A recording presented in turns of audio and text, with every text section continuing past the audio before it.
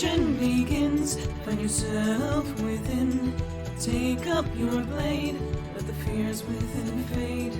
Stories are told as the die roll. Don't be afraid. Make your destiny will find you in me. Friends at your side, make the group with pride. Try as you might, you now live to fight. Monster nor foe can fill you with woe. Enemies in sight, it's time to roll dice. Roll for initiative. Check, please.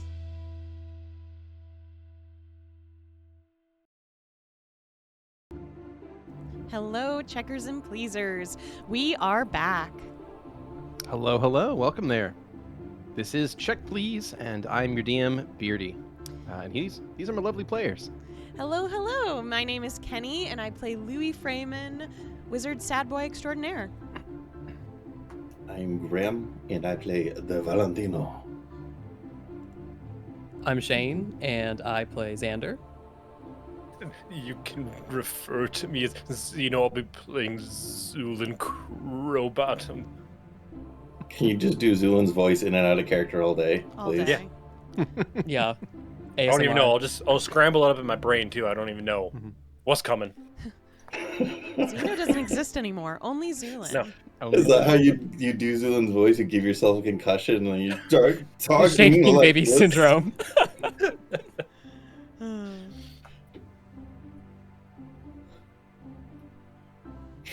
Well, welcome in.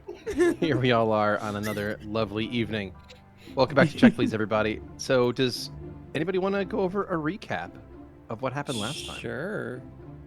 Okay, so we started back with Louie, who was having a conversation with Clara, who was like, no, Louie, you really need to understand. Xander is super dangerous. I don't know anything good about him. Actually, most of your party is really weird, and you shouldn't trust them. You really can't trust people without faces, so Zu'lin is kind of weird. Also, he pretends to help people, but I don't really know what his deal is. Stavik's also just really weird. Why doesn't he show his face? Really creepy. Bastion's like fine, but he's kind of like into himself and seems to flirt with everyone he runs into, which factually untrue. He's not flirted with me yet, and I'm very, very, very upset about that. Sorry. But He hasn't flirted she said with that. Louie. Right, guys? And yeah, definitely not. And she was like, yeah, so just be careful. You want some milk? Oh yeah, Bastion's over there. So Louie went to go see Bastion and Lena, and he was like, oh hey, Bastion, what's up? And Bastion was like, oh yeah, I'm collecting evidence from Lena over here. And Louie was like, oh yeah, what evidence have you collected? And he was like, oh, Evidence. some. Why don't you collect some questions so that I can see what your genius brain comes up with? And Lena was like, he hasn't actually collected evidence, he lied to you. And Louie was like, yeah, I know, he lies all the time. And then Bastion was like, well, was it really a lie if it was, a thing I said that wasn't true? And Louie was like, yeah, it's kind of like the definition of a lie. So they talked to Lena for a little bit, and Lena shared that Bastion and her kind of grew up together. It seems that they were raised in an orphanage, and life was a little bit rough for them, but things have gotten better, apparently. Louie asked if there was anything she could potentially remember. She said that she wanted to help with the case, but she couldn't think of anything else, but if possible, she would like to help out in any way possible. Louie said to Bastion that he wanted to go back to the COD because there were some letters waiting for him, so they went back and had a fun little conversation where they talked about a little bit of everything. They shared some private stories about themselves. Bastion talked about how, opening yourself up, being vulnerable leads to you getting stabbed in the kidneys or you stabbing someone else in the kidneys. And so that was a little rough, especially with someone with enchanting eyes who seems to come from another world. Louie shared that he had never had a romantic experience before with an individual, and At some point, the very sweet conversation took a little bit of a turn when Bastion started insinuating that Louis' desire to help other people reminded him of some nobles, which Louis did not take very kindly to. But they got to the COD anyways and read some letters, one of which was a beautiful letter from the supposed killer that was like, "You do not understand, you were misguided, I know what you're looking for and you won't find it, you must look harder." And the other one was a letter from Clara that was like, "Sorry, I haven't seen you in a while, I'm really worried about Xander, he threatened to hurt me, so just be careful, okay? Miss you, Clara." So that happened. And then we kind of zoomed back to the graveyard where we talked to Lombardos, started digging up a grave. We found out that there was no body in the grave. A bunch of things happened in a very quick sequence. Xander had learned that the grave that he had been digging up was from a noble who had died 40 years ago. So after some entrapment, he cursed Lombardos and they got into a little bit of a fight. Once they resolved that, Lombardos basically revealed that he was lying. He did know what was going on with the bodies. He had been essentially bribed to dig up a couple of bodies and deliver the names of basically maybe all of the bodies that had been found by us.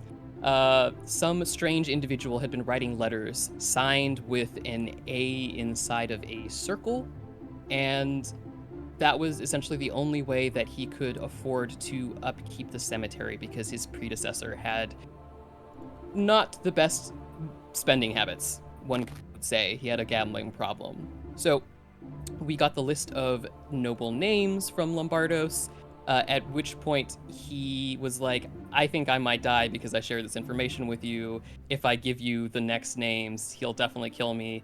And we were like, well, sucks to suck, basically. And he left. Louie and Bro returned, and we had a fascinating conversation about what the nature of the maelstrom was. Stavik was like, "Wait, you mean it's not supposed to be like tearing up people and making people scream and hurting them and like No. destroying them and like a place of pure chaos and destruction?" And we were like, "What kind of Owen worship are you doing?" And Valentino specifically was like, "What kind of Owen worship are you doing?" And Stavik was like, "The normal kind." And Valentino was like, "That sounds false." So after a very circular discussion, a very broken circle, we decided that we were just going to go to the Duprees and share the information that we had with them. So we went there. Louie was like, "You might want to sit down for this, ma'am."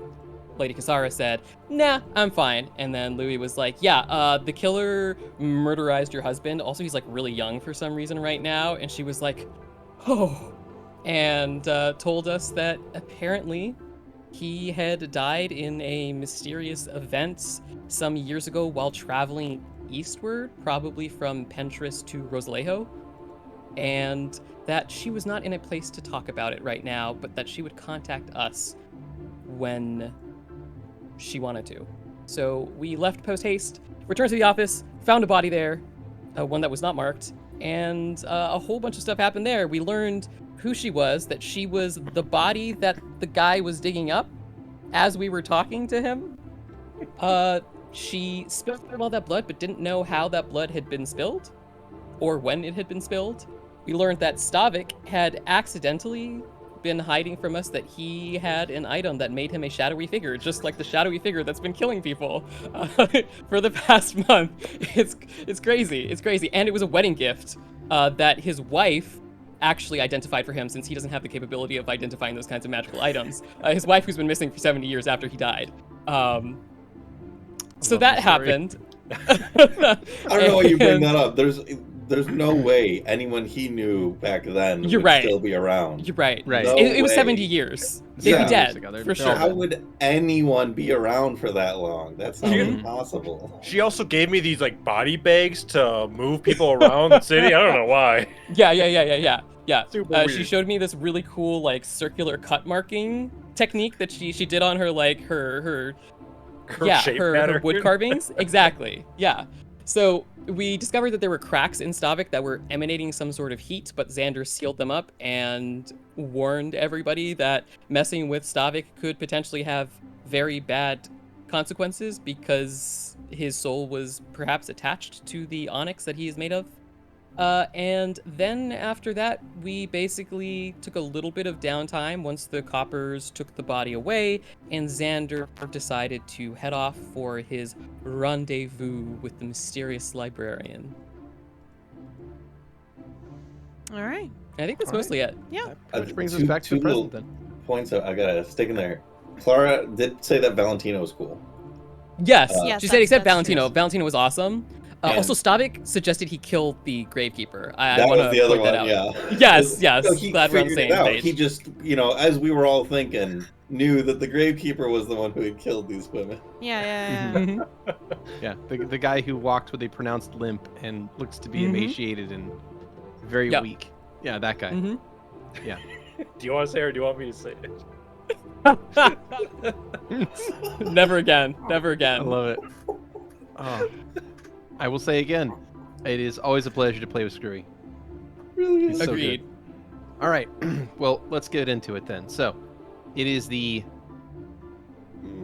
early evening of March 28th.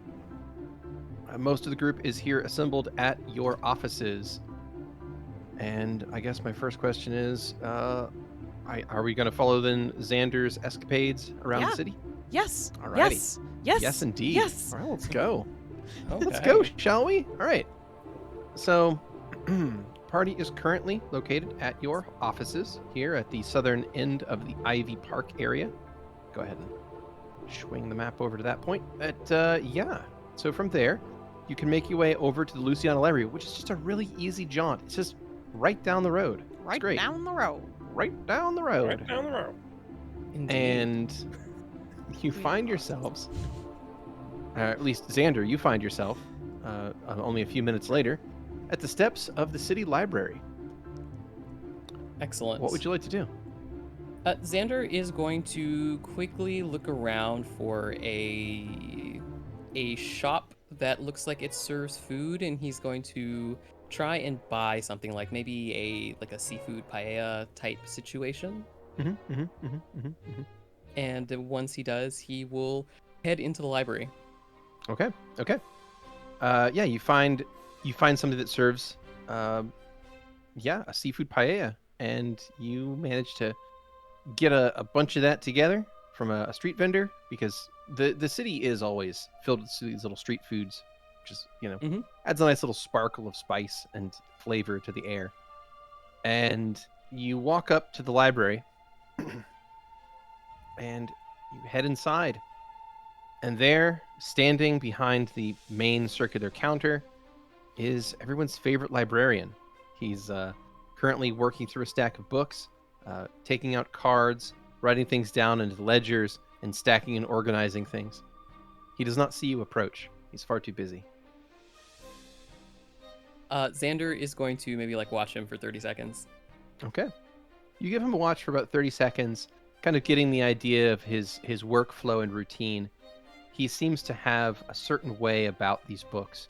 Like he knows exactly where each one is meant to be, and he barely has to look at them to know what they are and where they need to go. So it seems like he almost has a photographic knowledge, or just this sort of perfect 3D awareness around himself of where everything needs to be at any given time.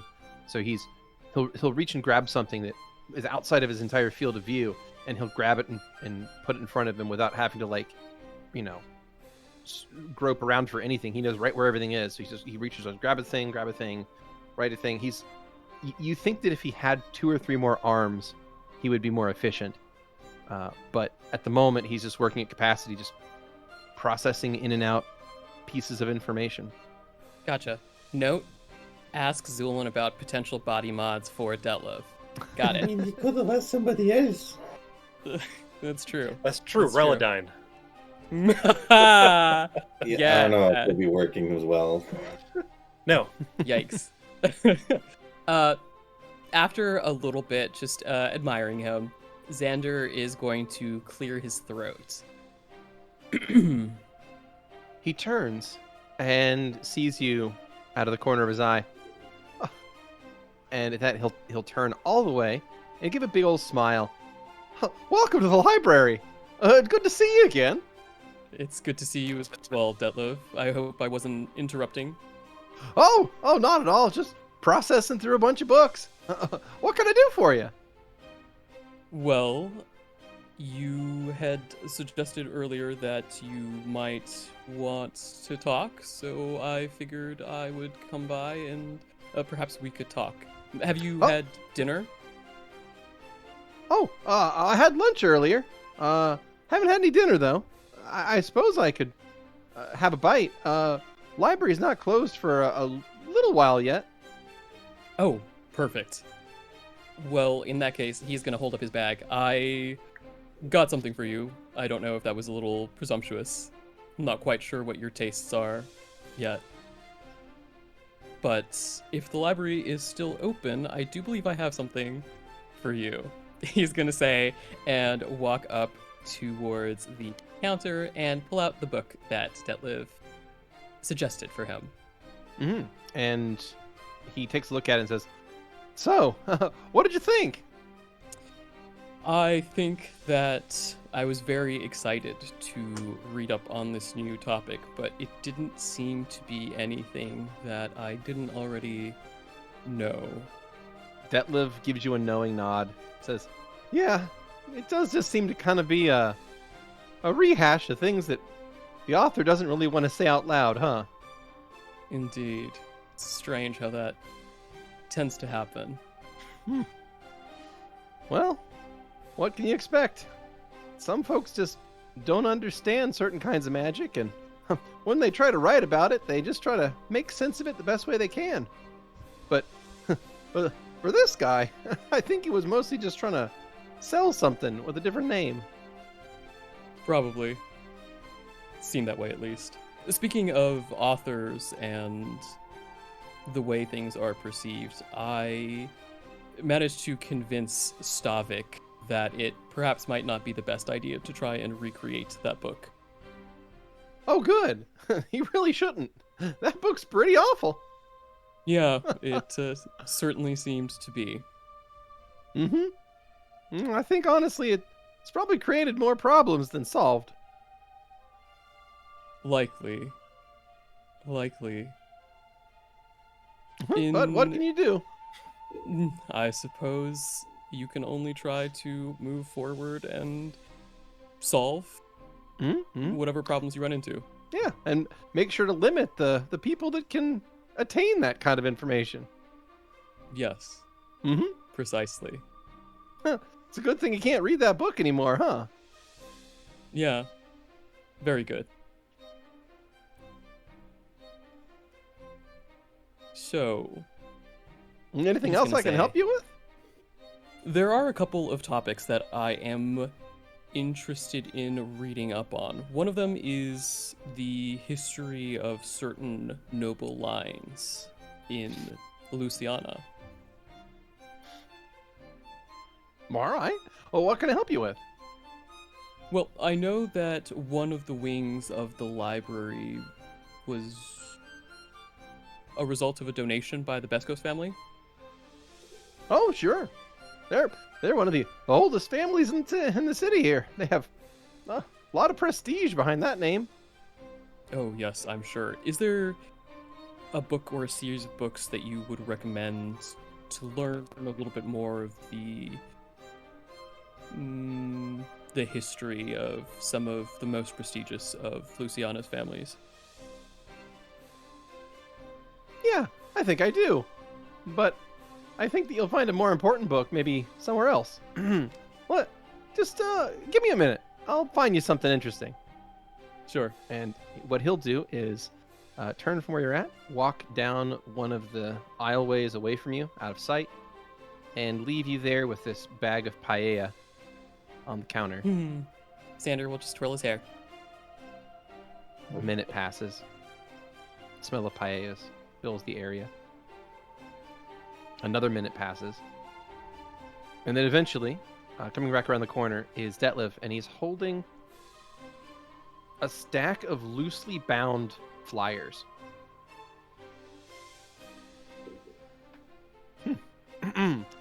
Well, here we go. And he sets them down in front of you. Oh. I think that'll probably have more information in there than, well, more information than I think would show up in any official documentation anyway. Those nobles, when they get historians to write about them, they like to make it all sanitized, you know? Of course. And the kind of information you get is pretty drab about, like, oh, how, this lord did that and that lady did that, and everybody's so fancy and good and did nice things to each other all the time, and, well, it's not exactly true. And Yes. I prefer to keep information that's accurate. Good. I do too. In that case, I think that this will be pretty useful for us. I really appreciate this, Detlev. Oh, of course. How long- Give it a look, and he'll slide this, like I said, loosely bound stack of papers toward you. Great. I'm just gonna take a quick peek at it and see what Sure. the vibe is. Yeah, it appears to be basically a local gossip rag. Oh yes. So The juicy stuff. and it dates back decades. There are different. I mean, it's different gossip rags over time, but it's basically the noble gossip. So each page or few pages are these little basically print-offs of like who's fucking who behind whose pool, And The nobles sanitize the knowledge too much. Here, look at the tabloids instead. Yeah, exactly. Yeah. So he basically hands you a stack of noble tabloids. Great. Now- I'm gonna. Yeah. I was gonna say, go ahead and make knowledge and ability if you'd like. Sure. Also, can I say that we should rename sense motive to vibe check? we Yeah, but should. you know what? You get a reroll for that. That's a great idea. Hell That's a yeah. fantastic idea. That is a nat 1. I'm gonna use one of my rerolls. Do it. Okay. Starting off strong. That is a 17. All right. So with a 17, you would know enough about the inner lives of like the way noble family circles work, things like that, is that these tabloids are oftentimes wildly inaccurate, and they don't really offer much in the way of any kind of grounded reporting. Like they're not based in any kind of professional journalistic ethics. Yeah. So these are not typically looked at as being trustworthy sources of information. And that's what you know about them. Understandable. What you doing? I'm gonna immediately flip to 799 and scan for Antonio Dupree. Okay. For his death? Yes. Okay. You do find, because it is in chronological order, so you flip to the right date, and you find there is, in fact, a big write-up about it in there, calling him, one of the city's most prominent nobles, dies in an unfortunate accident kind of situation. As you read it, it's pretty clear that the author was most likely jealous of Antonio's position and fortune. Because there's like little snide jabs and remarks throughout the whole thing. And there's an insinuation that some of his kids weren't his in there as well. Yeah. Do the nobles get like ship names in these tabloids? Trying to remember what Lady Dupree's name is. Kasara. Yeah, so like Ancass or whatever. They're like Ancass's new tryst. Yeah. I love it. I love Probably, yeah. it. He's gonna do a quick skim and say, "This is certainly fascinating, Detlev. How long did you say until the library closes officially?" Well, we close down in about an hour, a little less. Do you need Perfect. something else? Well, I could get you another Yes. book. I was wondering, could you perhaps get me a book on cults of Owen? Sure. All right. Anything in particular you're looking for, or just a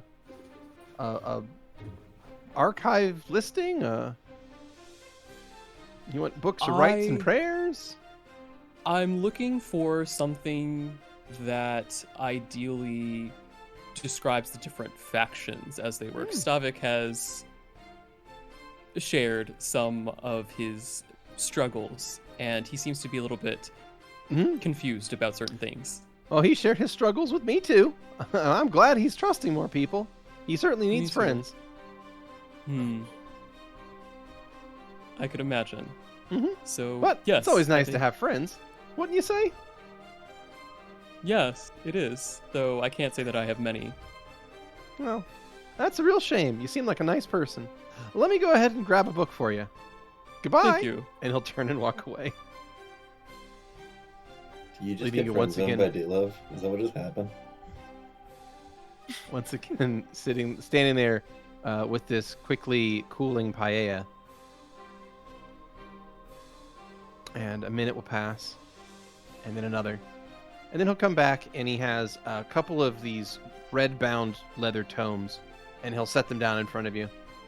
All right. Well, these describe some of the various magic factions and groups. It's not just Owen cultists in here, but they're in here as well. So it's sort of a catch-all. But it should have the That's- information you're looking for. That is lovely. Thank you, Detlev. Well, you're quite welcome. Oh. I have some other things that I would like to talk to you about, but I feel like I should probably wait until the library closes. So perhaps I'll find a place to sit down. Oh, sure. read a We've little got some bit. overstuffed chairs in the corner there if you want to have a nice, relaxing sit. Yes, they seem quite comfortable. He's gonna leave the paella on the counter for him and say, I'll be back in about an hour once you're done, and perhaps we can talk about other things. I'd like that. Enjoy the books. Thank you. I most certainly will. And he will walk over and make himself comfortable. All right, well, Detlev will busy himself with his work as other people come in and out of the library. He'll assist them as needed, and time will roll forward. And, all right, so time rolls forward, and at about 6 p.m. on March the 28th, which is a Saturday, the library will close. Detlev will thank all of the current patrons inside the building and escort them out. And then once he has closed it all down, he will lock the doors, walk over to the center desk there, grab the food that you left, walk over and sit in the oversized chair. It is next to yours in the corner, about 3 feet away, and they're sort of at a 45-degree angle toward each other. Perfect. Well, did you manage to read that all right? Yeah, in this hour, what have I gleaned from Okay. from this book? So which did you want to read? The tabloids or the almanac about various magical factions? I wanted to read the almanac, I'd say. Okay. So go ahead and give me a knowledge history roll, and this book is going to give you a circumstance bonus. So I'll add that in afterwards. But go ahead and make the knowledge check. That is a 27. Excellent Okay, roll. All right. okay. Excellent roll. All right, Xander, you read this book and you find a great deal of information. You find listings for, like you said, a lot of different factions. But the ones you're looking for are the ones specifically related to Owen, and you find that there is a number of groups that are devoted to / tangentially related to Owen that are listed in here. For various reasons, that they became notable for one reason or another. One of them is a group called the Circle, which was a group of necromancers and undead beings that were working together in an effort to, do the regular thing that typically happens with evil necromancers and undead, which is to like subvert societies and live forever and become more powerful. Very, very common, almost cliched Sure. evil villain stuff, right? Mm-hmm. So that's the Circle, and you read all about them. There's another group, the Death Whisper Cult, which is slightly different. They're much more like just fanatical Owenists, basically, who believe in, of course, accelerating the cycle whenever it's in the life step of the cycle. Sure. And basically finding the mortal incarnation of Owen and killing him to restart the cycle and return him to godhood. So you read about them and how their society has existed, and their secret society was shaped and formed, and how it's lasted for centuries. Their symbolism and things like that. Okay. You also find a few other minor groups. Some of them are only mentioned very rare, like very minimally. You get a sense that they're probably like much smaller, like regional or even like local or like just city-sized groups here and there. Most of them seem relatively uninteresting. You do note that there is one that is mentioned specifically for Luciana, that is apparently a minor secret society that has been mentioned a few times, but there's not been a large amount of information, and there's not much even in this book about them. They called themselves the Disciples. So it's unclear what their business is, but they basically did a few things. There were some minor things that were found, like minor altercations, maybe a kidnapping here and there, maybe one or two rituals that were discovered by the local constabulary like the following day. Sure. So like some symbols drawn in the street, things like that. So relatively minor infractions in the grand scheme of evil necromancy, Sure, as far as that goes. So no vast armies of undead conquering the lands of the living. So nothing quite that extreme. But they are located. Apparently, they were at least located in Luciana. But the last mention of them in the book was a long time ago. Like 70 wanna years ago? That was my question. Not quite that long ago, actually. Their last one was about 9 years ago, I want to say. Okay. So there stopped being like mention of them after a certain time. But the mentions of them that are in this book are very minor. Like they're just little stubs, like footnotes practically. So there's not a lot of information, but they do seem to be a group that existed at some point, but are most likely now gone based on the timeline you can put together.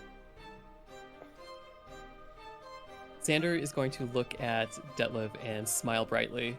This was a very fascinating read, and I feel like I've learned a lot. Well, thanks very much. I was hoping that it was the right choice. I'm glad you liked it. If you have any questions about it, I think I've read that one once or maybe twice even. Maybe twice. I see. I'm interested in this Disciples group. Doesn't seem to be a lot of information in here about them. Ah, Stavik and Nita. Well, they're certainly an interesting little group. Let's see. I think they're mostly inactive. Last thing I heard about them was maybe 10 years ago. They would get blamed for various things that would happen in town. Like one time, a big Owen symbol got drawn in the park, and people found it the day after. They must have showed up in there in the night or something, and dug up a bunch of grass. So I guess a case of public vandalism. Very unfortunate. But people do these kinds of things from time to time. They do. Most likely they were just, either a bunch of misguided kids or, bored folks. You never know. Likely. Do you happen to know whether there was a particular incident that led to their inactivity? Or did they all just disappear all of a sudden? No, I mean, I probably not. I can't think of anything that would have ended them. There was no kind of crackdown or response from the city. I mean, it was mostly just a thing that would happen from time to time. There'd be an investigation. They would chalk it up to, rabble rousers and the disciples, and then that would be it. And my last one was about 10 years ago. Perfect. Thank you. Sorry. For that, Detlev. Wish I had more information for you. Not at all. I do have some other questions, though they don't really relate to this book in particular. Oh, do they relate to the tabloids? I suppose, in a sense, they do relate to this book and the tabloids. They relate go on. to everything. I'm happy to answer questions. Perfect. Do you believe in coincidences, Detlev? Well, that's an interesting question. Well, I suppose, do I believe in coincidences? The world's a really complicated place, and oftentimes, there's a lot of things moving behind the scenes. So things that we don't see happen, and we mostly try to make sense of them and think, oh boy, that just sort of happened, when in reality, there's a whole bunch of cause and effect that goes down so deep that we can't even understand it properly. So, I guess to answer your question, not really. Well, I think everything sort of has a reason, or at least a cause. Might not be a good Understood. reason, but things don't just happen. Yeah, I would agree with you.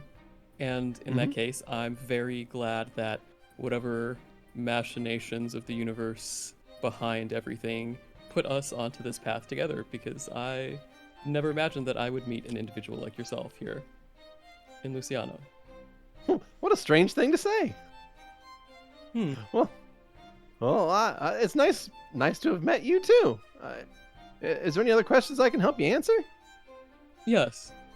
Speaking of coincidences and the lack of coincidences, I read a story recently that I'm certain you have read as well. It was I have read the most story of these of a books. hero. What's that? I'm The sorry. story of a hero. Oh, okay. What do you think about that story?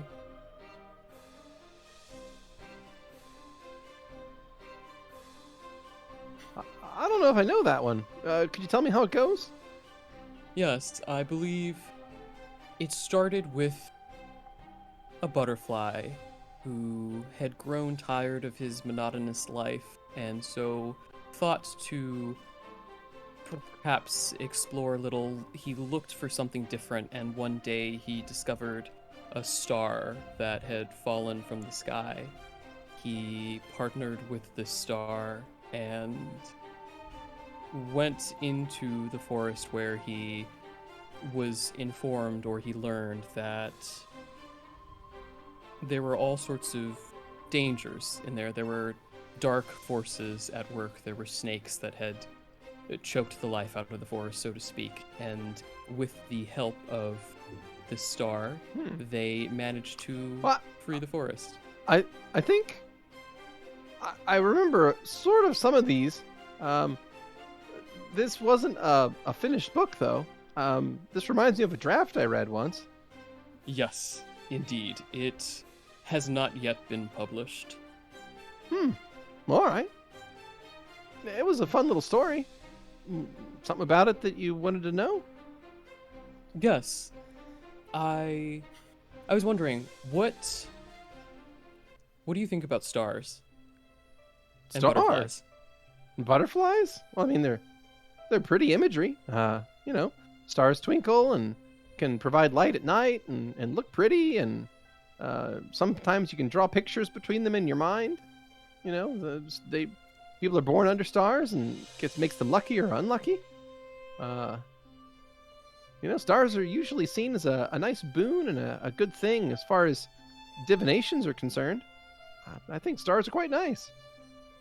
Yes. Butterflies, well, they sort of represent a new life, changing, sort of a metamorphosis,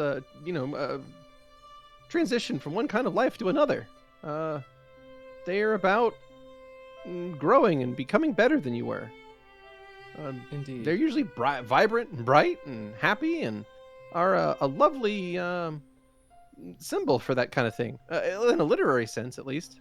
They're used all kinds of ways, but usually for marking the passage of a person going from one state to a better one. Yeah, I think that makes a lot of sense. Though, I suppose the butterfly in the story wasn't really a butterfly, at least not to begin with. Oh, I'm afraid I don't really know the end of the story. If you've heard it, I'd be happy to hear it. Oh, yes. I believe at the end of the story, the butterfly, as it were, turned its back on the snake. The snake struck.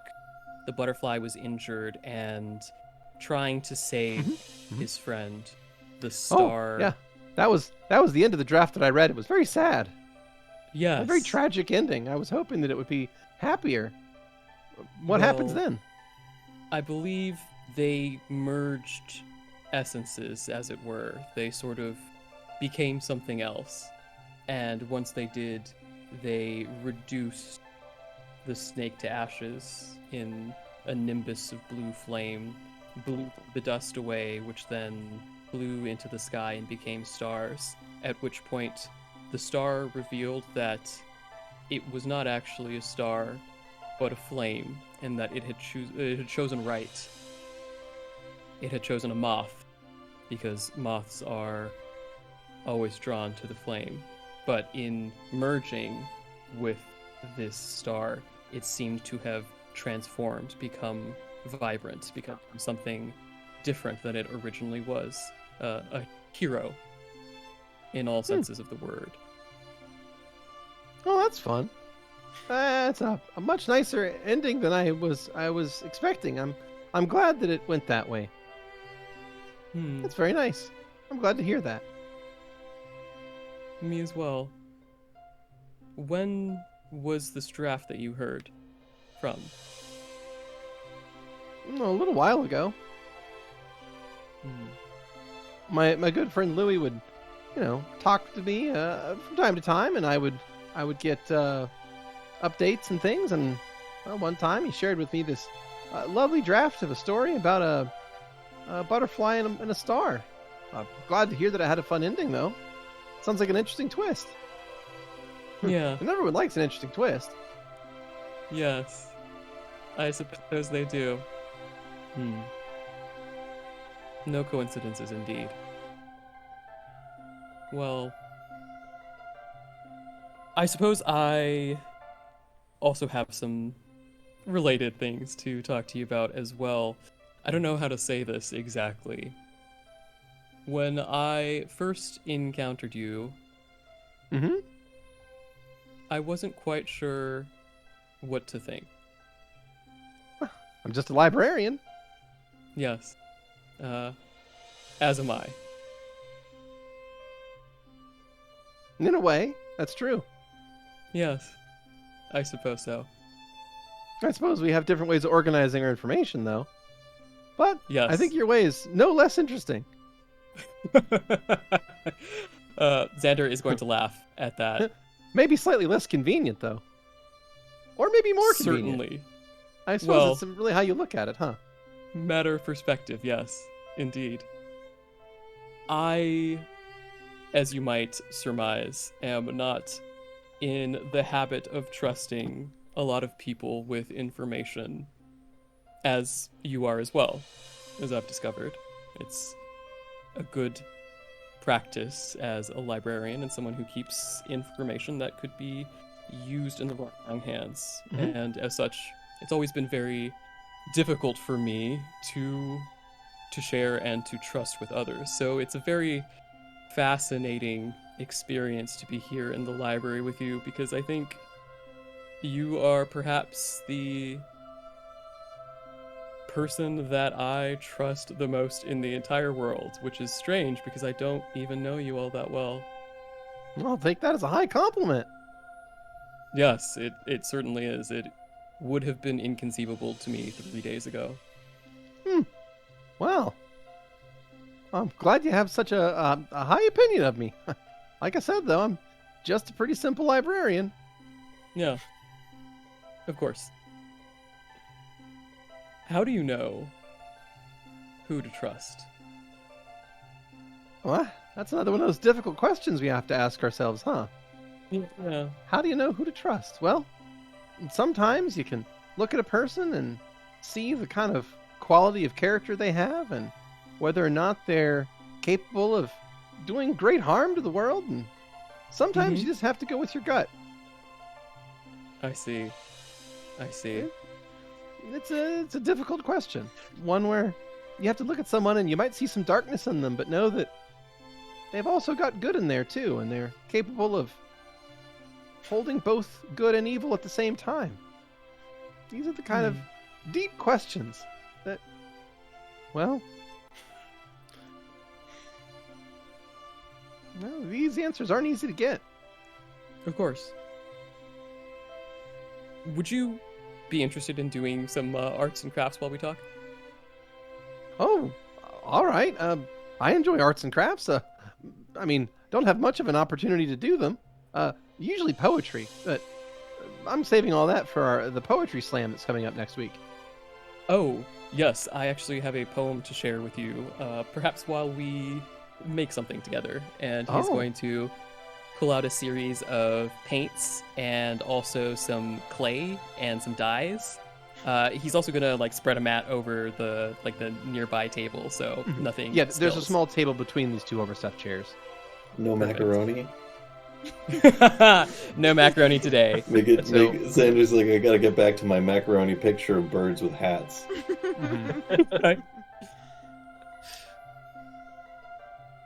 He is going to say, I have paints, I have some clay, feel free to choose whatever inspires you and create whatever sparks joy. Well, what an interesting activity. What are you going to do?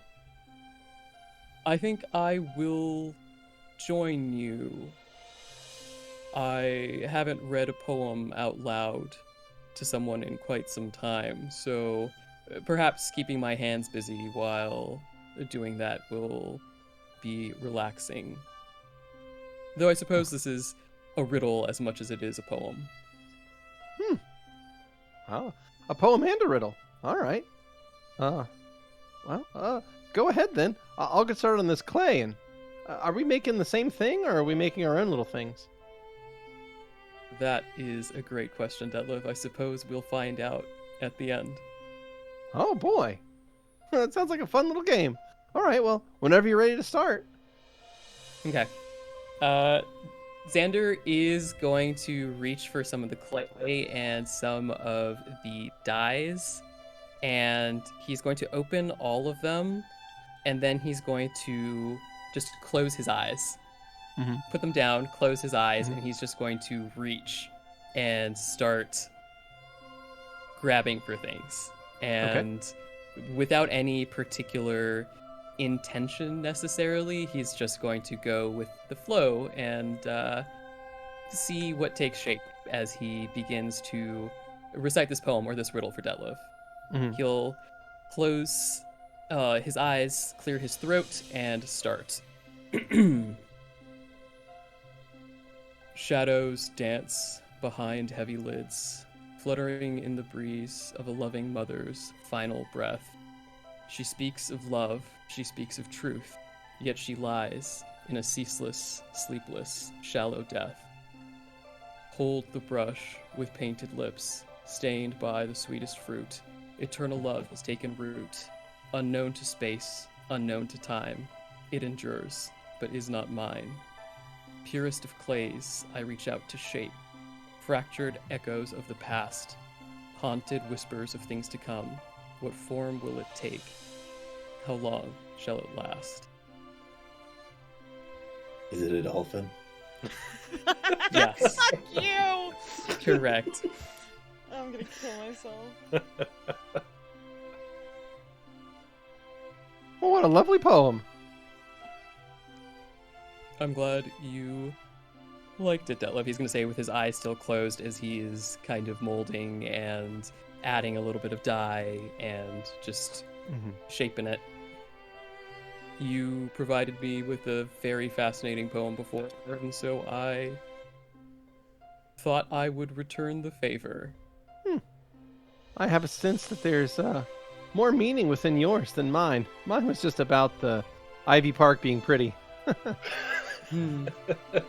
Yes, nature's canvas. Indeed. Well, I suppose meaning is a thing that you find rather than a thing that is inherently there. That's true.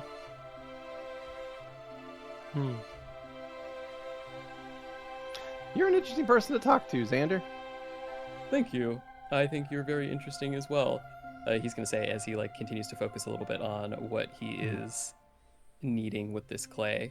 And then still eyes closed, right? It's still eyes closed, yes. Okay, cool. And then maybe after 30 seconds, he's going to open his eyes and look at what he has there. It's You a what worm. Detlev has. I made a worm. No. So you open your eyes. What have you made? That's a great question. I have no idea. Let me make a little check here. Sure. Yeah. All right. Didn't you had something in mind that you were working on? No. Okay. Very mind empty as he was that's doing fine. this. In that case, I will tell you what you see that Detlev made, though. Oh yeah, please do tell me.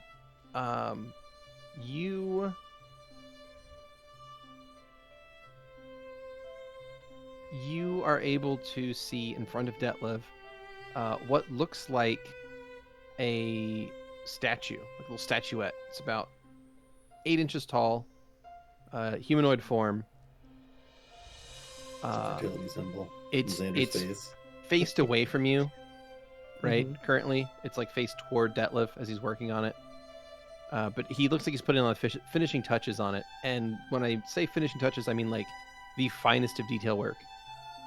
It looks not so much like a statue, but like a person that has been shrunk down to miniature sized. It is absolutely accurate in proportion and even color. Somehow he's managed to get out the colors, mix them to the exact pigments that he needs, and apply them all to a perfectly shaped piece of clay, all in the span of only a few seconds. What you see before you is physically impossible for someone to have done so quickly. He turns it ever so slightly and shows it to you. And what you see, Xander, is an 8-inch tall clay statue of yourself. In your left arm, you are cradling the book that Stavik wrote. And in your right hand, you are holding the dagger that was in the statue that you stabbed yourself with. All of it is perfectly painted, and it's ridiculously accurate. What the fuck, Detlev? Why did you have to make it so ominous? You could have made a worm. Xander is just going to stare at this. I wasn't sure to make what to make, so it was either this or a worm. Yes. I made the worm first and then got bored. I see. You have quite a talent for crafting, it seems. Much more than me. And he's going to look down at what is in his hands. You have, without thinking about it, you have created in front of you a very simple avian creature. Like, it looks like a little kind of bird. It's got its wings out. It's very, very basic. It's pretty rudimentary. You have a couple of little marks to indicate that it has feathers, but it's mostly just vaguely bird in flight shaped. Mhm. except there's a little extra blob on top of the head that looks kind of like a brimmed hat. Uh-huh. Okay. Birds with hats. I suppose they've been on my mind lately. Do you like birds with hats? Well, I think they're neat. I think they're quite fascinating. I don't believe I've seen many birds with hats until coming to Louisiana. Well, that's fair. I've seen a few in paintings. There's a gallery that opens up every so often, and well, some of the pictures in there are birds with hats, and they always look so cute. Would you mind sharing the address of said gallery? Oh, sure. It's right down the road. Motherfucker. Oh, thank you for that, Detlev. Xander says as he continues to stare at this statue of himself.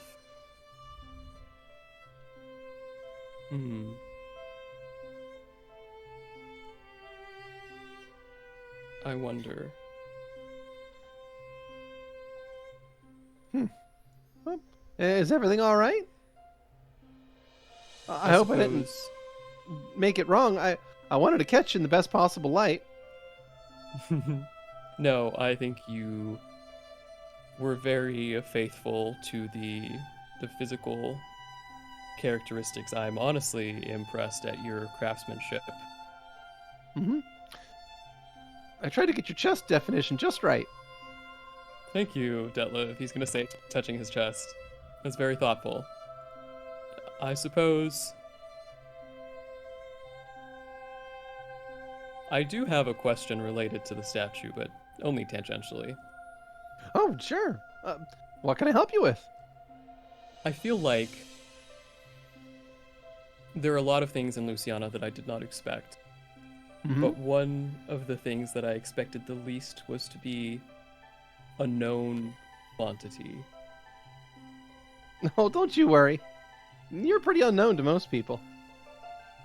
That is fair. But I suppose worry is the wrong word. It could be concerning that the people that do know of me seem to be the worst possible people to know about me, or potentially the best. That remains to be seen. Oh, was there someone else that knew you? Well, I received a strange letter. Very vague, suggesting that the truth was right in front of me.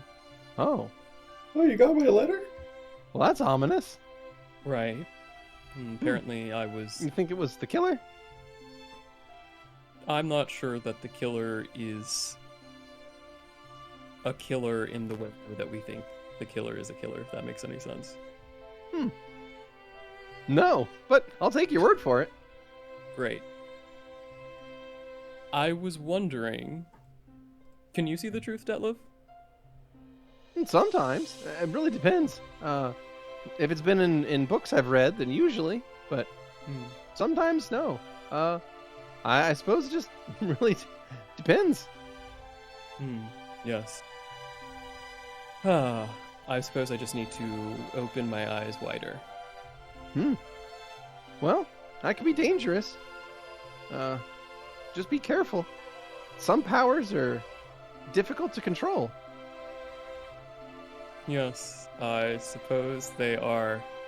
Though, it does make one wonder, with powers that are difficult to control, is it better to practice, or is it better to avoid them all entirely?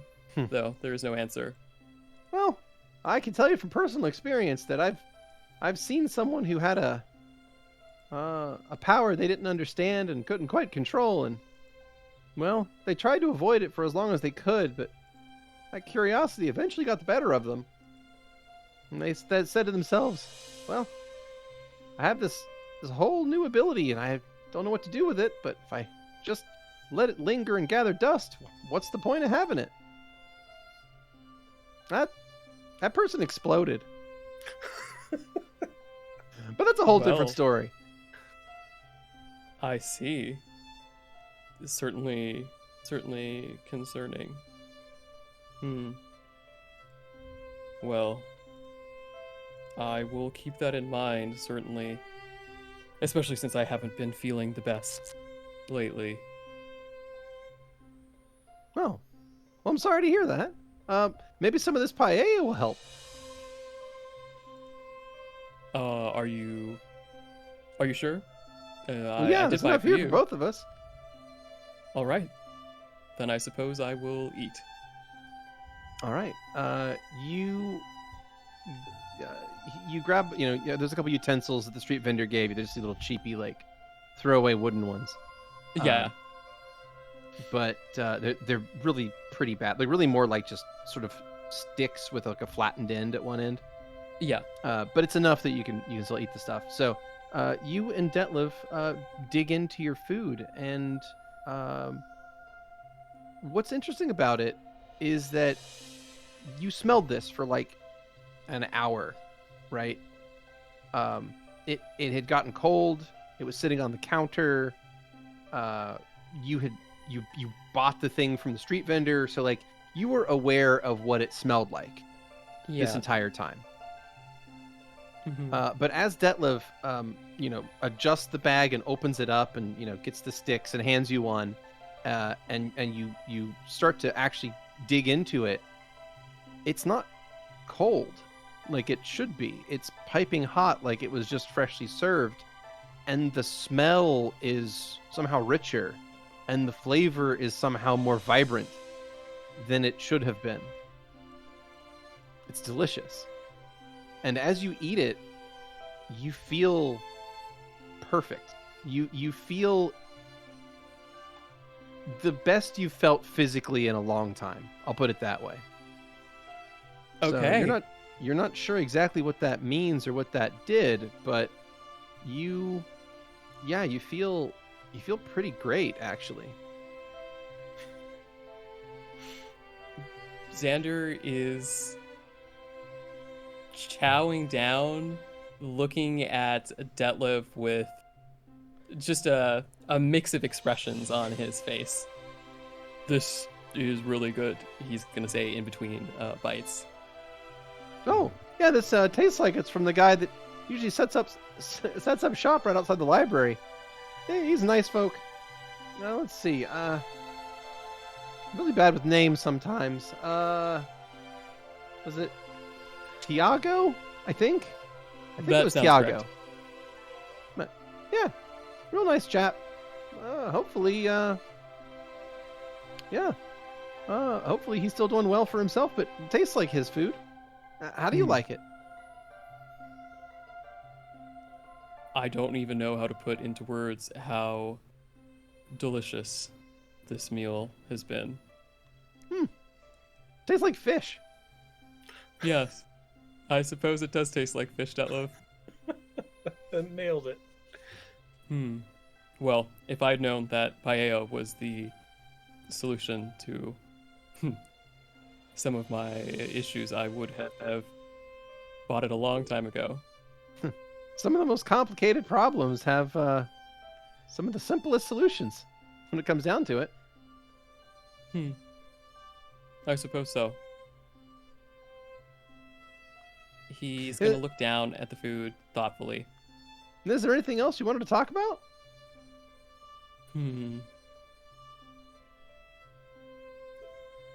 There are some things I want to talk about, but I feel like I've been asking a lot of questions about things that concern me, and I want to learn a little bit more about you, Detlev.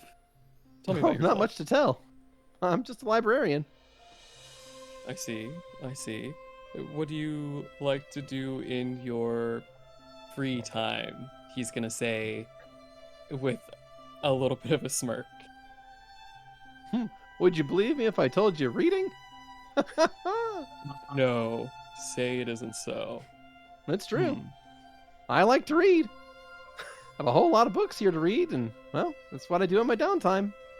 That and put books where they're supposed to go. People are pretty bad at that if you just let them on their own. This place would just be a Yes. big pile of books if I let it go. I imagine, but you would never. No, it's a lot of work, but it's worth it. Agreed. Organizing knowledge is, well, it's one of the best things a person can do, in my opinion. Helps people learn, helps people get what they need. It's like Agreed. being a nice, helpful person. I think you are a nice, helpful person, Detlev. Oh, I'm just a librarian. Just doing my job. Yes. I believe that. What happens when things fall through the cracks? Sometimes there are lots of pieces. Like Some- if someone swipes a book from the library that they shouldn't have? Sure. Well, you just have to hope that the person can handle that kind of information. Because sometimes if a person learns the wrong thing, it can send them down the wrong path, and, well, it can have awful consequences. Like you asked me before, I don't believe in coincidence, but if someone gets a hold of some information, that's a cause, and causes cause effects, and effects can be good or bad, and, well, if you give somebody bad information, it can cause a bad effect. That's how I look at it. Like vomiting blood. Yeah, I suppose so. But it's very hard to undo a cause. That's true. Especially if someone's bound and determined to be on to approach a bad effect. And you can try to warn them and tell them that you shouldn't do a thing or read a thing or go to a certain place, but, well, if they have it in their mind that that's what they want to do, I can't stop them. Yes, I imagine that is true. I feel like the more that I learn about Luciano, the more there truth seems like falsehood and falsehood seems like truth, if that makes sense. Nope. But I'll take your word for it. That makes sense to me. Well, in any case, I certainly appreciate our conversation. It was very enlightening, though. He's gonna stare back at the statue. Did I get some details wrong? No, I I can think make you have another an eye one. for it. Oh, I've just read some books on clay sculpting. Perhaps I should read some books on that as well. I don't seem to be the best at shaping things. Well, practice makes perfect. Just make sure that whatever you're going to try to shape responds well to it. Some things don't. Clay takes to shape pretty well. But if you fire it, well, then it doesn't. So I guess a lot of it's about timing, you know? Because clay, before you fire it, it's real easy to move around and you can change it and make it something else. But then, and he'll flick the statue, like he'll flick the head of it with his fingers, and it will actually make a thunk sound like it's been fired. And then he'll slide it toward you, and it is in fact a fired statue. It is somehow solid. But then after that, job. well, after that, then it's what it is. And if you try to shape it, then it's just going to come apart, and that's bad for everybody. Does that make sense? That does. It's all about the timing. Mm-hmm. Too late, and it's an issue. And the Understood. material, you know, what it's made of. If it's if it's pliable, right? I mean, if it's not pliable, it can't be shaped. That's true. Okay. I didn't expect to get a lesson on clay working today, but you are full of surprises, Detlev. Well, that's just how I am. Just a librarian. Yes. And is there anything else I can help you with? I think I've taken enough of your time for today. You've given me a lot to think about, and I don't want to leave the others for too long. If have you're a- sure. We have a tendency of getting into trouble sometimes when we're not all together. Oh, you're worried if you can't trust your group? Well, that is certainly an issue. I have questions and doubts about many of them, though I have a lot of affection for them as well. It's just I do not know their intentions for the most part. No, I see. Well, if you're sure you don't want to stay any longer, I won't keep you.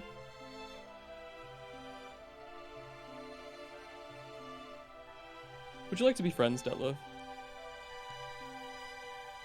Sure. I'm always happy to be friends with people. But I kind of thought we already were. You're right. Those people don't bring me nice paella. I suppose not. I just recently became friends with someone who felt it would be better to ask to clarify, just in case, rather than assuming. So I thought I might do the same. All right. Well, I thought you'd be asking me something else. Oh. Oh well. What did you think I would ask you, Detlev? It's not important. Now you've made me curious. Well, curiosity is a good thing to have.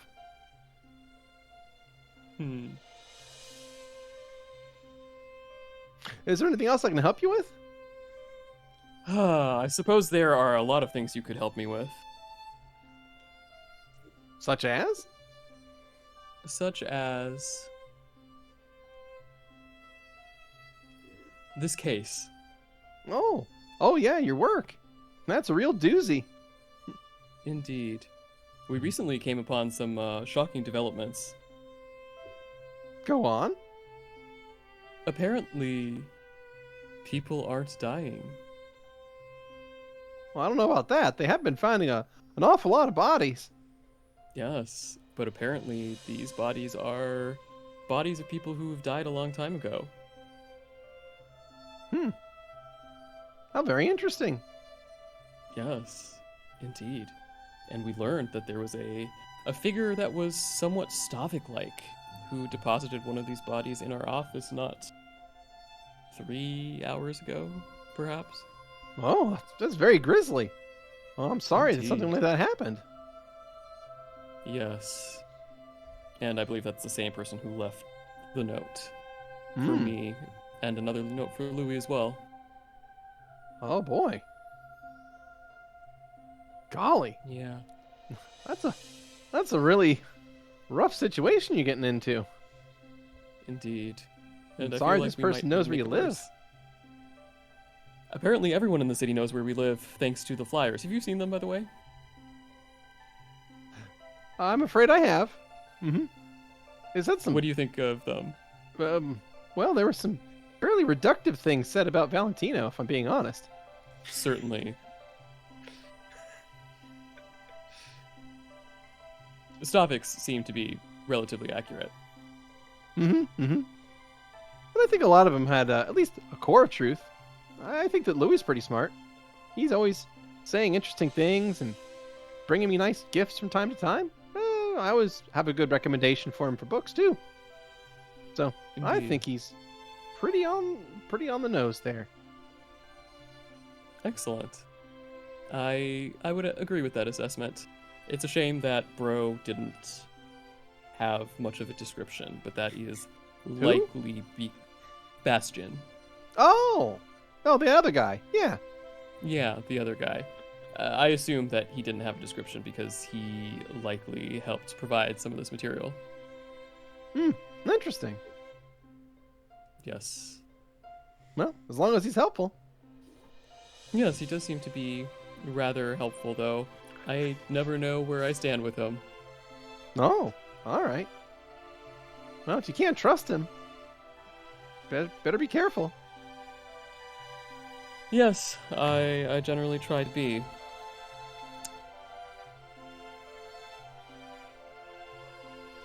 Detlev, have you ever been told that you see things from an angle that other people can't? All the time. How about you? Yes, I have actually. In fact, I believe there are multiple people that I've met recently who have been described in the same way. I think the issue is that interpreting things from that different angle is sometimes a little bit difficult. I suppose I just don't have the same breadth of experience that Well. you do. I suppose if you read a bunch of books, you could. Do you have any recommendations? Well, just that one. And he points at the tabloid book that he handed you. Excellent. I will read it very, very carefully. Well, good. I'm glad. You should always read things carefully. Otherwise, you might miss some of the hidden details in there, you know? Indeed. Indeed. Well, thank you for this, Detlev. He's going to say as he looks back at the statue, but not quite the entirety of the statue, more the head, and then looks back at Detlev. And he's going to kind of like reach his hand out towards the statue.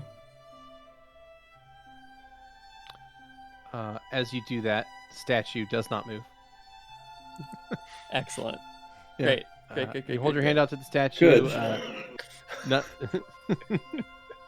and you hold it there for a few minutes, or for a few seconds, I'm assuming. And Yes.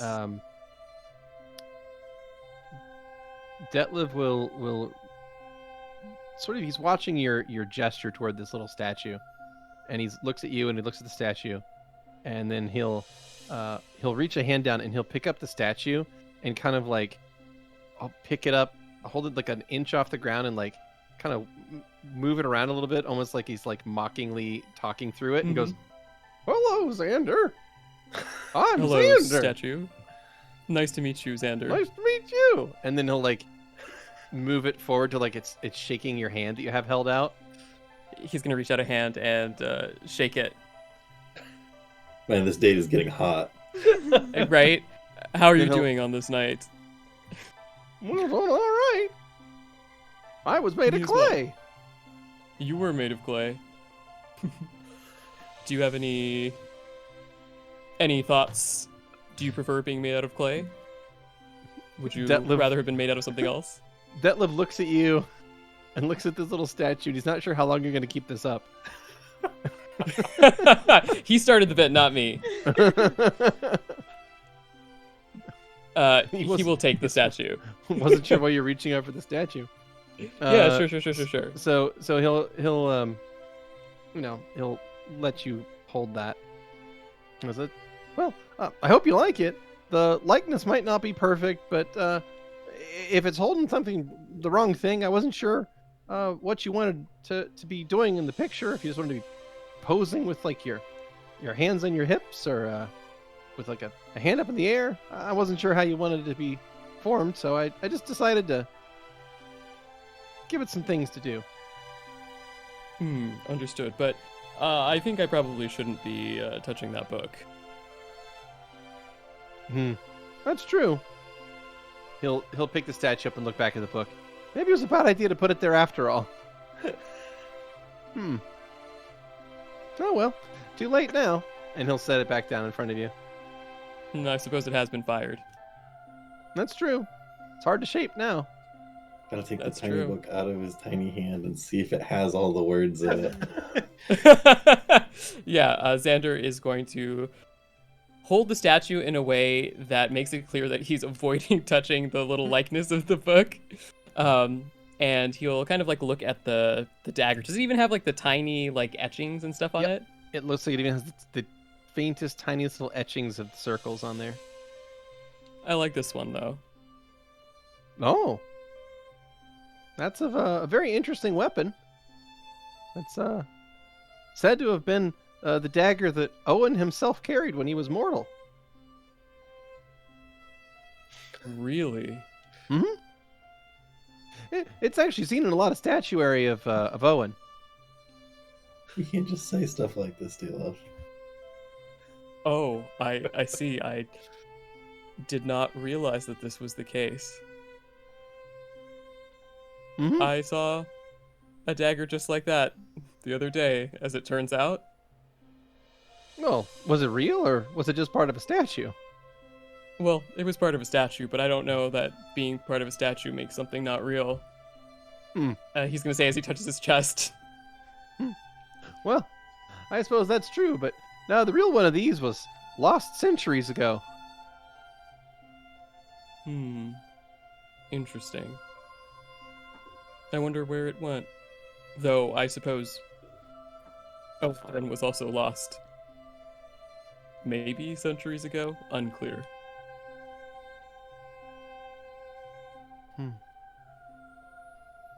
Yeah. So, it's one of those great mysteries, but if you ever find it, well, let me know, because I can update the records. Yes. I think that is something that I would like to look into very much. But I would spend the entire night here asking questions if I could. I should probably show a little bit more restraint. Oh. If you're sure. You'll be here tomorrow, right?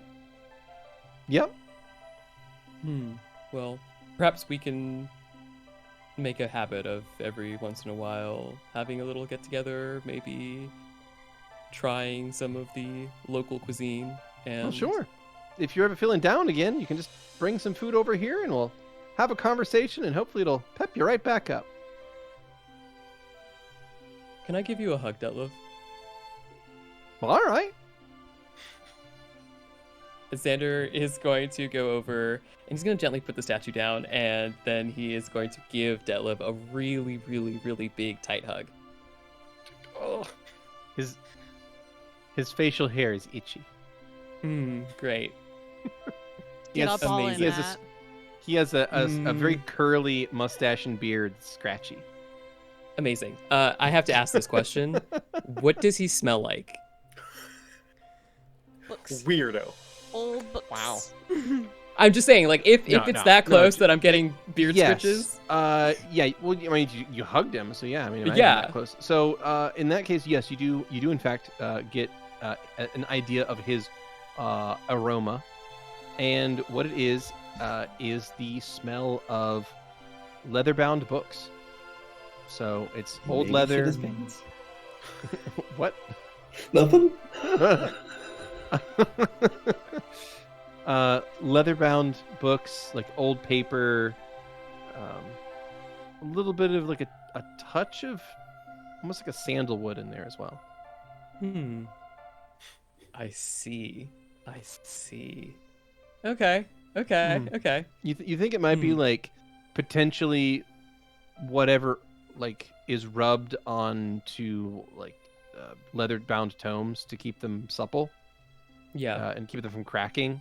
Maybe it's something he does during the day, and it probably has a scent to it, and it's worked into his hands. So then it kind of gets on everything he touches. So it's just mildly scented, but it's there. Perfect. Xander is going to just hug him for a little bit, and then he will let go. Thank you for that, Detlev. Oh, well, no problem. I hope you're feeling better. Yes, I am feeling great, and if that changes, I think I have a better idea of what to do. Surround myself with comfort food and good Well, here, people. I want you to keep this, and he hands you the statue. And don't forget to take that book. And he'll point to the collected tabloid. Yes, he will grab the book, grab the statue, stare at it a little bit, and put it in his pouch. And Do you mind if we trade? yes, a trade. What would you like? Would you like my bird with a hat? If you're sure. Of course. I feel like this is a little bit of an uneven trade. It wasn't made very well. Oh, not at all. I think it's adorable. Well, in that case, I suppose I will keep working on them so I can make one a little bit more detailed for you next time. Oh, you don't have to. As long as it came from you, that's pretty great. Thank you, Detlev. I feel the same And- way. he'll take the little clay bird from you with a hat on it and hold it very carefully in his hand. I'm gonna call you Junior.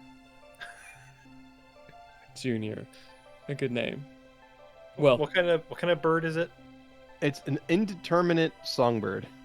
yeah, really, just no detail. Yeah, it looks but there's kind a of like hat. a peanut with wings. Remind you that I did this blind. It was done Completely blind, right? Like, you do better. It's a chickadee with a beret, Yeah. okay? Exactly. Well, I will leave you and Junior to the rest of your night, but thank you so much, Detlev. Oh. Will see you soon. Well, sure.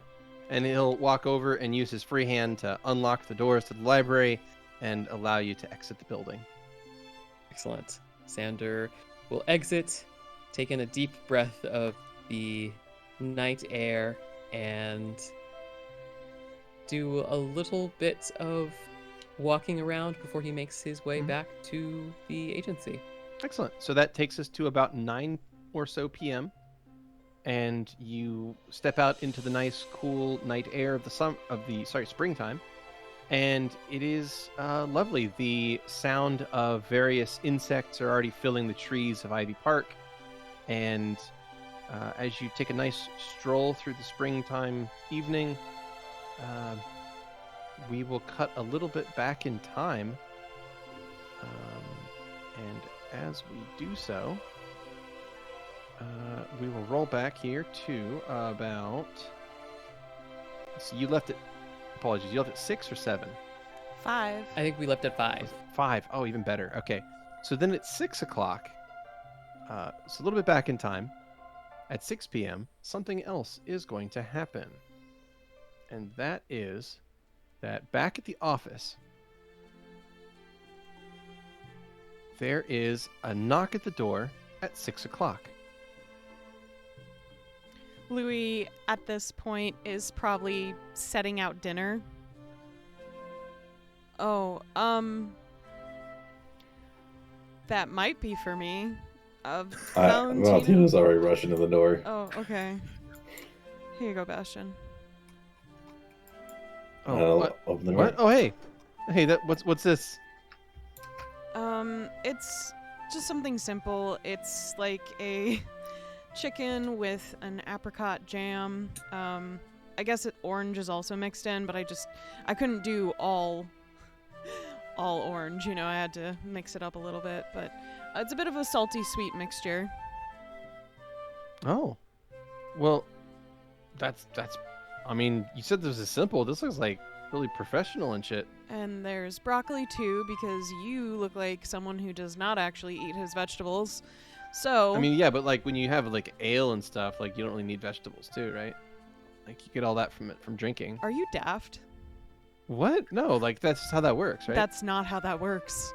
That's like totally how that works. That's why they No. call it like liquid bread, because it's like vegetables. Bastion, I like don't- your thinking, my guy. I don't know how to tell you this in a polite way possible. Bread isn't fucking vegetables.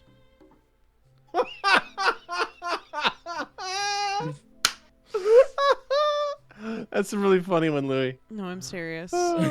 It's not meat. What do you want? Like It's a grain. you're not gonna convince me that bread's an animal, dude. It's a grain.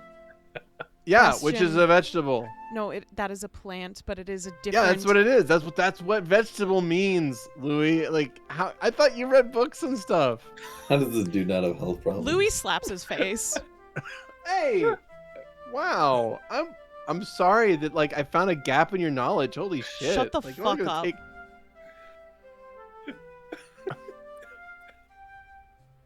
I literally don't know what I did wrong. No, of course you wouldn't. Okay. Valentino. Oh, So, okay. I Well, was locked in the cutscene. so Louis, while that was going on, yeah. Valentino, you head over to the door and you pop it open, and you see your old friend Lorenzo Dupree. He stands there, looking a little bit nervous. He's got a smile on his face, and he's kind of looking at the building. And as you open the door, he looks at you and says, "Oh, hello, Valentino. I evening. was hoping I could come in and talk to Louie about the case. Sure, was... that's all you have to talk about. Very well. He's right Yeah. inside. He just was making food, so I'm not sure if he's busy at the moment. Oh, okay. I did bring my sister as well, and stepping around to like Sister. look into the doorway, you see Isabella. Hello. Oh no. Good Hello. evening. Are you looking for a tour? Oh yeah, I'll take a tour. Shit. All right. I've got that handled. Do you? Oh, okay. And she just like pushes past Lorenzo and steps into the building right next to you, Valentino. My music room's my favorite. We are unfortunately without a music room. Well, we have we to have make the- our own music. We Oh. do. Louis taps Valentino's shoulder. We have a piano. There is a music room, technically. I'm trying to Oh, do something see? here, my guy. All right. But the information that you displayed was incorrect. It's not a room. It's a hallway. Lorenzo speaks up, but what is a hallway but a room that connects rooms? It also Sorry, has Stick with me. dividers. I was just trying to help. All right. Good. Thank you, Lorenzo. Come on. Sorry. Hello. How are you doing, Louie? I'm okay. Welcome to our office home place that we currently live for as of a day.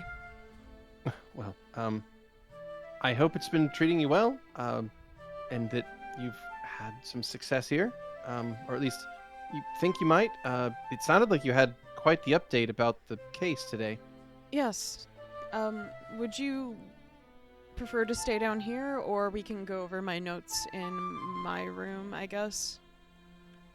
Oh, I mean, I'm fine with whatever's comfortable for you. Is there a sitting room or something like that? I'm not sure exactly how this yeah. place is laid out. There is a sitting room right over here, technically. All right.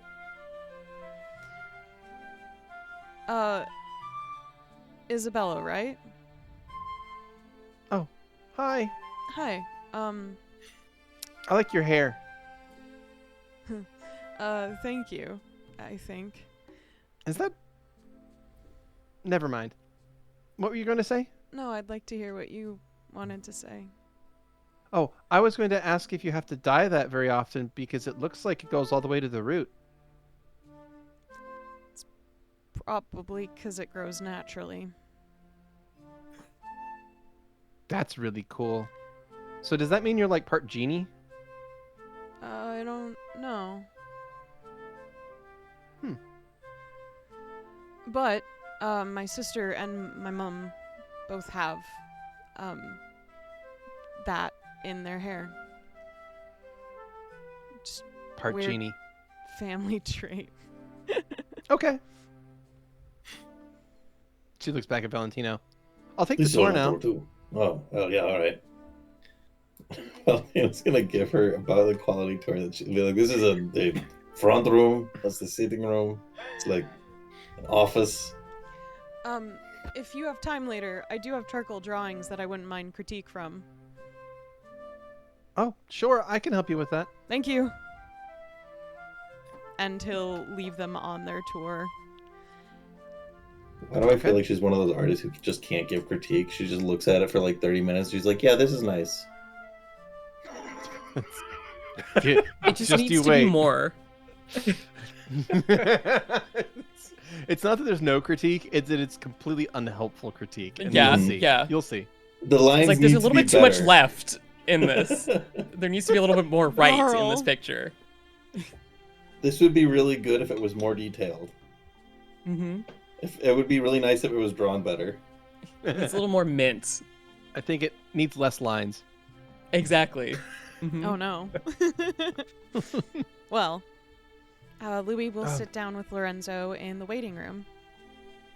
So, what did you discover? What did you find? That I think my mother was a bit upset about hearing about I- father. I So did try to warn her. yes, but you know how sometimes matronly figures can be with lots of things. But how did what happened? Please tell me. Well, we went to a graveyard and wait, no, let me start back farther. We spoke to the dead bodies that were in the god's home, and they responded.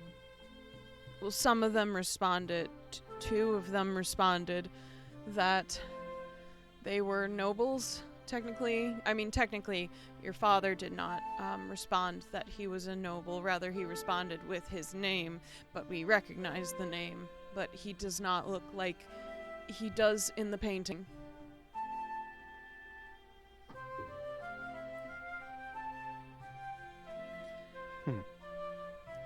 Are you okay, by the way?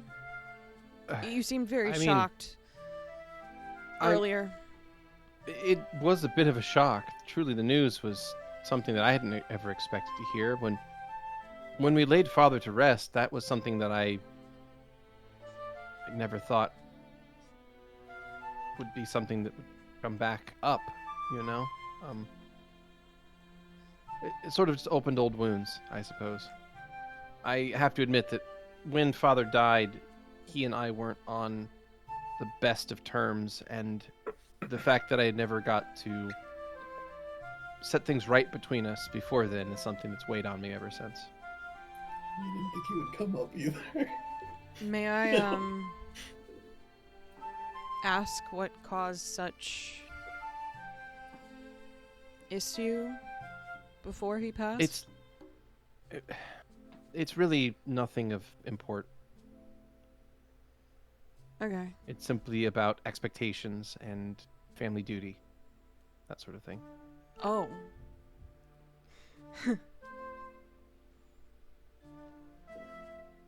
I think I can vaguely fathom, at least in my own sense of understanding something like that.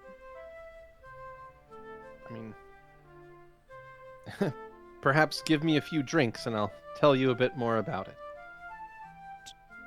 Do you want to drink? That was a joke. I don't expect you to liquor me up. It's quite all right. It seems unfaithful.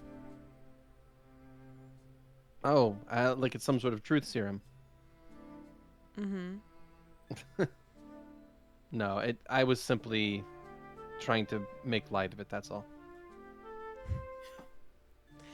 So,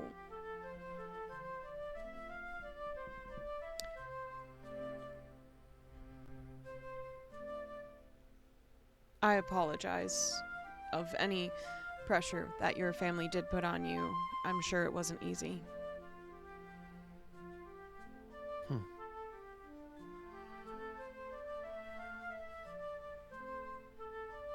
It seems like it's a lot to grow up in your situation. I mean, quite the opposite. My family's privilege and prestige has been something that I know many people are envious of.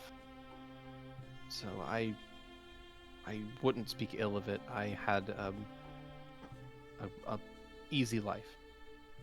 I have no right to complain. Oh. Okay. Well, here.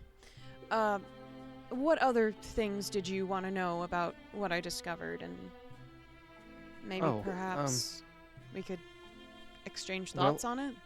Sure. I was curious about more of this information of learning that these weren't actually murders, that there was something deeper happening, and if you had any theories yet as to connect why these particular people were being chosen. Perhaps it's hubris on my part, but I can't imagine someone just randomly digging up my father to use in some sort of great game of cat and mouse. No. There must be some deeper meaning to it, right? Perhaps. I am curious if your father has ever wronged anyone. It seems people were fond of him, maybe. But nonetheless, it seems as though people would not do such a situation without any sort of causation. I mean, this is very meticulous. You're taking dead nobles' bodies, changing them to look younger than they actually were, setting them up so they look like new murders, thus no one claims them, and thus they're just sitting in a home and their death date is incorrect then. Or maybe the bodies look exactly as they should when they did die because they were younger, but no, he looked younger than in the painting, so it has to be even younger than that.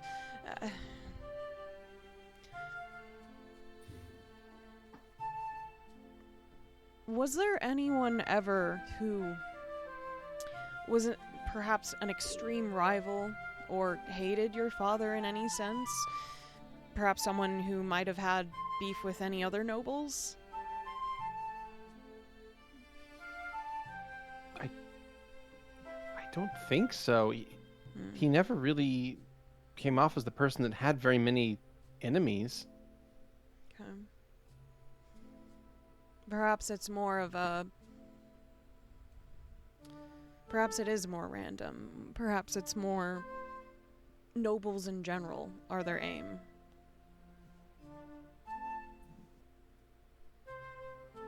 He takes a deep breath and a sigh. I suppose when it's your own family, it suddenly makes it feel personal, and maybe I'm jumping to conclusions. I'm sorry for throwing unreliable information into your investigation. You're fine. Okay? I'm sorry you're involved at all. You should be enjoying life and reading books and doing whatever the hell you want. He looks out the window, and he has an expression of old pain on his face. What's wrong? Nothing.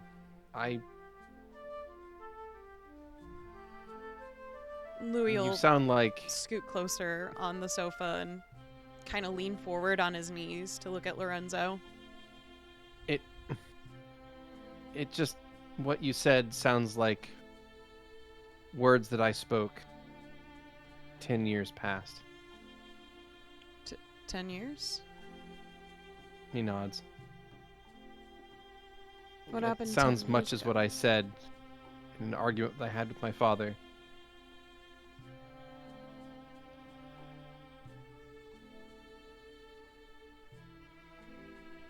Enlighten.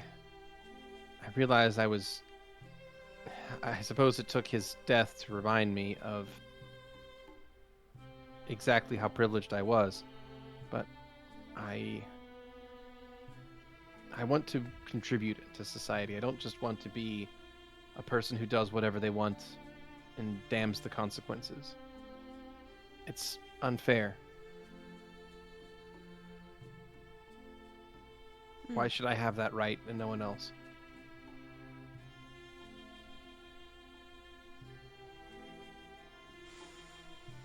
I suppose I have to change my list. What list? A list of nobles in this world that might actually be good people. I've only had one on there Oh. so far. Well, I do hope that it was my sister Isabella. Oh, I don't know her, so no. Well, I can assure you there's no pure soul in this world. You sound She- like how I speak about my sister again.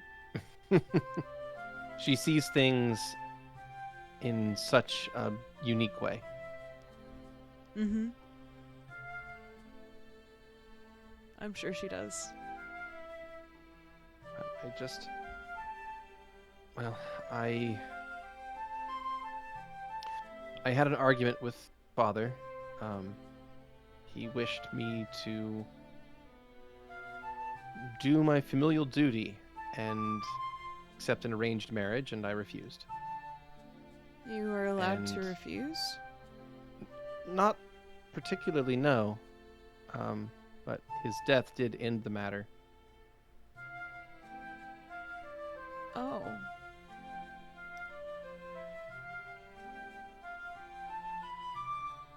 It's something that I regret, and had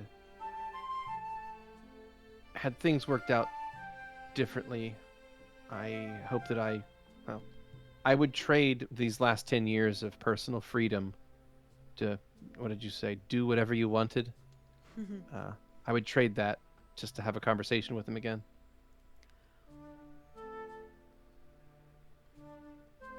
I mean, this might be a little bit of a fucked suggestion. Oh God. Where's this going? You could, if you wanted, ask his soul some questions, but only questions because apparently it doesn't just have a conversation. So I guess you could get answers. No, I don't think that would be necessary. Okay. I think that would probably not be a good thing at all. In fact, Louie, actually, I think I've changed my mind. I will take that drink if it is still available. Mm-hmm. Yeah. Give me just a moment. And Louis Certainly. will exit the... All right. Well, Louie, as you exit the room to go and fetch Lorenzo a drink, so should all of our audience, because it is break time. All right, we'll see you in a little bit, everyone. And we are back. Hello, everyone. Welcome back to Hey. Check Please. Hello, here we are. So, Louie, you were heading out of the room to go and fetch a drink for a couple of folks. Or at least, sorry, for Lorenzo at the very least. And that is where we pick back up. Okay, so what Louie is going to do is he's going to go outside, take a deep breath, and then he's going to go into the office and go to the cabinet where Bastion was Yeah, that was scrounging around liquor for It does look like it earlier. was probably the main office of the lead investigator back when this was owned by some other people. Okay, so Louie's going to open up the cabinet and kind of scrounge around for a second, easily just Mhm. take out a decanter and just pour some drink in it really quick, and then just shove it up and get out of there pretty much. He will just kind of prepare the drink and hesitate for a moment, and then he'll start heading waiting back on a noble. towards Lorenzo with his drink, Interesting. trying to Huh. be very calm. How the tall have fallen. Oh, He leave was him never tall. alone. He's trying to get It's true. info. So Super short. he, How the he goes short over have to crawled. Lorenzo and gives him the drink. Oh, he turns and looks at you as you walk back in the room holding this drink. He's staring out the window, watching the street, and he doesn't notice you approach. But as you say something, he'll turn, almost a little startled. Oh, sorry about that. I was just watching the people go by. Oh, thank you very much. And he'll reach out and take the glass from you.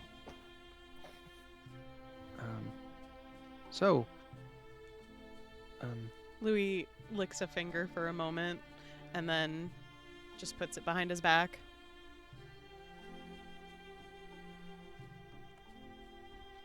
He raises the glass to his lips and takes a small sip. What were we discussing? Your father? Yes, Antonio. Do you normally use his No, first no. name? Of course not. Lord Dupree. he was father. Around the house, at least. Just gonna sense motive that real quick. In public function, he was Lord Dupree, and at home, he was father. I see. Fascinating lives that one in your station holds. I would trade it with another in an instant. What kind?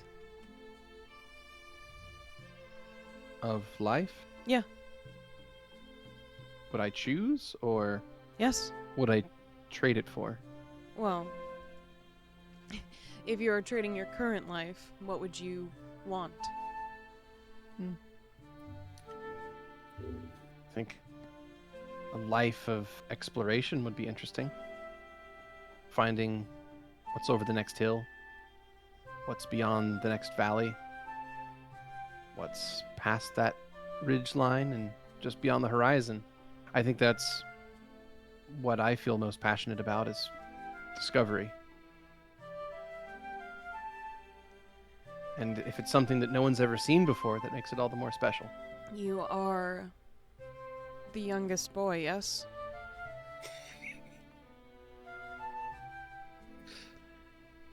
I am the second son, yes. Has your brother... Does your brother plan on taking over the family, or is that your sister? Well, mother retains power. At least the fortune of the family lies within her hands. So, at the moment, she's in charge. That's the way things are done. I see. It's just... Since you are of the younger siblings, what is stopping you from going and doing that? Well, Many noble children, especially men, go out and travel, as far as I know. truth be told, I suppose part of it's guilt.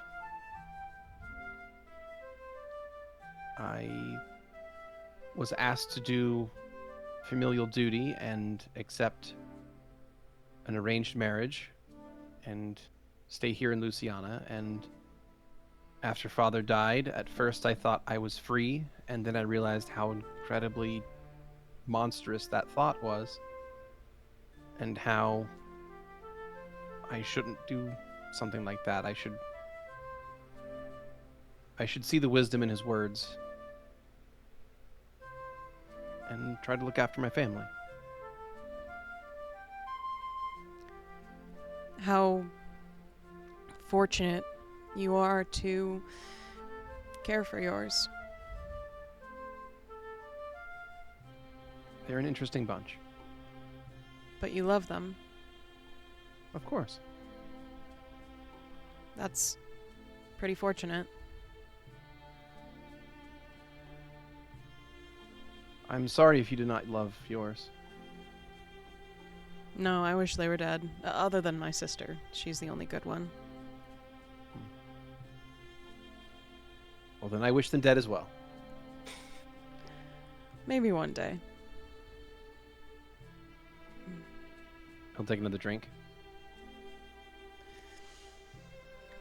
Every time he takes a drink, Louie just brings in a very deep inhale.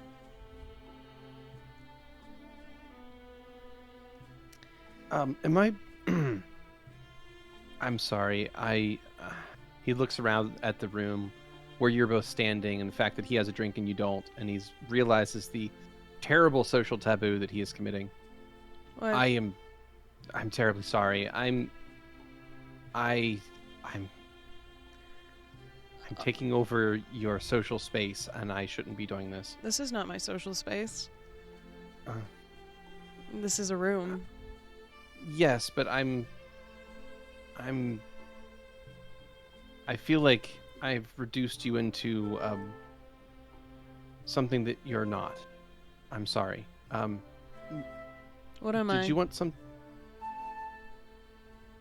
You're an investigator, an adventurer, a genius detective. You're certainly not a hand servant, so I shouldn't have. Is there something that you would like to drink? I can try to fetch it for you. It would probably be best if I didn't, but very sweet. Oh, I see. Weak constitution? Or I shouldn't. I mean, yeah, it's pretty low. I mean, it could be lower. Louie just closes the door for a moment and then returns to his side. I maybe used to have a bit of a problem with alcohol. Oh, he looks down at his drink and suddenly feels incredibly bad for having this. Louis And just touches realizes his shoulder. It's okay. realizes that making you pour this and then hand it to someone else is an even greater torture than he expected. And he just will set the drink down on the table. I beg your forgiveness. Do you? I do. I didn't mean to put you in a situation that would be so uncomfortable. It was not my intention. I simply wanted to come here and see you and hear about the case. I wanted to compare notes and see if I could be of any use. I apologize, I don't have much yet.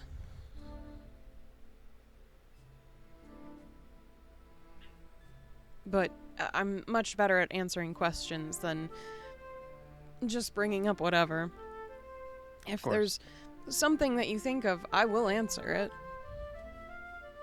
And I don't fault you too much for drinking alcohol. That's a completely normal thing for most people.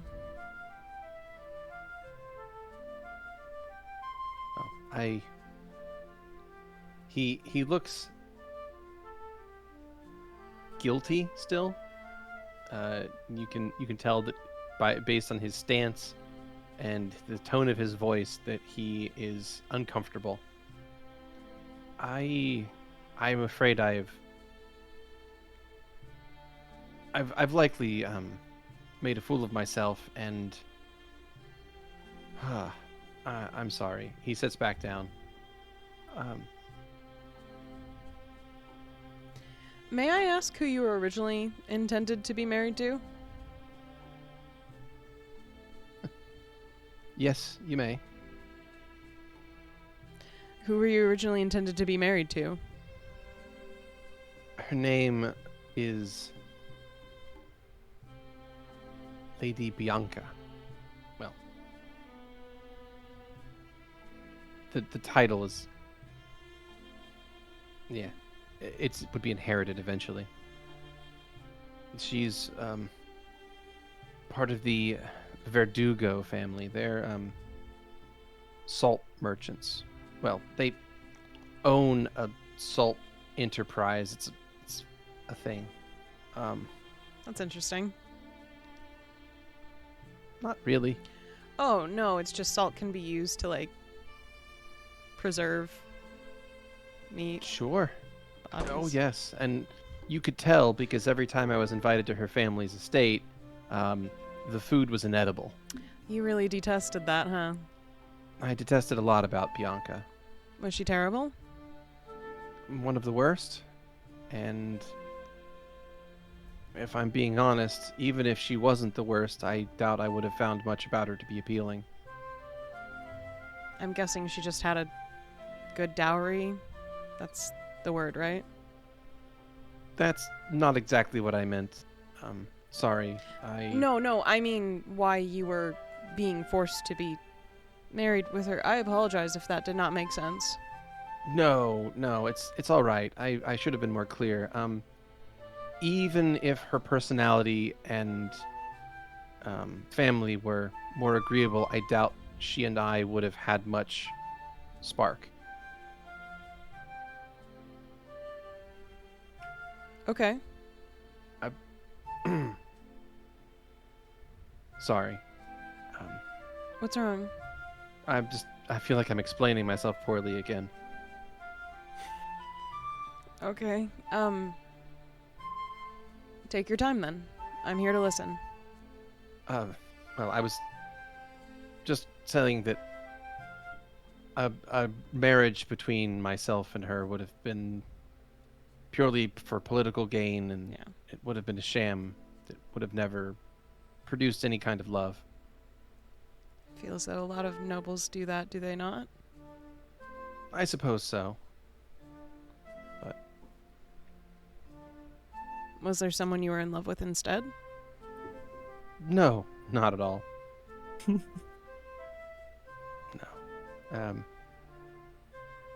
There were people that I had perhaps had crushes on, but never anything that was so much as a word spoken. I understand. I've never been in love before, so.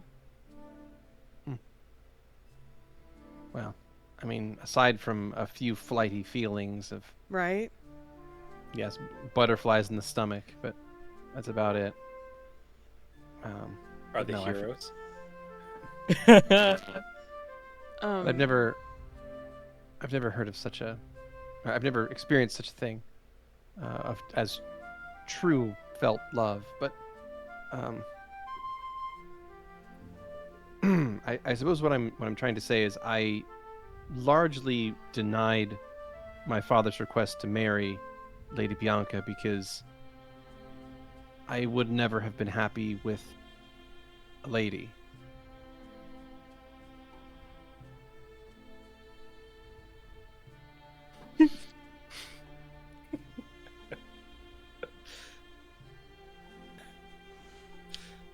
I understand.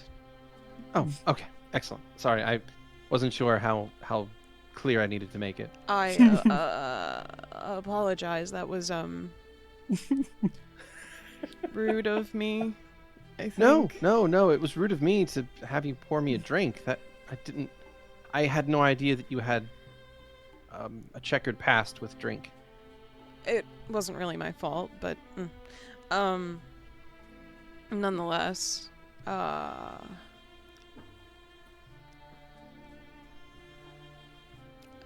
that was very taboo in the places that I lived in growing up. So I'm not very familiar with that. I mean, much of the world is more libertine in its views of love and romance. Right. And even in the lower classes, it's seen as being perfectly accepted. It's only, sadly, in the nobility where these kinds of things are still seen as taboo. Alright. Or different areas. It's true. I've heard that there are areas that are far more, well, I should say far less amenable to alternative lifestyles. Yeah. I guess.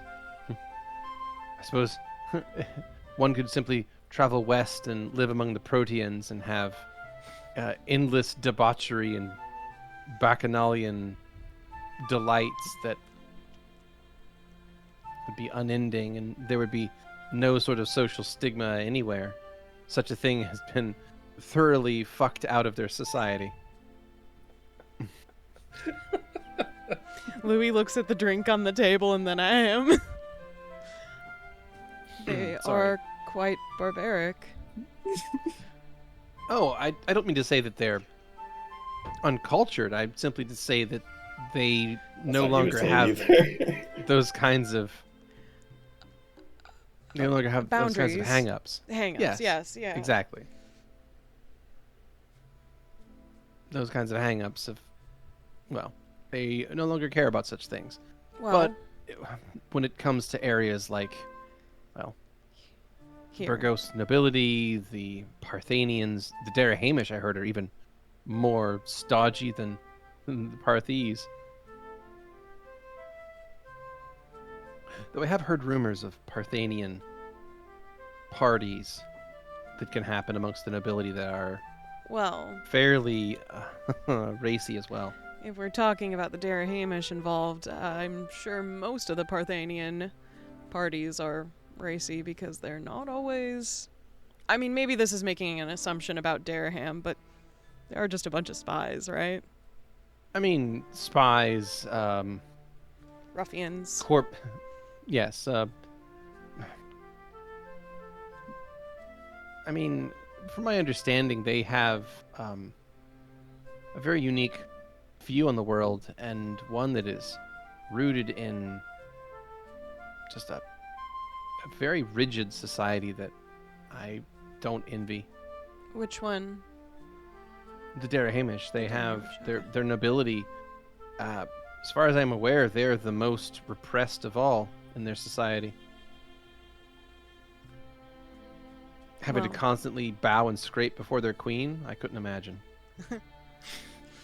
I mean, I don't really know much about that. It's so cut off from the world anyways. I don't think a normal person is even able to get to Dereham, right? I mean, I suppose one could perhaps charter a trading ship that wasn't flagged under any particular port, and they may be able to find their way there Sounds sketchy. with some ease. Well, smugglers always exist, but trade isn't impossible. My family actually has some Derehamish plateware. Really? What do they have on them? Lead. I was also going to say lead. Uranium. No, it's radium, first of all. Yeah, And it it's is very radium. pretty. I'm sorry. It is incredibly pretty. It's so pretty. And it It's so tastes so, pretty, you- good. Like It bismuth. tastes, yeah, Why are love my bismuth. gums turning black? I love bismuth. Right? Pepto Bismol. What do the plates look like? Oh, they have these little sort of red and blue lines that etch across the outside, and then at each quadrant marking them is a little sailboat. They're interesting looking. Hmm. I think they're a little bit too much for my taste. I prefer a simple, nondescript dining plate, but I suppose everyone has their tastes, and Mother picked those out because she liked sailboats. Oh. Well, we have something in common. I had no idea. Good to know.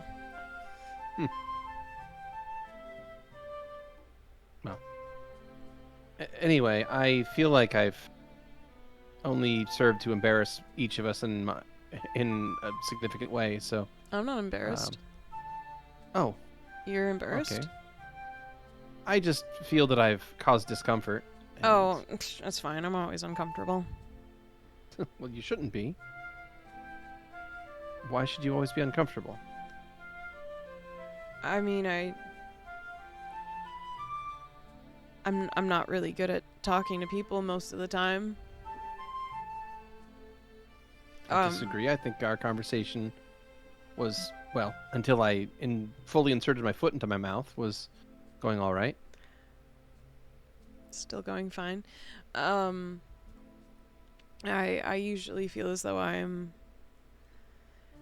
calculating what words to say so that I do not say the wrong thing, so that no one becomes upset with me.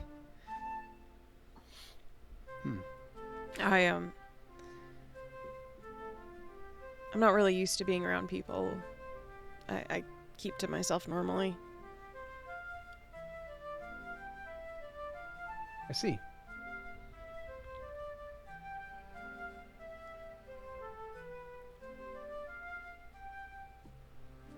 I thank you for your time, Louie. I course. should probably go and fetch my sister. Well, if there's anything else you think of or have any other questions, I am happy to let you know. What I do know, which is not a lot and yet a lot at the same time. It's very complicated. I don't understand how people are normally investigators, to be honest, but then again, I suppose that most cases are not like this one. Oh, I guess I'll go first. Oh, very well. Oh, it's quite a lot bigger. Yeah. Upstairs inside we here. have a bunch of rooms. There's like a jail area in case anyone's like roughhousing or something. I believe eventually Bastion will probably end up in there at some point. I like how you're assuming that it's one of us who is going behind the bars. I don't know what we need a jail for in our investigation. Someone horsing around. We don't want any criminals in here. The door where Bastion is next to is where Zu'lin's lab thing is. I don't go there. Oh, I see. All right. I'm Did sure there are Bastion just others. enter my lab? Yes. There's a kitchen over here.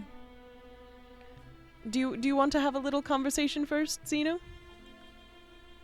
Oh, sure. Well, as soon as Bastion walks in, first of all, it's very noxious in here. But you also see that there is a just smear of blood on the ground. Apologies. One of the test tubes containing, although it's opens up this door. One of the test tubes with the fresh victim's blood burst. Do we by any chance have any rags that I could use? God damn, Zu'lin. All right, hold on. I'll get you something. Oh, I wasn't aware that we had guests. So very rude. And Yeah. Zu'lin steps out of his Coming through. office. Oh, sorry, Bastion. Bastion pushes his way past both Lorenzo and Louie, Don't touch me. grabs some of the dish towels from the kitchen. I And hope goes you back through. I hope you find yourselves welcomed, friends. And Zu'lin deeply bows to them. Be sure to make yourselves at home. Thank you very much, Zu'lin. I'm glad to be welcomed so thoroughly here.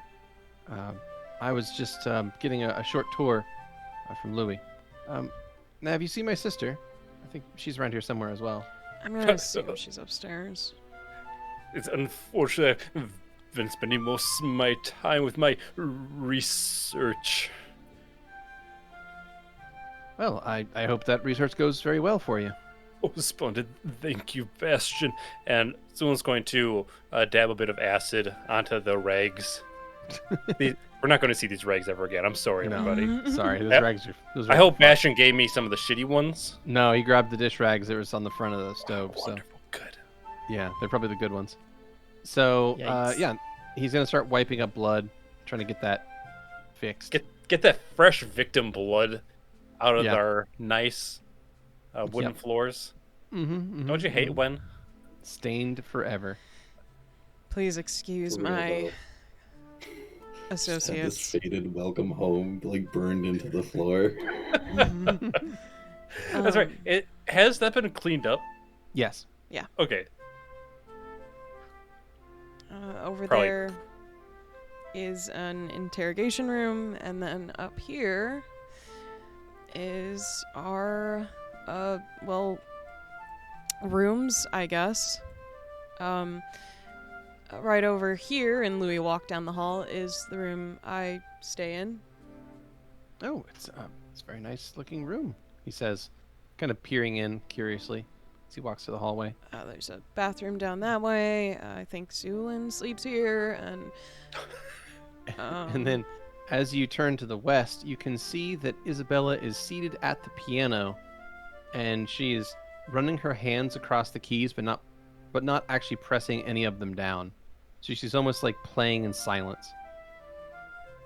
Yeah, I'm sure that would sound amazing if it like when you're And actually playing. This part is my favorite. Listen, Okay. that Yeah, right like there. whenever she's not looking, Valentino's just like, I love this girl. Mhm. well, it's volume control is important. It's a part of mastering music. It's good to see that you have gentle hands. I mean, I think it comes from painting. Can I play with you? Oh. Hello, Louie. Oh, wait, sorry, you. Hello. And she'll slide over to the higher keys. And Louis will be on the lower keys. And he nods to her to start. Oh, what would you like to play? Just play anything and I'll match you. Oh. Okay. We can make something up as we go, even. And she looks at her hands, and she looks at the piano, and she starts to play out a very simple little melody. We're so ready for her to pretend playing while he tries to harmonize with it. Louis starts playing kind of the lower chords, the beats to it all. Once in a while, he'll use his left hand to add some extra notes in there as well. But he'll nod to her, and it looks like he's carefully watching her hands, specifically, as they play.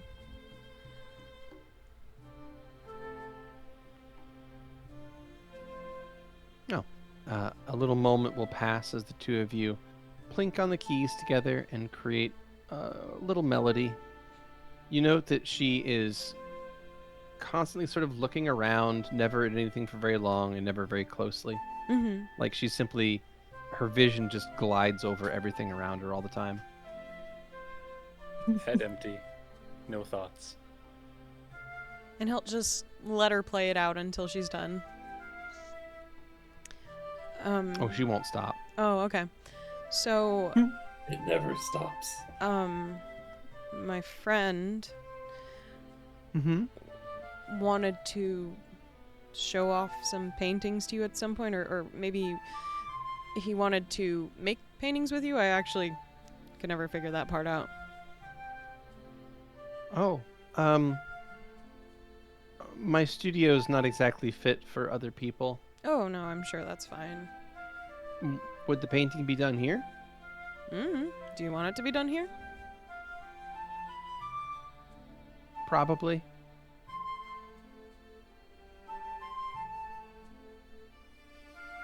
My studio's not really set up for more than one painter. Mm-hmm. Mm-hmm. All right. Besides, it's full of pictures that aren't really that good. They're not done yet, and I don't like people looking at unfinished art. I can understand that in the very least. And they get the wrong idea, because they'd say, why are none of these people wearing clothes? And you'd say, well, that's because I paint them one layer at a time. I understand. Oil Same. or acrylic? And then they would say, well, if you're just going to paint over it, then why were you so detailed? And you'd say, because you want to get the proportioning right. Mm-hmm. Mm-hmm. That makes And sense. sometimes you just want to keep the pictures at that state for longer, because reasons. And that's Sometimes you fine. gotta make multiple versions for Patreon. I Lorenzo just clears his throat. usually work in charcoals now, but I did once upon a time paint. Hmm.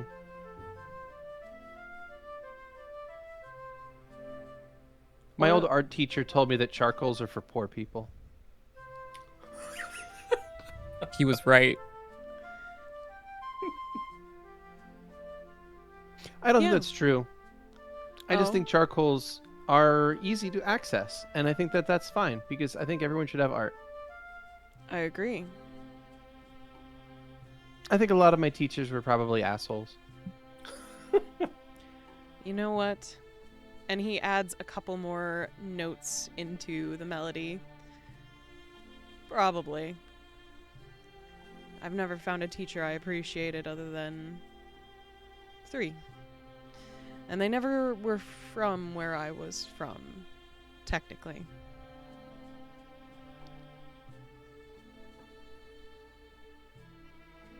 Okay. Sometimes it's hard to find good people, in my opinion. Very rare, in fact.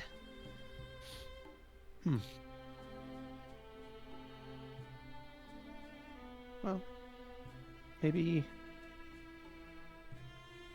maybe the good teachers were just taken. Maybe. I mean, a teacher can only have so many students, right? I mean, before they're just spread too thin. I don't know. You need like a thicker teacher. Or one that's more spreadable. Like butter? Add some C's to that, bitch.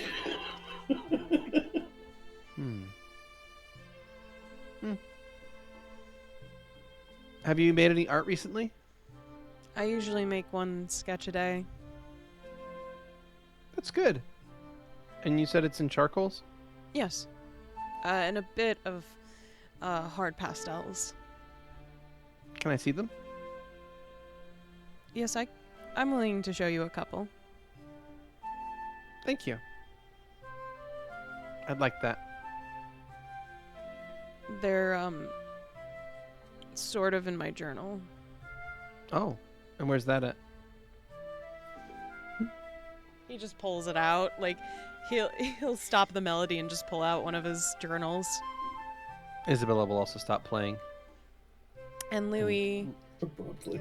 will, kind of facing away from her, open up a page and kind of move his hand in a way to where it's covering up words. And the first one he shows is a picture of what the players would know as Yaculus. This is one of my mentors from Sejun. She's very pretty. Yeah, I think they're pretty too. And then he'll I flip think- back a little bit while she's talking. Her head kind of cocks to the side, and she'll lean in and like whisper to you.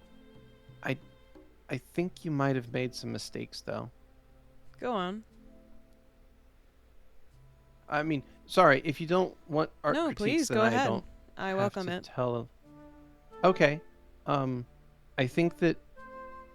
Well, see, people only have 2 arms, and this person has like extra. So I don't know. Oh, Maybe you were trying to show like this action. Is So maybe they were like doing something, and you thought, oh, maybe I'll draw them with extra arms to show like movement. But I think that you probably might have just been better off with maybe like a wavy line. my friend to kinda happens show to that? be a Serpentes. She just blinks at you.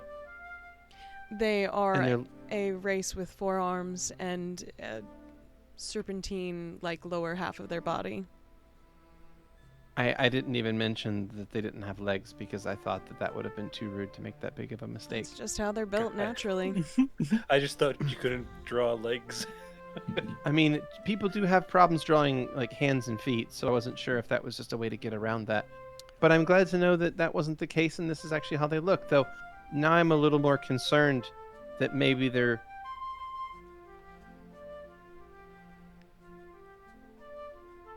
less friendly somehow.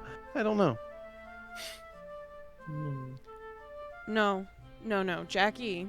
And he like taps the book, is one of the nicest people I've ever met. Oh. Okay. Well, then I'd like to meet them someday too. So, did you have any other ones? Yeah, and he'll flip back more to the beginning of his journal and show off a charcoal of a willow tree. Oh, see this one? I like this one a lot more, mostly because I'm not confused by it. And It must be pretty simple then. this is a really good tree.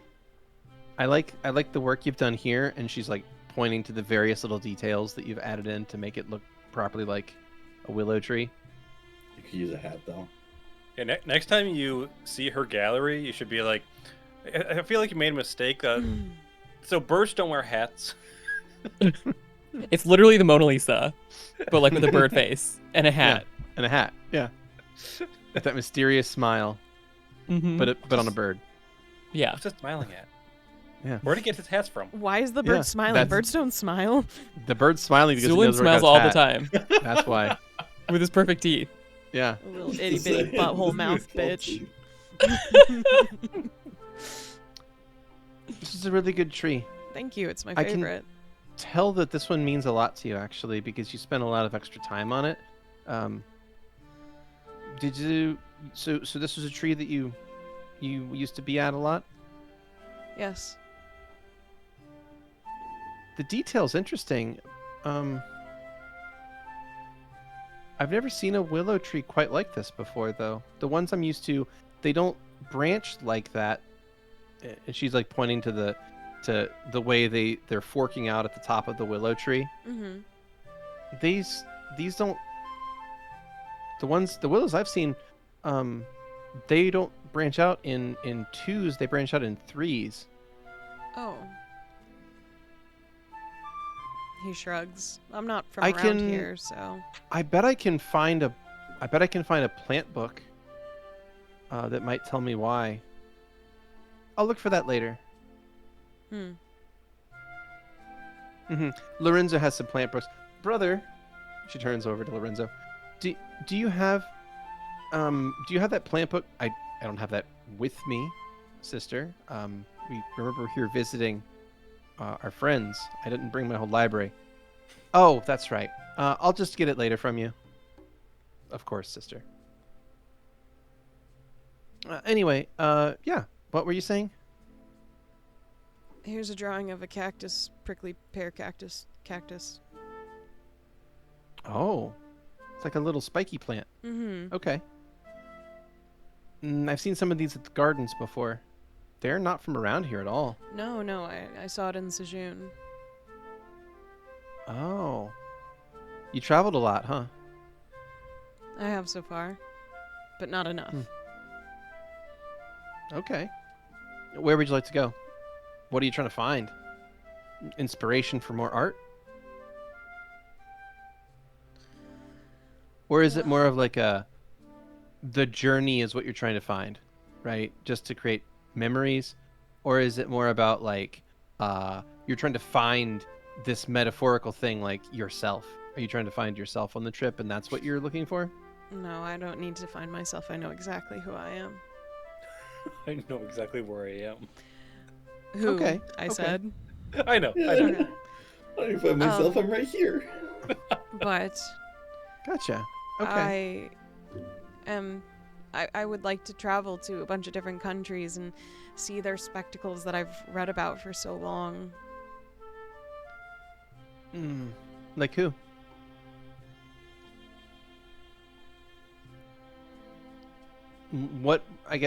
What made you want to come to Burgos? What did you want to see that was here? I was passing through. Oh, we was- don't have anything cool that you wanted to see? Was going to No, that's okay. stop You at don't Pentress. have to, like- Okay. I It's all right. You don't have to pretend that we have anything really cool here in Burgos. It's just kind of a place. there was a lot of murders here. Well, that's mostly Louisiana. I think that there's probably better places in this country. Other cities probably aren't quite as murder-filled as this one. But then again, you said they weren't murders earlier, so maybe they're not murders, so maybe I we're don't not know. murder-filled. So maybe Louisiana's a good place again. Maybe Yeah, it's maybe great it's here. maybe it's friend filled. Yeah, It Maybe it's- is. maybe it's filled with friends and nice things. I hope Like so. Valentino. necromancer He's a is. good friend. Louie's obvious Went face of great. disgust appears. Mhm. Jeez, harsh.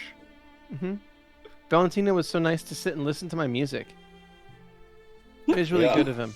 I'm nothing but kindness here. Mm-hmm. Generosity. Do you have any other pictures? Yeah. And he'll switch to a picture of Xander fighting the Lonely Lord.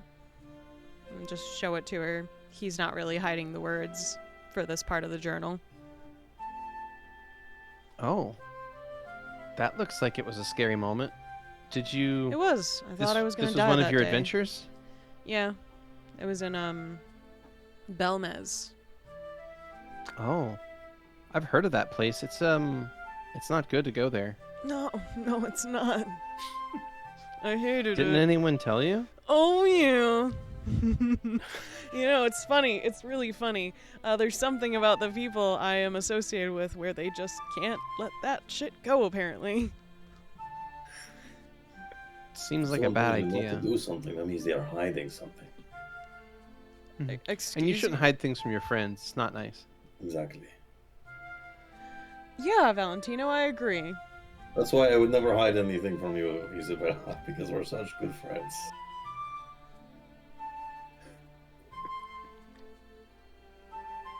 Yeah.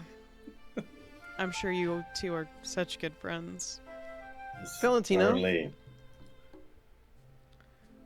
Well, yeah, what's up? Would you like to see my studio? I would actually like to see that. Thank you. Okay. She turns back to Louie. I'd like to see more pictures, please. Yes, miss. Is that an offer, or were you just checking? She looks at you and just cocks her head to the side and then looks back at Louie Yeah. as if she wasn't sure how to answer the question, or if the things here were the same in her mind. is a Okay. picture of Bastion, because I thought his face was stupid after he caught me. I jumped over a big area. Stupid face. He has a stupid face. I think so. Okay. I could paint that for you if you'd like. Why? Because if you like looking at his stupid face, then that's something you should have. Oh, don't worry, he's got a stupid face to look at whenever he feels like it. No, I'm really good. I'm good. I do not need that in my life. Okay. Just a rave for her on the way out. Be like, good luck with your stupid face. She was gonna do that. I can't now, but she was gonna. Shit, Way sorry. to go, Grem. It's okay. So I'm a little jealous. Do you want What? more? You're a little what? Jealous. Of what? It's not important. Anyways, look, a butterfly. She reaches a hand out and will like put it on the back of your hand. What is it? Did I say something bad? I've been told that sometimes I say things that are bad, but I don't realize it because I just kind of say what comes into my head, and then that's what I say. You say whatever you feel like. If someone tells you you said the wrong thing, then that's their problem. That's a very nice thing to say. Thank you. Did Very I helpful say thing to something say, wrong, Noble, I'm Louie? sure. No, you I'm didn't sorry s- if I did. You didn't say. You didn't say anything wrong. She lets go of your hand. What did I do to make you upset? I'm not upset. I am jealous of Valentino getting to see the studio, but that is fine. Oh, I'm not going it's to make a mostly gripe because about it. It's mostly because I thought he would enjoy the pictures more than you would. Oh, okay. I just would think that they might make you uncomfortable, but I don't know. Maybe I'm mistaken. I'll let Valentino tell me afterwards, and then based on what he thinks, then I would offer you as well. Louie just looks over at Valentino with an expression of "Don't fuck this up." Oh yeah, no. Valentino's gonna look back with this look of like, I got this locked in. Don't you worry. Like, just do like a. There's a moment that's shared.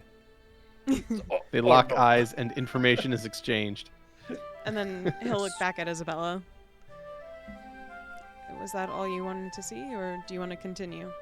Oh, I want to see all of your art. I mean, as much as you want to show me. Maybe not all of it. Oh, are there some that are like not finished? No, She they're says all around the clothes finished. on yet. It's important to finish. Mm-hmm. Always do it till completion. Yep. It's not what Detlev told me. So, here's a picture of Xander with a butterfly on his nose. Oh, was that like just in your mind, or did that actually happen? Happened. And he switches hands with what hand is holding the journal, and he'll move his left hand and conjure a butterfly, and he squints at it for a moment and crushes it, and then redoes it, Oh, and then brings it back. Well, okay, so you can make butterflies and then kill them and then make them Oh, again? sorry, that one was different. She seems genuinely upset at what you just did. No, you're never going to get into the studio.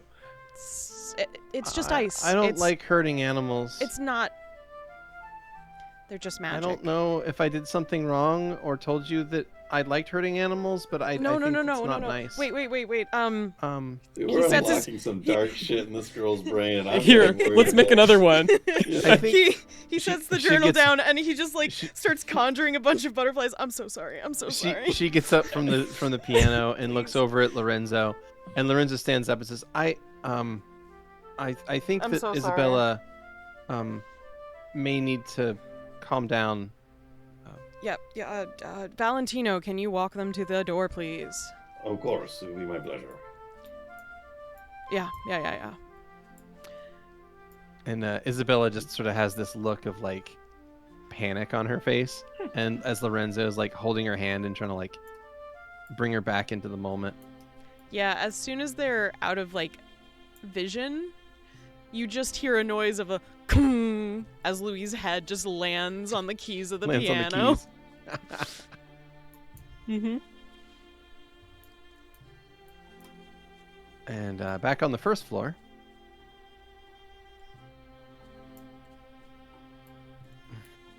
Lorenzo and Isabella follow Valentino out through the main area. Hmm.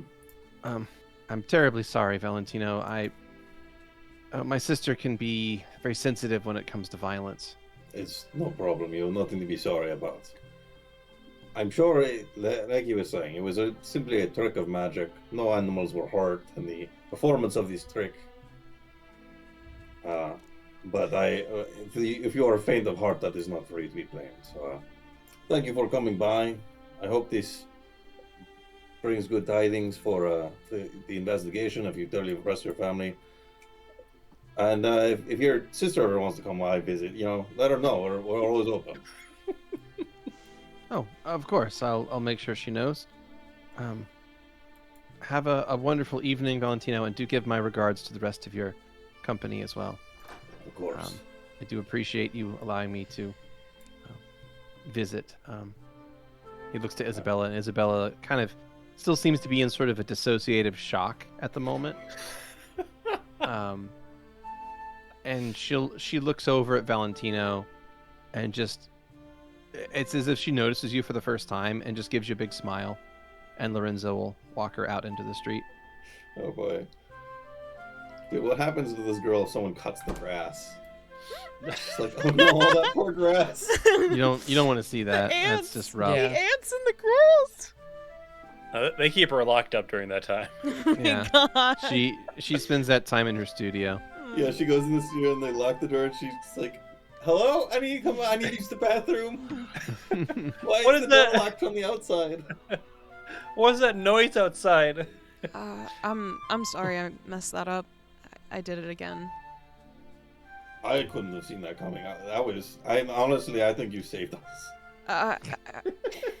I mean, I didn't really want to show many more pictures, but I don't want to scare people with my magic either. It's just I conjured it wrong, and You didn't conjure it wrong. She broke Bas- down because you killed a bug. Bastion will walk up. What happened? Isabella had like a fucking mental meltdown after seeing a fake butterfly get squashed, so they had to go. well, Our it shattered. friends It came back. Sorry. Yeah, it came back. Huh. Well, that's fucked up. Yeah, she's like she's kind of childlike, It's kind of that whole Bastion- conversation was a little. Bastion looks distorted. over to Louie and is like, I'm sure you didn't mean to do that, right? Like, you didn't mean to upset her, so like, No, Don't feel bad about it. No, I would never hurt someone on purpose. yeah. So like, don't feel bad because it's like you didn't mean it, and I'm But- sure that once she calms down, you'll be able to like apologize or something. So it'll be fine. I mean, maybe it's best if I just aren't around her. But I mean, Nah. I'm trying to get you all into the gallery. Oh yeah, that too. I mean, think it would be interesting, and I know it would be advantageous, I feel as though, to see them just in case. But I mean, if it's all just birds, I'll let you. Then yeah, we yeah, if won't it's bother. just fucking birds, I don't care. No, it's fucking birds. I mean, it's better than birds fucking, right? Anyway, I gotta draw so- the hat on last. oh no. So like, no, like Louie, you shouldn't feel bad about this because like you didn't mean to do anything wrong, and like, people like having you around. Like, you're always, you know, a good presence to have in a place. Like, Honestly, up till that point, I was gonna ask you how the fuck you managed to pull that off. You got her to talk so much. With Mhm. me, the whole thing. I would say this is where we conduct the investigation and where we managed to catch the murder. Oh yes. That's sort of a weird talent of mine. Women tend to be very, very comfortable around me. So, I also Women tend to be comfortable around me, but sometimes I have to actively comfort them. he looks very confused. Bastion just offers a fist to bump. So just go for it. I was just gonna say I also have problems because of that. What the fuck are you two doing that for? No reason. Don't worry about it. Okay. So like, yeah. So like, but I think that like you're always cool to have around because like you always have good ideas. You know a lot of stuff. Like you always have interesting stories. Like you've traveled the world and shit. So like, And also those drawings. I mean, you talked about having drawings before, but I hadn't seen most of those before. mhm. I thought it was cool.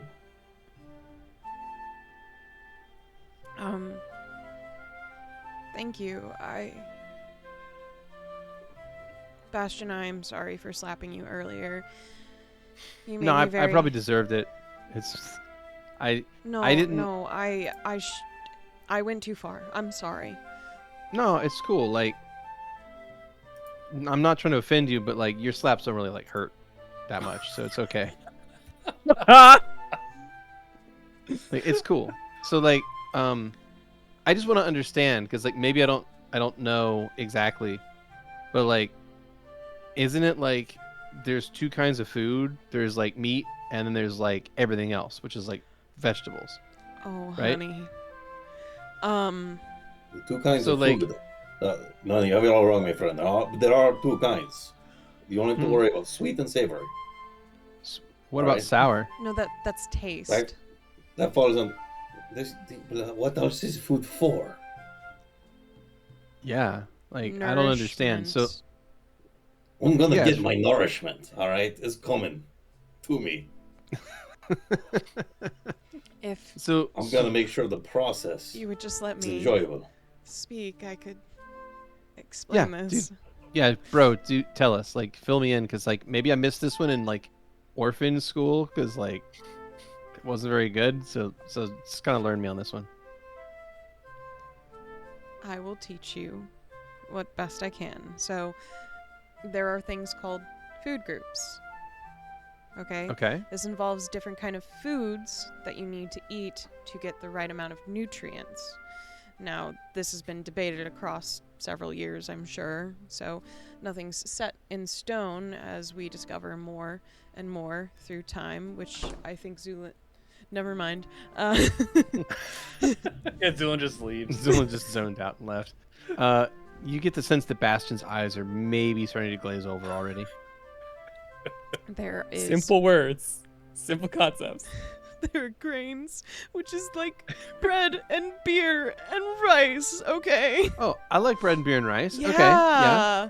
that's a grain. Okay. Okay. So those are grains. Yeah, But aren't Yeah, grains this is like plants? they Those are from plants, right? but plants are not all vegetables. Are you sure? Yes, It doesn't sound yes, right.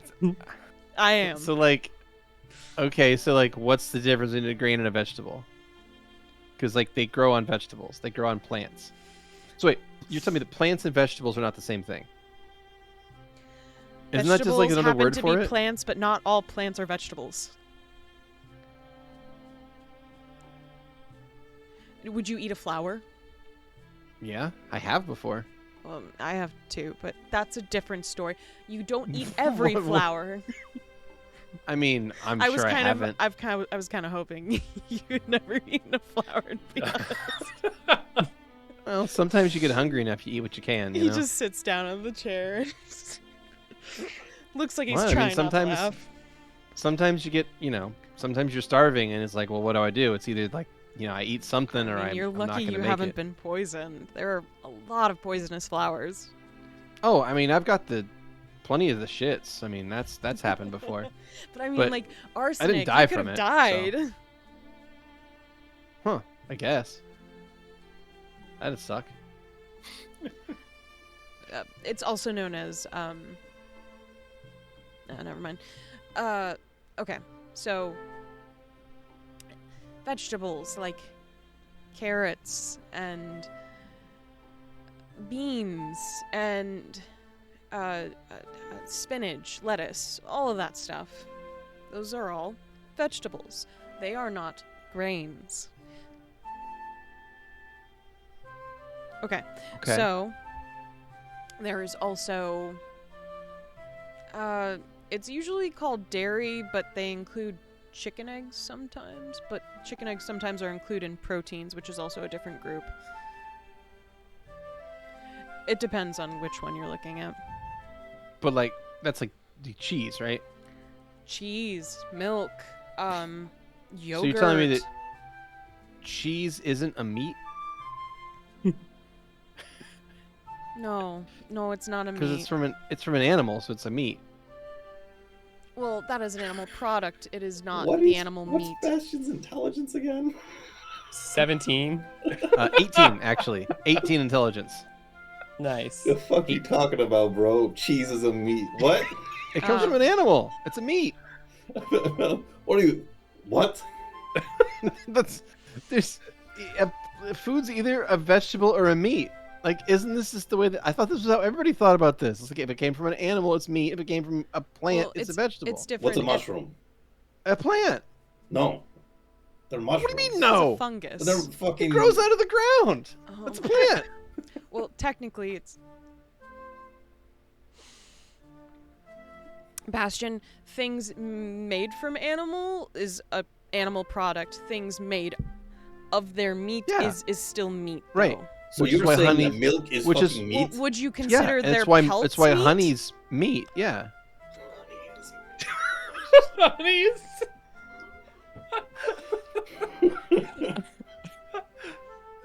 Louie stands up, and he Uh, walks over to Bastion, and he just takes his finger and just kind of insinuates for him to like lean down. He leans down. It's right to your face. Your noses are only an inch apart. Yeah, Louie takes a bit of a step back away from that bullshit. Okay. Hey, you're the one that. I didn't mean to get that close. Oh, I'm sorry. You He What? he Okay, fine. just takes his hand as he's moving forward and just moves his hand on top of Bastion's head Mhm. and just Yeah. presses it down really quick for a moment and then Oh, steps back. Okay. Oh. What was that for? That is what people do when their students are not absorbing their information correctly. Bro, if I say I'm like hungry for some meat and you bring me a bowl of milk and honey, I mean, I'll drink that because that's great, but I'd be still fucking pissed off once I'm done. I'm trying to figure out if you're messing with me or if you're genuinely this unfortunate. Look, I mean, I'm just saying there wasn't exactly like a lot of books and stuff at the orphanage, so like we got what we got, you know? Like we didn't exactly have like tutors and stuff. No, it's okay. I will help you. I mean, I know a lot about anatomy.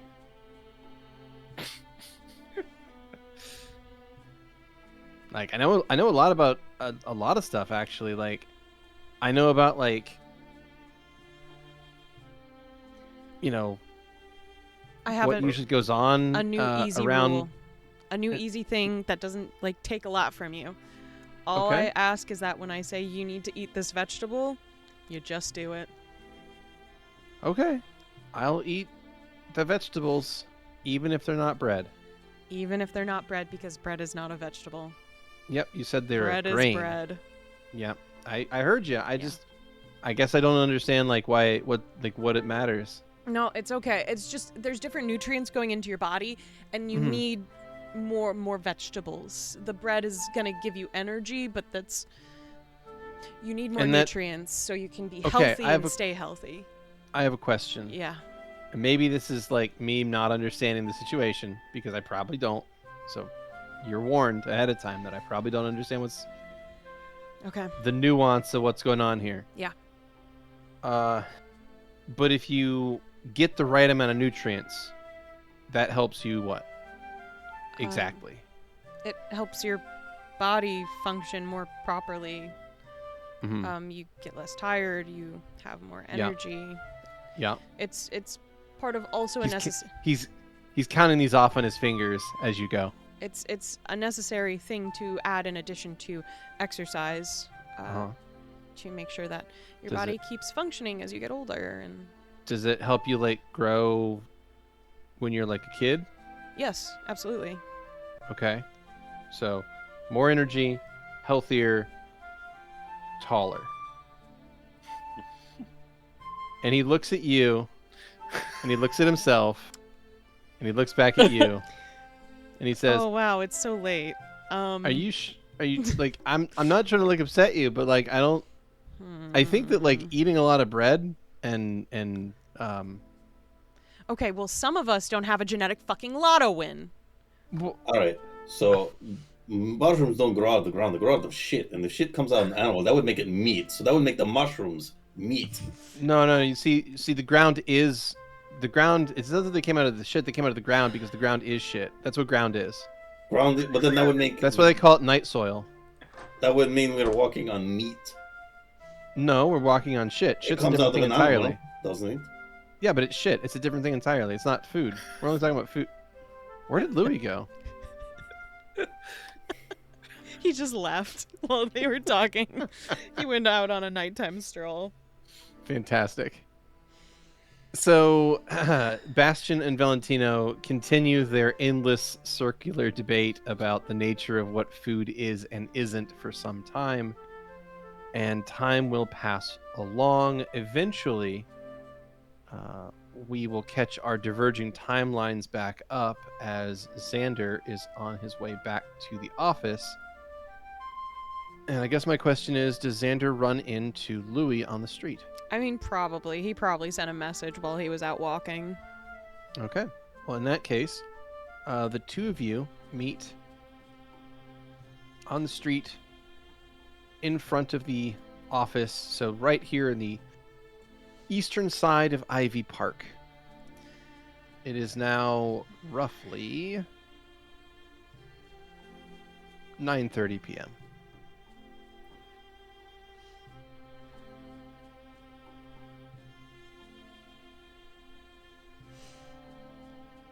He just starts walking and then he'll cast message. Be like, going for short walk, boys annoying, boys plural. Heading your way, maybe, I don't know. Bye. Well, I will take a perception check from Xander.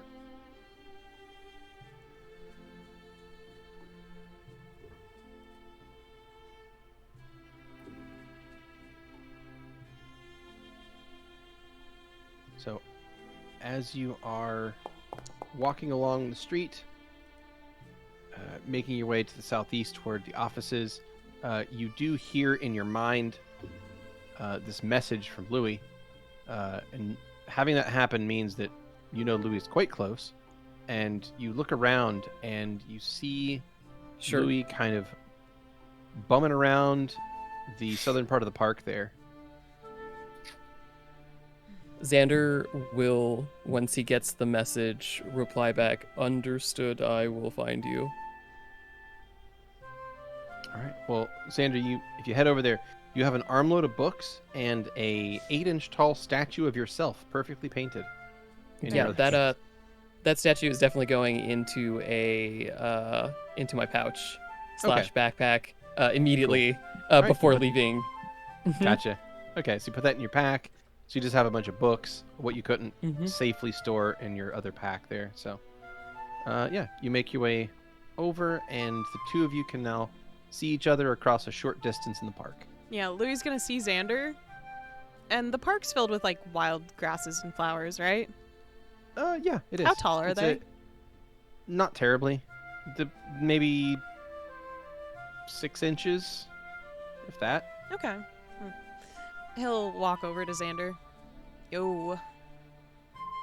Xander is carrying these big piles of books. Oh, Hello, Louie. Here.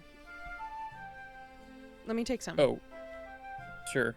He will give some of the books over to Louie. Yeah, Louie will Louis, take some you of the can see weight. that these appear to be red leather-bound books that are dealing with various occult groups, specifically that appear to be they're like these almanacs about various magical factions.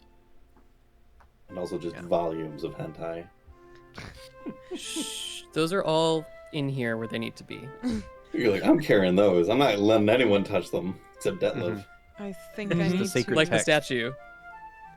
I think I need to build you a bookshelf at this point. Oh, why? These are just borrowed from the library. Yes, but putting books on the ground would be unfortunate. Why would I be putting them anywhere, Louis? Where would you just keep carrying them? You have to put them down eventually. On my desk, where I will read them very briefly, and then return them to the library once they're stored in my head. Okay. I just didn't know your desk had enough space. I'm sorry. I'm unclear why you were apologizing. I just thought I said something incorrect. I've done this earlier this evening, and it's stupendous.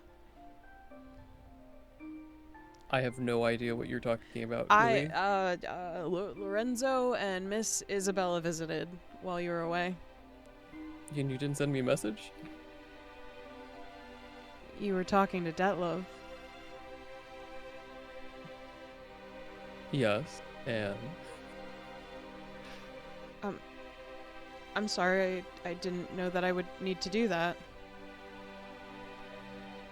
this Louis, is make the... a perception check. Okay.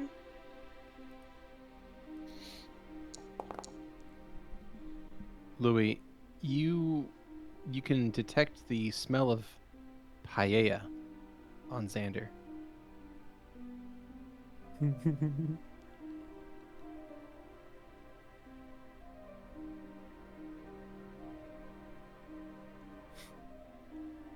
So, what was I supposed to interrupt your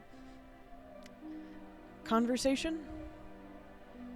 No, I don't know about supposed to. I also don't know. This is like the third time that you've apologized to me in like 45 seconds, and I still am unclear as to why there is a need to apologize and why there is a belief that there are wrong words.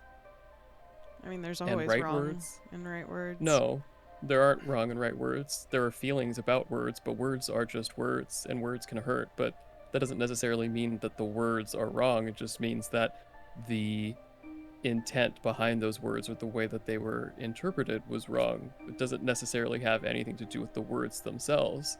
Words are just tools. I see. I agree. I used magic in front of Miss Isabella and scared her because I crushed one of my butterflies. Is there a particular reason why you crushed one of your butterflies? I just made it wrong. Would you care to elaborate what exactly that means? Sometimes the butterflies don't look great. You can't really notice when it's in a group. Sometimes they're a little off. Or they look like a moth.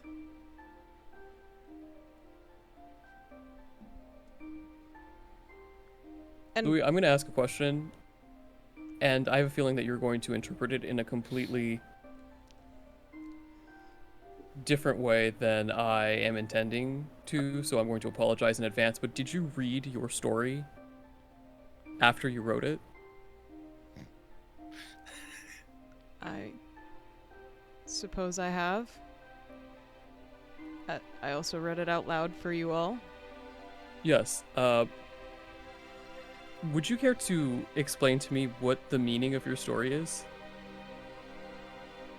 The meaning? Yes. So why did you write this story, or perhaps what were you trying to say with the story? Because I think that I may have very clearly misunderstood what it was I- trying to say.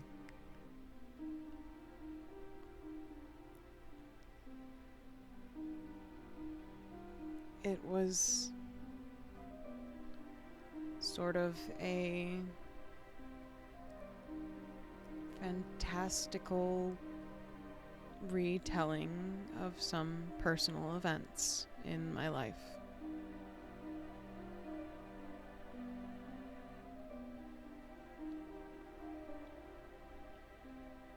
I see. And were you the moth in this situation?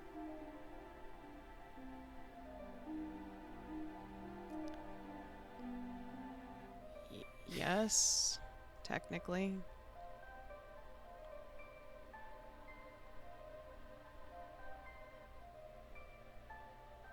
And is the star supposed to be the star, he's going to say, with singular air quotes because he still has some books in his other Yeah. hand.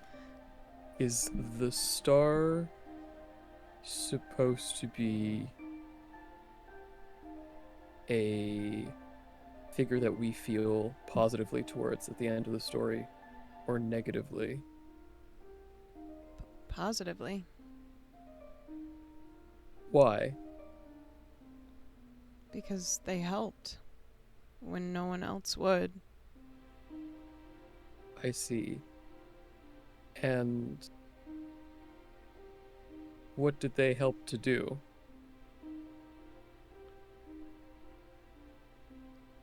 Are we still talking about the story or about me? Yes.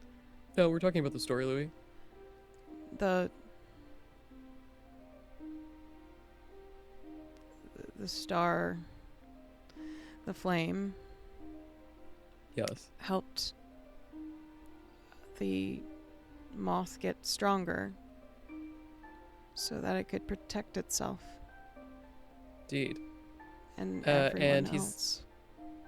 He's going to kind of turn a little bit, and then he's going to look to Louis, and he's going to say, I seem to remember an important part of the story being that the flame chose the moth because it was a moth.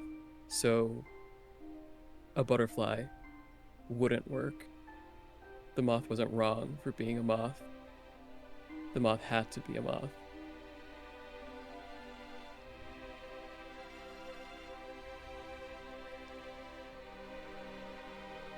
Hmm. At least that's what I got from it. Do you think the moth wants to be a moth, or do you think the moth wants to be a butterfly?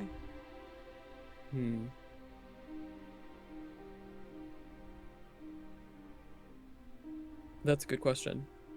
I suppose it also bears some consideration. Does the moth know what it is to be a butterfly, or does the moth only want to be a butterfly because it has some notion of what a butterfly is? And it wants to be a butterfly because it knows that a butterfly is different from itself. which it does not want to be.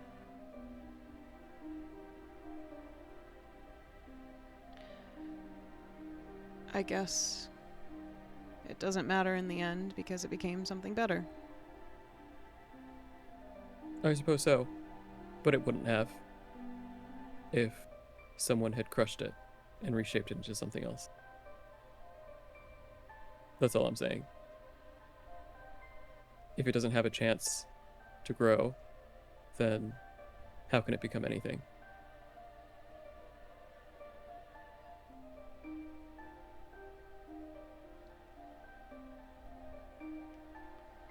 Okay.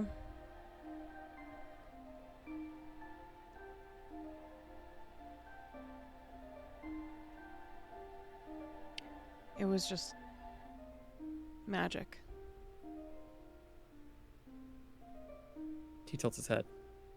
What do you mean, just magic? I just conjured the wrong thing is all. Why was it the wrong thing, though? That's Because I showed her a picture of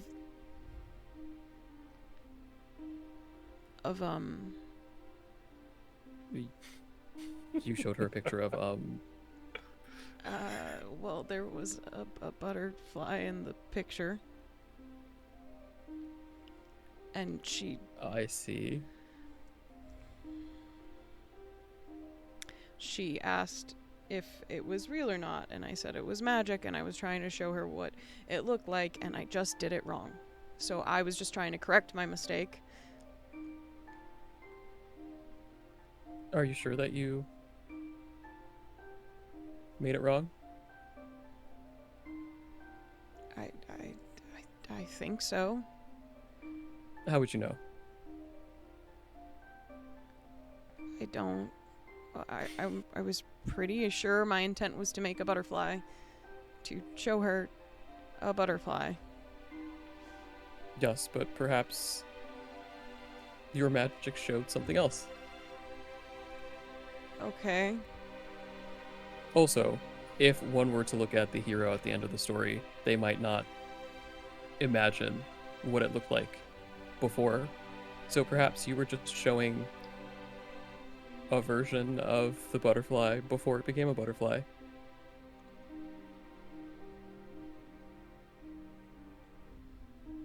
You said you don't have control over the way your magic looks, correct? Correct. It's sort of random. I don't know that that is true. Detlev said that he doesn't believe in coincidence. I don't either. Okay. And? So if your magic created a moth and usually creates butterflies, those things are for a reason. The reason doesn't necessarily have to be something deep, but there are reasons, and perhaps reason is the wrong word, but cause. There are causes. Not every cause is a reason. Most reasons are causes. So there's probably a cause for why your magic looks that way. There's probably a cause for why moths appear. But my magic interfaces with souls. But magic is, in my opinion, an expression of the caster. That's why even spells that do similar things look differently. Your messages look different from Valentino's messages, which would look different from my messages because we're different. And the shape of our souls, the shape of who we are, affects our magic. So, in a way, if you're crushing the moth when the moth appeared when you tried to create this thing, this butterfly, then it seems kind of like you're rejecting a part of yourself. At least that's how I would interpret it, given my relationship to magic and Maybe it's good to do that sometimes. to reject a part of yourself. Yes. Why would it be good to do that?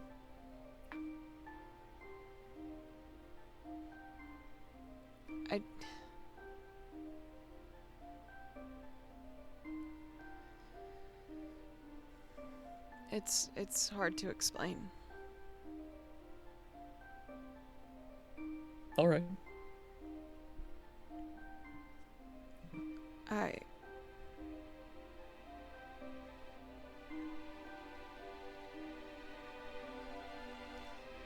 I don't think I would like to talk about this specifically at the moment. That's all right. What would you like to talk about?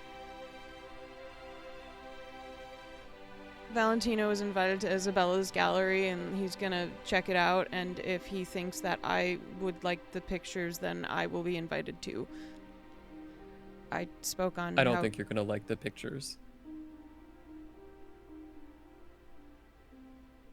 Okay.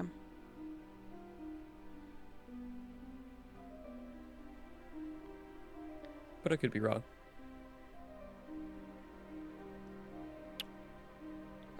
Do you think they're like gross or? She hasn't drawn the clothes on him yet. I think that Isabella is very unique and has a very particular worldview, and because her art seems to be very impressionistic, I feel like there is a chance it could be very jarring. And given the way that you've reacted to certain other things that we have seen and experienced, I feel that it is a somewhat logical assumption that it may not sit well with you. You think there'll be dead bodies in the paintings? Why would there be dead bodies in the paintings? Well, I don't know what else would bother me. And the gravekeeper will be standing over him. Well, I can think of a couple of other things that would bother you. Is it Bastion or Valentino? Or Stavik? Or Zu'lin? Well, you've already seen a painting with all of those people. Yes, in and I them. didn't throw up. That's true. Would you have thrown up if they were all clothless? No. I mean, it's a little weird, but no, it's just art. Why? I see. Interesting. Am I missing something? No. What if they were naked and dead? I mean, that's horrific. Yeah. But artfully dead. Yeah. Yeah, like, I mean, disturbing, but it's not like I'm gonna throw up. It is still a painting. Yeah. And then painting you standing over all their dead bodies. You're also naked. Notably, Xander didn't say you were going to throw up. True. He doesn't understand. He just said you would be bothered. Yeah. Louie's like, oh, the only thing that's been bothering me is all the dead bodies and throwing up and shit, right, guys?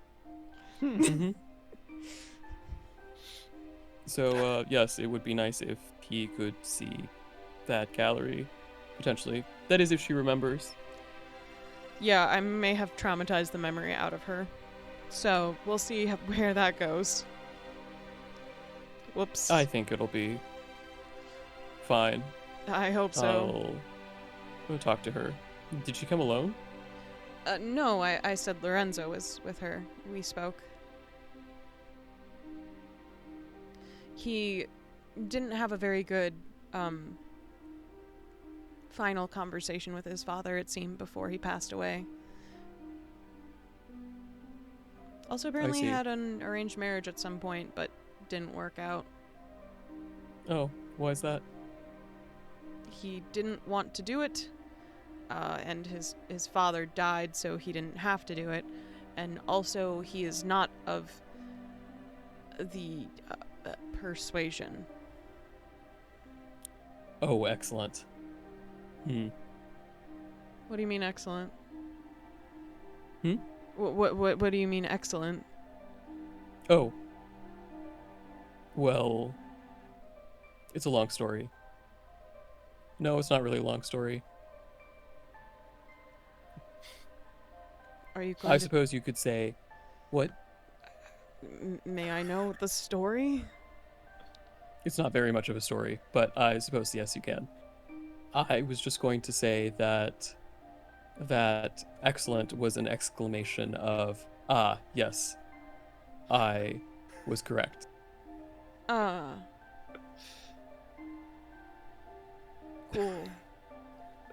Yes. I bought him a gift.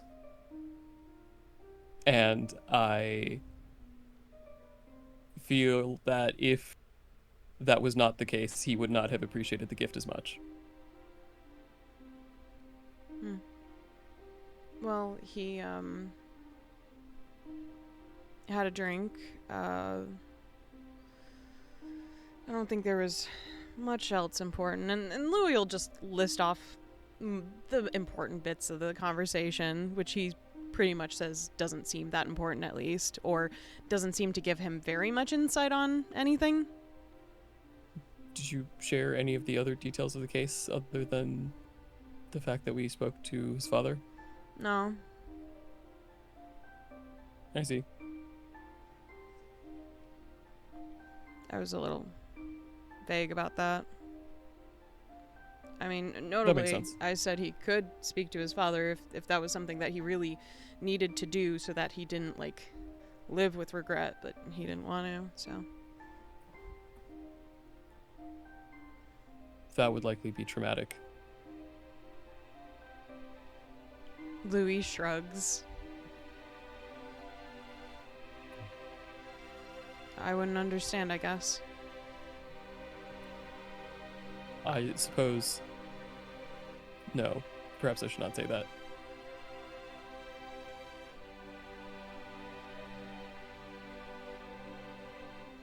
Well, as the two of you wander about in a now slightly awkward silence through the park on the evening of the 28th, that is where we will take our second break. Catch y'all shortly. And we are back, everyone. Hello, hello. Oh my God, who is this other person who's joining us? Hello. Jeez. Skrewy's Oh. back. Hi, Vomit. Scrooge. Hi, I'm blood. Skrewy. I play Stavik, Mr. Boneboy. Hi. Thank you for giving your intro. I Yeah. didn't know you were gonna do that. Yeah, no one asked for the intro, but we'll take it. Yeah, bro. Yeah. Welcome. All right. So we We're gonna left get a off. recap, right? No, I kid. No. Hey, can you recap what we just did just today? We I don't know fucked if up. anyone can recap what happened just now. So tell you what, we'll circle back around during a checkpoint, and we'll catch you back up. then. Perfect. So we last left off with two of the party members, Xander and Louie, walking through the park, having a conversation. I think is the word I'll use for that. Maybe interrogation is a better word for it. But A verbal beatdown. yeah. Pratfall. So yeah. Whereabouts? So I guess my question is there anything else to be said there, or do the two of you Yes. just... Oh, okay, then we shall pick back up at that point. The two of you continue walking through the park. Go Actually, ahead. to clarify, there's nothing that needs to be said. I think everything has spoken for itself. Xander's going to be looking out on the ground in the park to see if he Yeah. notices anything. Okay, Mhm. I'll take a perception check. Mm-hmm. Okay. Like right around where maybe we would imagine the killer would be Mm-hmm. in the paint. Gotcha. You look around as the two of you walk, and it is a beautiful park at night. And aside from the, let's see, somewhat dim light of the moon and the stars in the sky, and every so often, if you get close enough to the edge of the park to get to one of the street lights, there's really not a whole lot of lighting around here, and the ground seems pretty normal. You don't really see much out of the ordinary. Okay. Good to know. I rolled a sense motive. Mm-hmm, You mean a vibe check? Yeah, I rolled a vibe check. I love that. Yeah, I you rolled a really vibe For- check love for Xander's perception, or For what Xander? exactly? I guess. Just in general. Just a general Okay. vibe, because Louie's having some severe RST right now. honestly Yeah, a lot fair. easier to tell fucking when to roll it when we call it vibe check. It's like, Right. oh, you want to roll for it? Well, vibe check. I don't know, Vibe check check. his I, vibes. I like to Yeah, vibe check. roll a.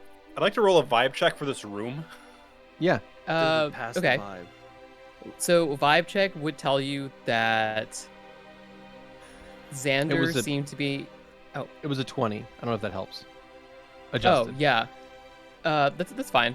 Xander's definitely not trying to hide anything about how he feels about the situation. He was in a really good mood. Louie came by, apologized a lot of times. He was confused about the apologies, and then Louie said this thing about crushing the moths with It Isabella was just and one. God. yes, crushing the moth. Yes. Genocide, really. Yeah, right. It's the only one. And Extinction. that Good. concerned Xander, and then he was confused around the time where he was talking about the story and asking if Louis read his story. And then it was more confusion, understanding, confusion, sadness, understanding, more sadness. But he seems to be in a good mood.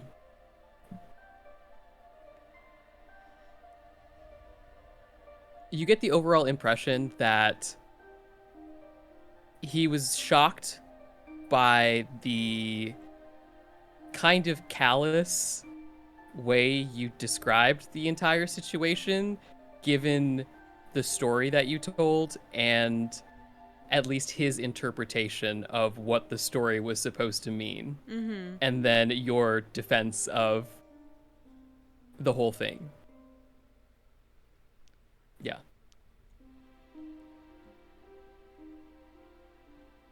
Hey, Xander? Yes, Louie? You, when people publish their work, whether it be art or a story or maybe something more extreme, it tends to not be theirs anymore. Or rather, the interpretation is left up sometimes. What did you think the story was about? I think the story was about love. Okay. Was that the wrong answer? No, I was surprised. That's all. Oh, why were you surprised? I had not considered that as one of the subject matters.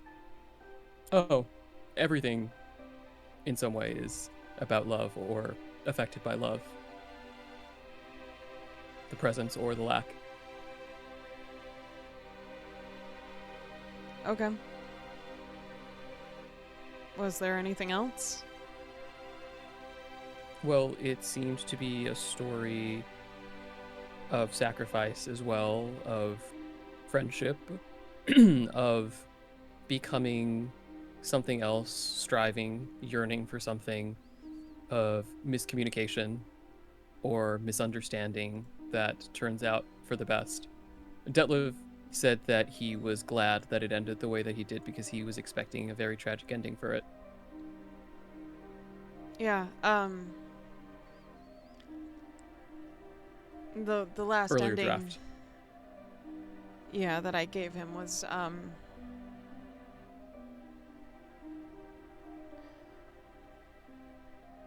a bit before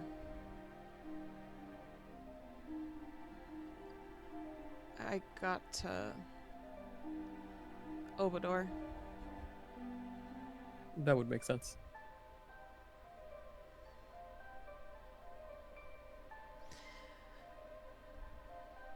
The hero would be sad. He points at himself for a second and then his hand shoots down to his side. Sorry. Xander smiles at that. Again, an apology that I do not understand. Perhaps that's more for myself. Yeah, I think so. I just feel a little foolish, I suppose. Why do you feel foolish? I suppose this evening, has been very uncomfortable for me. I see, that is very unfortunate. Perhaps you are a little bit hard on yourself.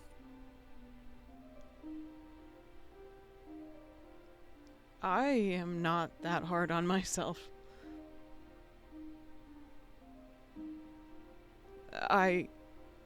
Xander just stares at you. I am much kinder to myself than the people I know. And much less kind to yourself than you are to virtually everyone else.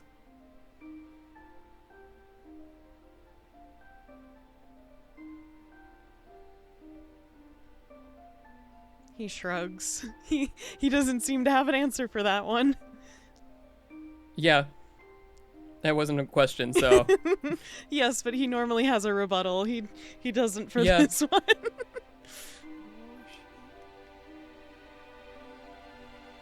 Well, silence hangs between the two of them for a moment, drags on into a minute. Let's go put the books away then. Yeah? Yes, that's a good idea. And the two of you make your way out of the Ivy Park, back to the office. And at the office, it will now be roughly, we'll say it's about 10:30 p.m. So around 10:30 p.m., where are the rest of the group as Xander and Louie return? Where does that place them? We place the rest of the group.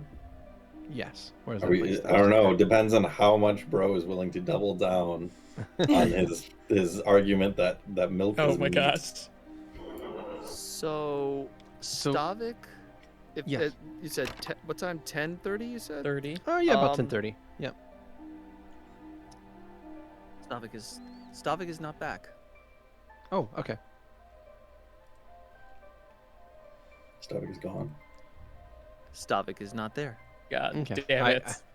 I had locked Stavik's token in the bathroom, but It's okay, the audience already knew. it's fine.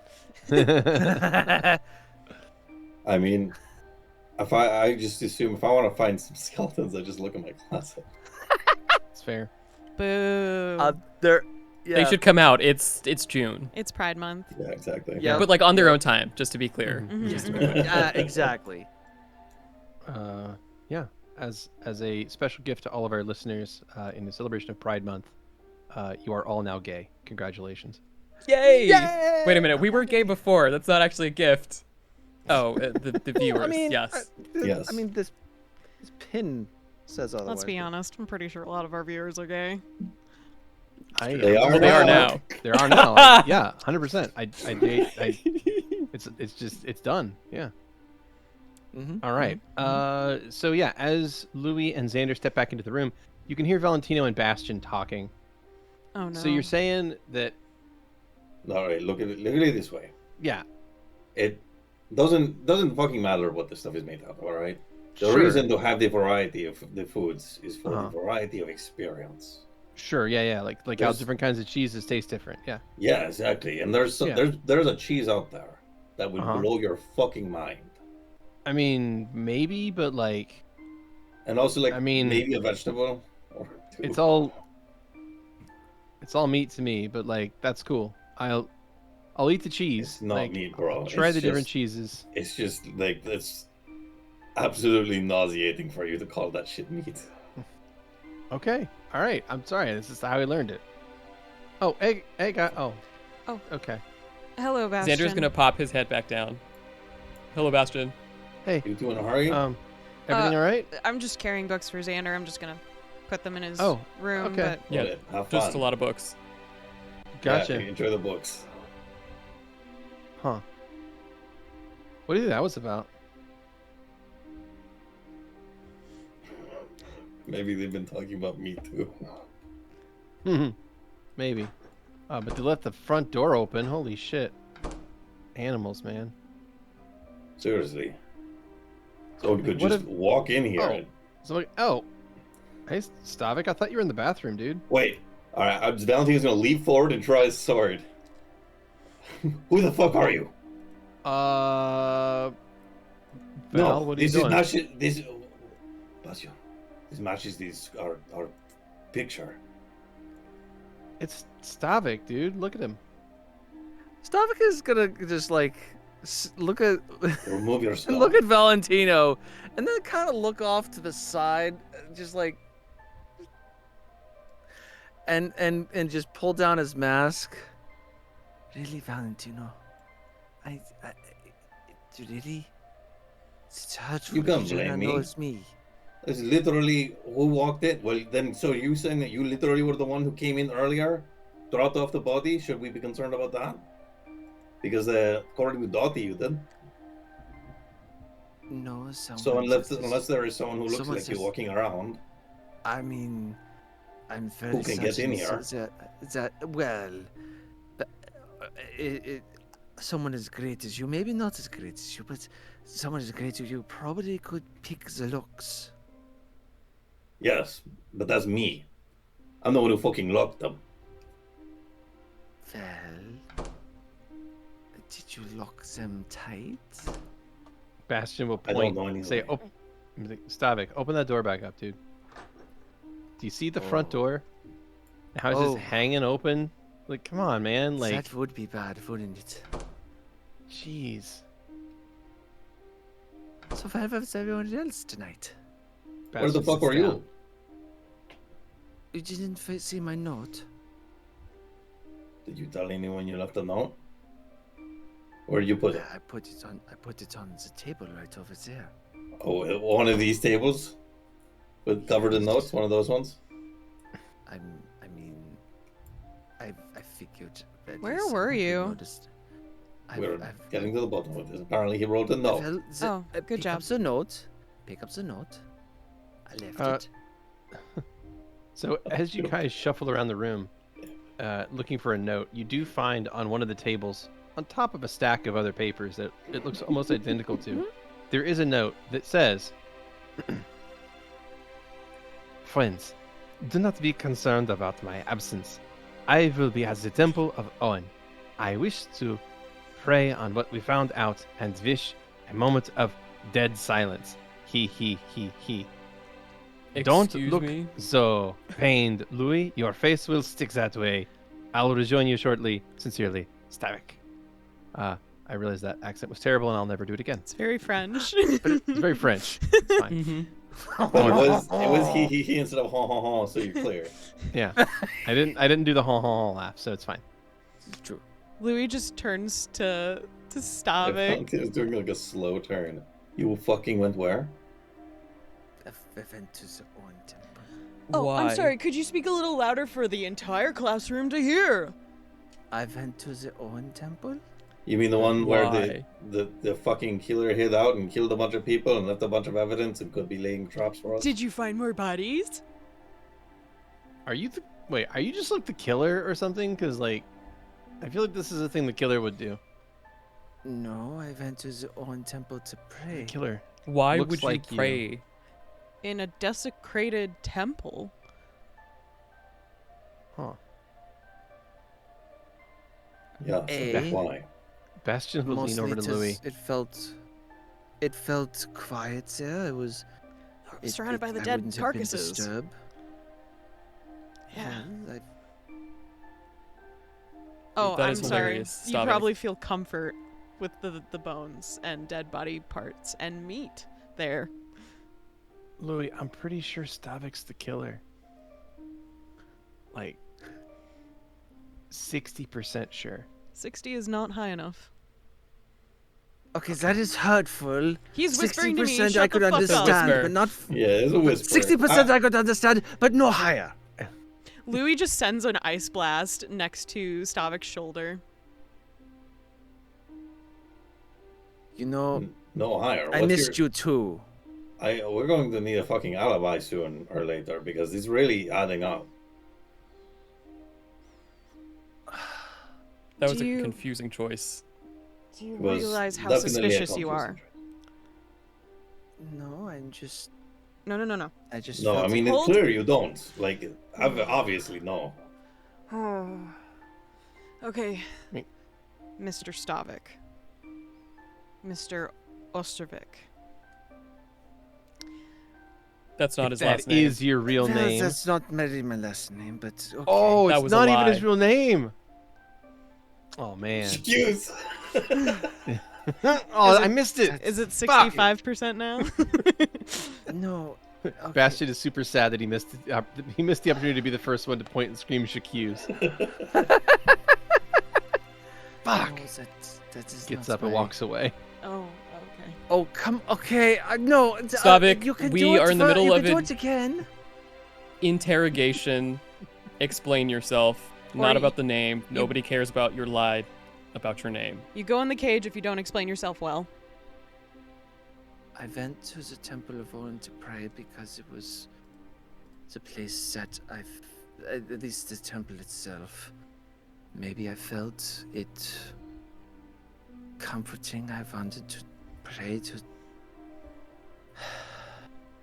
Look, I stop it. guess I can not understand wishing to be in the presence of your faith. But that is also like the hottest fucking place in this city right now to be in, and not like the good way. Well, I think it's about, but the person wouldn't come back. They already know that we know that they were there, so they wouldn't come back. Yeah, hopefully not, because otherwise it would just be you and them, right? That Or wouldn't really fucked be a up all problem for those- them. Gigarian worshippers, which, you know, the thing is, I don't know of a lot of people who are strong enough to do that, but I've seen you live some heavy shit. You would have lasted. And last time you walked away and didn't tell 42 anybody seconds. anything, then Xander almost fucking died. And you didn't tell us about this scarf thing. So, like, something has got to start adding up in your favor. We can't just take your word for it because we traveled together. There's nothing else I can give. It's Well, you could start by not making things harder. I agree with Valentino. Oh. that is a very chop process of it. No, the choice of words was fine. It was your mind that was the issue. Agreed. Come here, Bastion. Really? All right. You don't have to pout for not being able to say. Oh, I wasn't pouting. I was just like pissed at myself that I wasn't faster on my reactions because like normally I'm about like hot on the draw with the J'accuse thing, and then Valentino beat me to it, and I was like, "Fuck, am I getting old or something?" Anyway, No, we were on the wavelength. Yeah, Hmm. he just said it a little bit faster. He's a bit of a spitfire. it's true. It's true. He's good. He's good. Yep. I like his spirit. He's got Exactly. what do they call it? Moxie. I like it. A lot of Hmm. soul. Spunk, I think is a No. good term. No. You're not allowed to No. add to this. Moxie's good. Yeah, I like that. Yeah. Oh, hello, Zu'lin. We're interrogating Hey, Zuzu. Stavik. Yeah, we think Stavik's the killer. You're muted. It's your mask. It's Shit. Yeah. Just unzip it. There you go. Apologies, I thought we had new guests. It's quite noxious in there. I should probably add another window. Maybe a ventilation system. Yeah, Well, but actually, I'm going to be right Bellows? back. where does that vent into? probably outside. Okay. Shouldn't I'm it gonna go lock all the way door to from the top other of side. building? Amazing.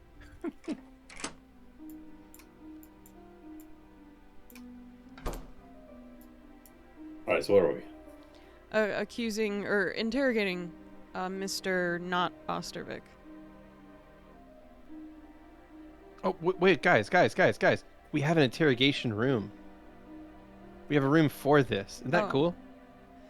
We've It's never used really it before. small, though. Yeah, but like, Do you want? You know what? All right, I bro. would. Bro, I have would one hate important for us question to you. not utilize the tools that we were given. If you want, I will happily submit Stavik. to a that. You You're might as not well going be to happy about provide what's happening. any useful answers given our previous interrogations. So I feel like it would be a waste of time to use the interrogation room for you. Louis It's nods. there.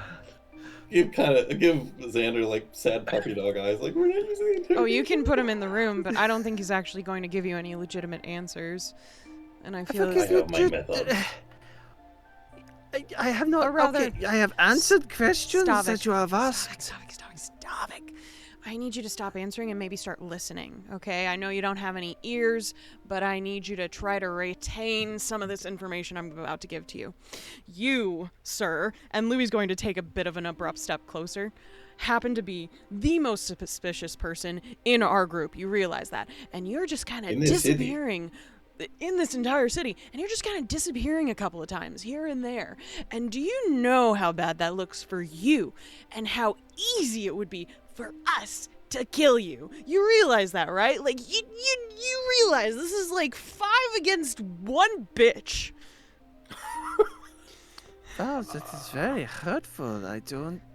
But you're taking this You so you don't understand the consequences. obliteration? And you're just cool with that? Of course not, but I would like for you not to. Stavik, Please what makes you don't. think that you're not connected to all of this? What makes you think that if you're obliterated, that doesn't affect other people?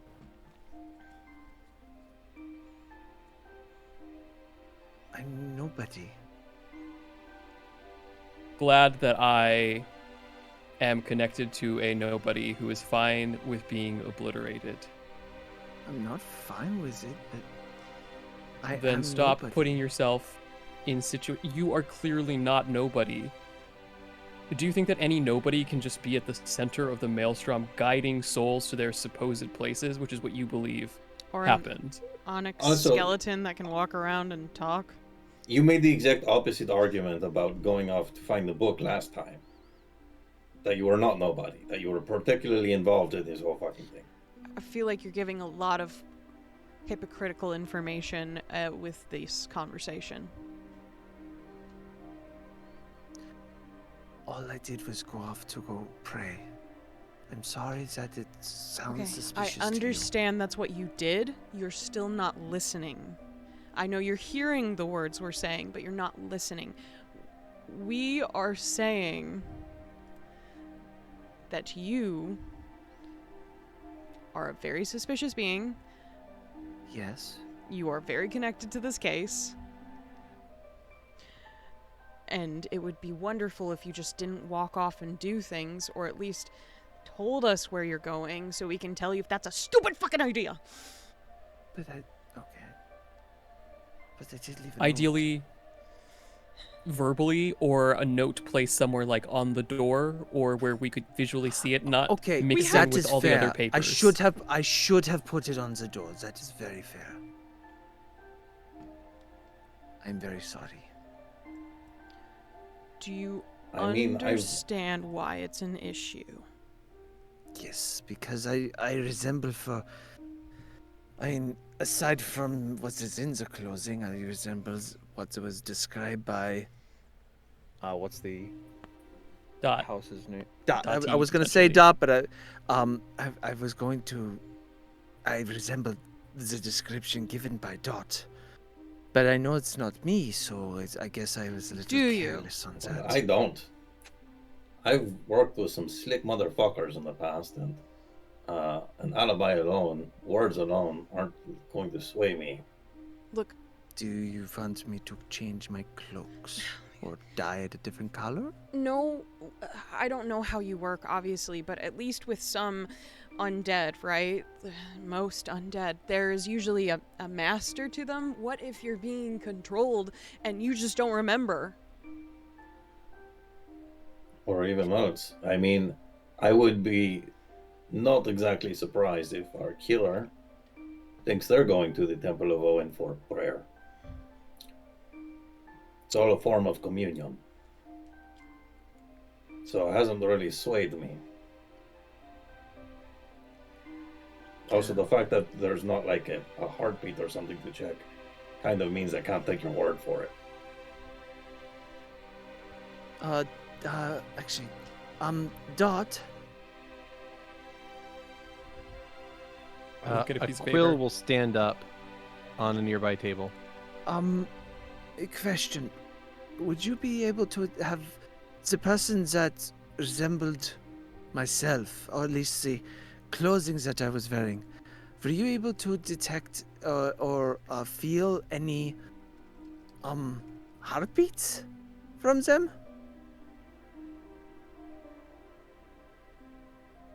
Did they breathe? Could you hear The any breaths quill from them? just like hovers there over the paper and doesn't answer anything. And then will eventually say, I do not know. I've got something else. I've got something for you to jot down. We'll call it clear now. Every time Stavik leaves and enters this building, I want you to write down when it was and which exit or entrance he came out of. That a is quill, fantastic. A quill will appear, or like will lift up on the table right next to you, Valentino, and will write on a piece of paper. Understood. Great, thanks.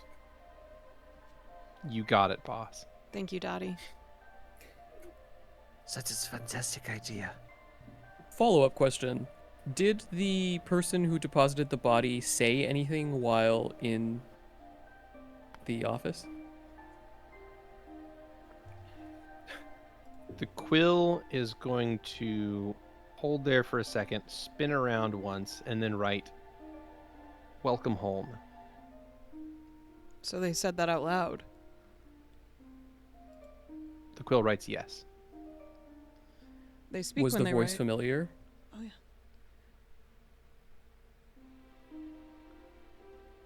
I don't know.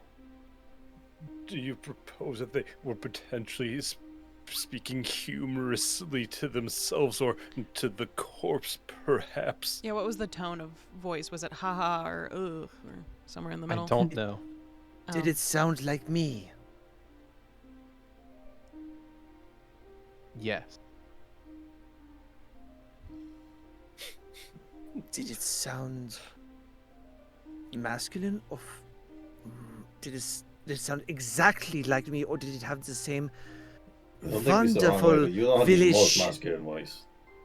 Did it have the same, Oh my god, he's trying to see if it's a woman Exactly or a as man me. voice. or did it have the same village inflection? I don't know. Oh, I don't know if shit. Dottie can fully register appreciate. tones. I mean, if they're really mumbling or something, you're doing great, though. Don't worry about it. Thank you. Yeah. Well, Suspect number one, and just points at Stavik. Yes. I mean- A quill will pick up on a table next to Louie and right at the top, suspect list, and then underline it twice. And then write number 1, Stavik. What other suspects do we have, Dottie? It goes down and writes number 2, and it just holds there and waits. Everyone else, though. Stavik's wife. Hmm. Ida. Stavik's wife will write down. Number 3. Ida is dead. You So don't are know you. that. So was Antonio Dupree, and we talked to him yesterday. It's And true. he was quite youthful, rejuvenated. But let's look at the facts. Go Ida was on. all the way. Ida was all the way over in Ville. Weren't you? You know, Why you were were you? too. That is true. But I'm just wondering, what purpose would she have to come over Hey, here? Stavik. Maybe Healing she's following. people. Idea. What if something happened to Ida that was like what happened to you? But it was a little different. Maybe you just didn't see her in the maelstrom. I don't know. But what if something that happened to you happened to her? What if? Or what if, like, and this is maybe crazy, because, like, I don't understand all the ins and outs of what it is to be, like, a bone man. But, like, what if you think you wandered out here on your own, but someone's, like, You're drawn here. you know, kind of puppeting you or something, and that person is maybe your dead wife, and she's here too. Very possible. She would even not be here. That would still bring us back to suspect number one, unfortunately. I mean, Xander, you have seen into my soul. Yes. Do you have any input on all this? Let's see. Sure you want that, boy? let's bring the notes out. No, You have seen into who I am. You know boy. what I am about. You are the only other person who knows what I am saying is true. Be true. I mean, you were incorrect about the maelstrom, though. You were incorrect about the maelstrom. You just kind of took the word and said, "Oh, it must be awful." You have a habit, Stavik, of making assumptions about things based on the things that you believe to be true.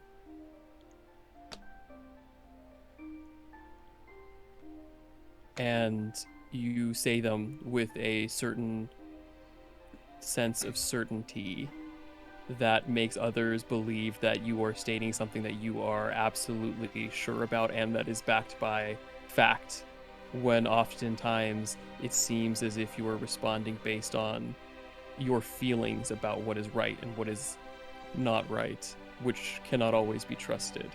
Not to say that your intuition is useless, because that is a valuable tool, but just because something is familiar doesn't mean that it is right. Just because that was what you experienced for 70 years doesn't mean that that's the way it was supposed to be. Well, I mean, 70 years is a long time for it to be, you know, to be experiencing something, so you think, oh, this is how something should be. I'm not saying that that is wrong. That is an assumption that I understand given your circumstances. But the corollary to that is when we present refutations to that, you seem very unwilling to believe that your experience may not have been exactly what you imagined it to be, which is the difficult part. And that comes back to our current situation.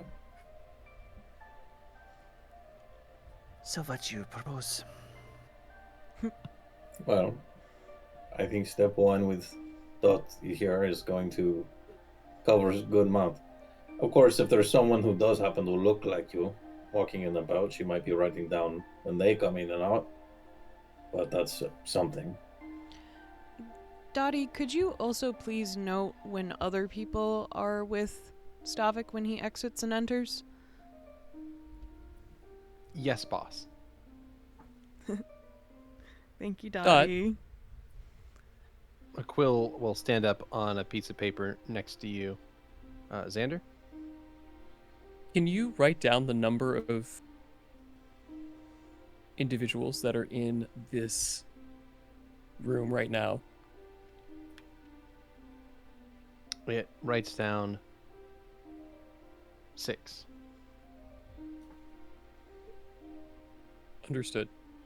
And then it will hover there for a moment. And then it will scratch out the 6 and write, I don't know. Xander smiles. I haven't seen Servant can't handle pressure.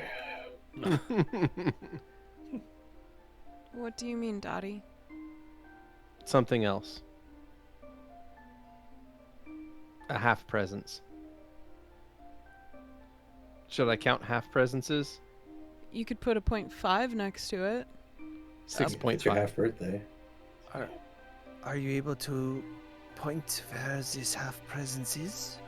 And by No. what do you mean a half presence? It's some form of scrying or something else. Potentially. Of course, that makes sense.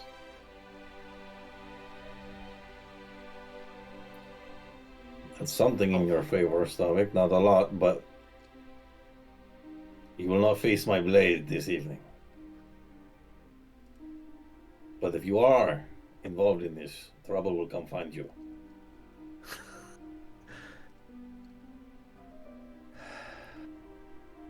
I know not to underestimate anyone.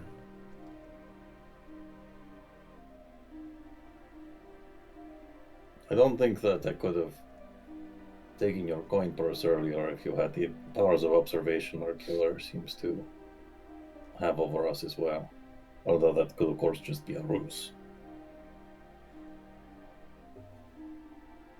You also have some Again. ink and don't need to be writing everything in blood, so that's also a little something. I mean, I was with you when that person was supposedly here. Well, that's not actually fully true, Stavik. While we were talking to the Gravekeeper, there was one point in time where you wandered off by yourself. And I'm not saying that that means you were able to get all the way over here and back, but I am saying that the bodies What's are the missing from the likelihood of graves. that? What's the Fairly- likelihood of you being special enough to be in the Maelstrom and guiding souls to their respective places, but No, I'm normal not enough saying that it what is doesn't the- matter what that is you the- die? What is the mathematical likelihood that I could run off someone and bring them here, write it down, You wouldn't be offing let someone. It's them about everything. No, you would have and had to make it found a back. body that was already And- dead in and- a graveyard or something. and 67% chance. and clean myself off and not have a speck of blood on me. Well, without you have any a magical shroud abilities. on you that changes your appearance and makes you less suspicious. In dark clothing and, a bag. I mean, we know people are being carried in a bag. I'm magic not bag. particularly fast.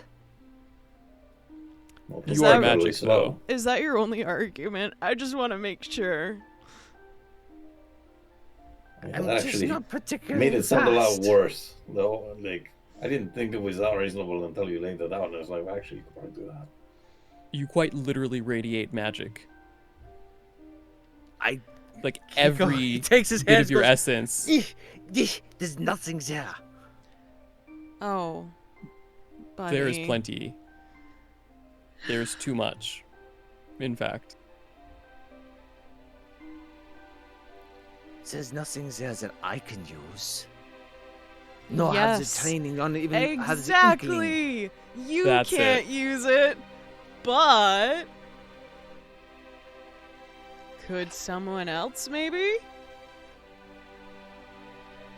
The possibilities are endless. Magic is real. Ooh. He starts like moving his hands and like little butterflies fly off of like his fingertips with each like You know, flap. It's.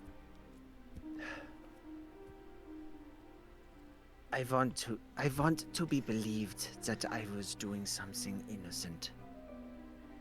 Apparently, that's not going to be the case. So it behooves me to earn the trust. Well, Stavik, I would like to trust you. However, when met with any sort of questioning, you get very uppity. It's very hard to believe people who do that. Notably, it's good psychologically, technically, but at the same time, there's still a lot of concerning factors. More so in the fact that you are not willing to even consider that you might be controlled, which is very concerning. I think you're just. Oh, go ahead, Valentino. Why did you accuse the Gravekeeper so quickly, too? Speaking of which, you were following Mansent around very eagerly when we first met as well. It's like you knew something was going to happen.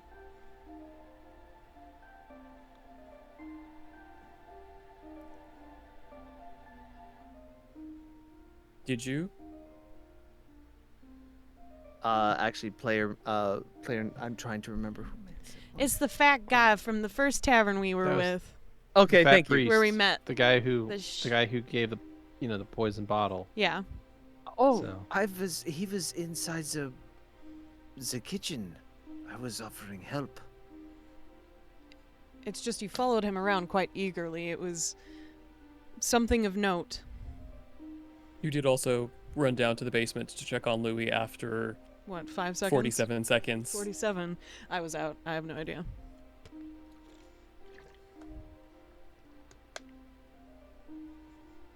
It's just like you don't realize you seem to know when things happen, or at least in the very instance in this, your actions seem to suggest such. And this is coming from a person who uses divination. Now, I'm not saying you did this, okay? Let's bring this back, okay? Listen to me. I'm not saying you did this. I'm saying it's possible someone could have controlled you. And I think it would be wise if you considered that that might be a possibility. And we want to get rid of that possibility by making sure that you tell us of these things so that we can take you off the list. So then what do I do? Do I just sit in this building and wait until You guys go with solve us everywhere. everything? You talk to us. You just go off on your fucking own. Do you remember when we talked about right after I impaled myself on that statue and bled, and we had a conversation about what that sort of sacrifice entails and how it would be extremely dangerous? I told you that your actions make you look very suspicious. You shared what you are with me, and I told you that you needed to be very careful. I asked if you would understand that I know things that you do not. I know things that I cannot necessarily trust you with. You said that you would prefer a partnership in which we shared things with each other. Then you went off. I was bleeding everywhere, and you interrogated me. And then I told you that I just wished for you to share things with me. And now again, you go off without sharing this information in a way that Again, is clear. I did leave a note, but I will admit it was not very well placed. I apologize. All right. He's apologized. Consider these factors, Stavik. For the meantime, we will be making sure that you do not leave without us. Savvy? Did you see anything there? Yeah, that's a good question. But I'm sorry. If you were there anyway, did you see anything at the temple, or did anything change? Oh, the body's still there. That would be a. Did I notice anything? Nope. Are It's the just bodies about still the there? same. Bodies, I mean, unless you told the authorities to go in there and clean them up, they're still there. I mean, the Gigerians were told. Yeah. Well, they're in the bodies now. New bodies. Now there's 15 of them. No. So if they were told, then the area has been cleaned. So you would have arrived and It would have been cleaned up. Did they chunks clean up of the door bodies. he kicked in? Yeah. I just okay. I just need to know. Like this animal tore down his own temple. You mentioned that Stavik is not your real name. Is that correct? That is correct, yes. Forgive me, but I'm intrigued. What would be the correct name? I'm going to bother with names and name. I will share with you. It is nothing of great import. I was a disowned son, so. Oh, Van noble. Hugel.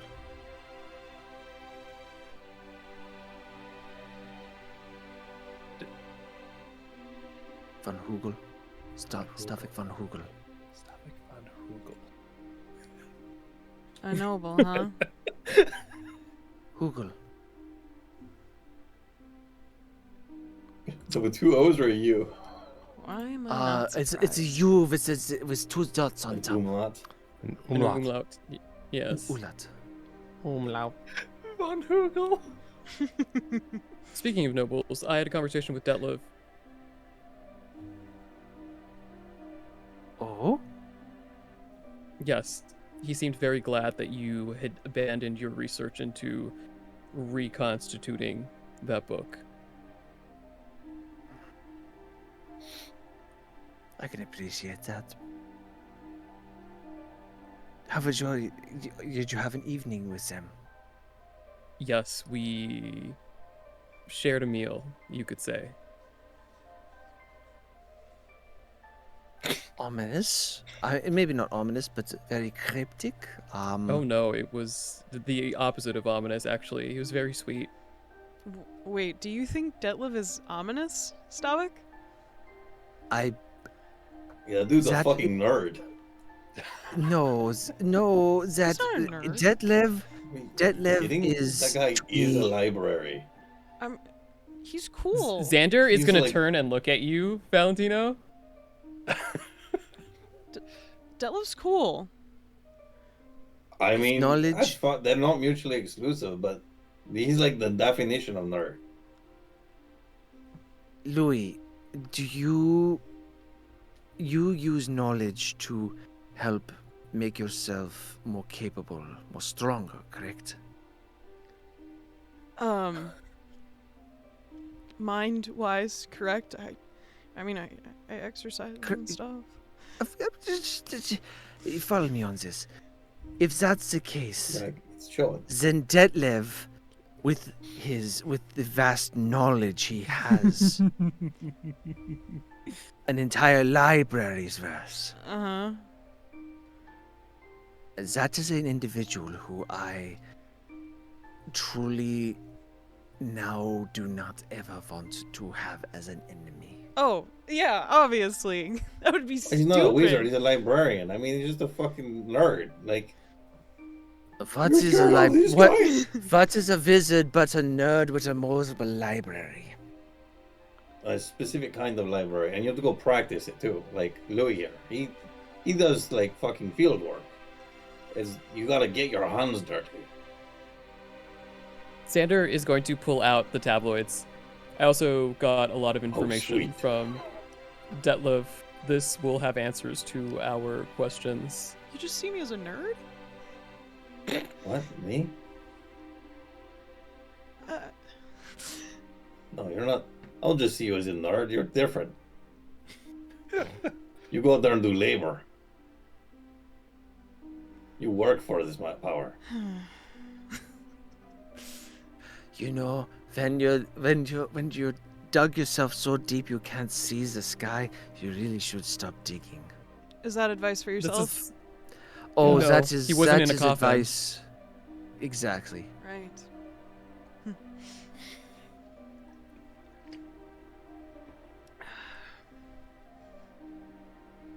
What does the tabloid say?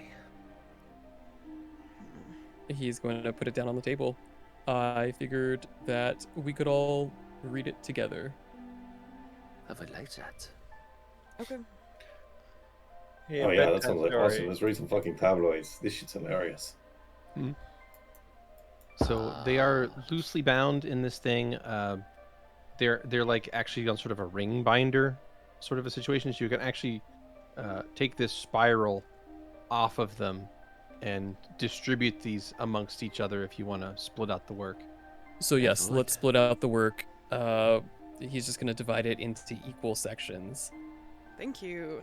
Would that be a knowledge nobility? Yeah. Or So just this is okay. this is going to be to read this and digest this is going to be a knowledge and ability. You can roll this even if you're untrained. I would like Yes. to cast Skim on myself first, Okay. Go ahead. which That's not 20. helps me read a lot faster. Wonderful. I will do that too. Do we get It's a any different addition? effect. Any what? Do we get any buff to our nobility check, or just Oh, is it that- flat out? I'll handle that. It's me Got the it. same for everybody, so it doesn't matter. It's a 27 for me. Okay. Bad. That was a nat 20 for me. Very nice. 21 for me. 22 Okay, for so me. we've got a 22, 27 from Got so 20 22 from Zu'lin. Okay, Wait, no. wonderful. So 22 from Stavik, 27 from Xander, 20 from Zu'lin, 22 from Valentino, and 21 from Louie. Very nice. So you guys all roll, and everybody gets at least a 20 or higher. So good rolls there. Stavik, I appreciate the nat 20, but that does not auto succeed on a skill I check. know. No, but still, Just at it's, 5e. it's nice. It's nice to Doesn't see matter. that It's more like 20 a roll house out. rule, I believe, Yeah. for people. But it's like a house rule that's such a house rule that it's just It's a rule. normal, yeah. Yeah. Almost ubiquitous, yeah. Yeah. So that is that not an auto success in 5e? No. No. No. Really? No. But everyone Yeah. believes it is. Okay. Yeah, Because Or- because you get a nat It's 20, more you fun just for you, them.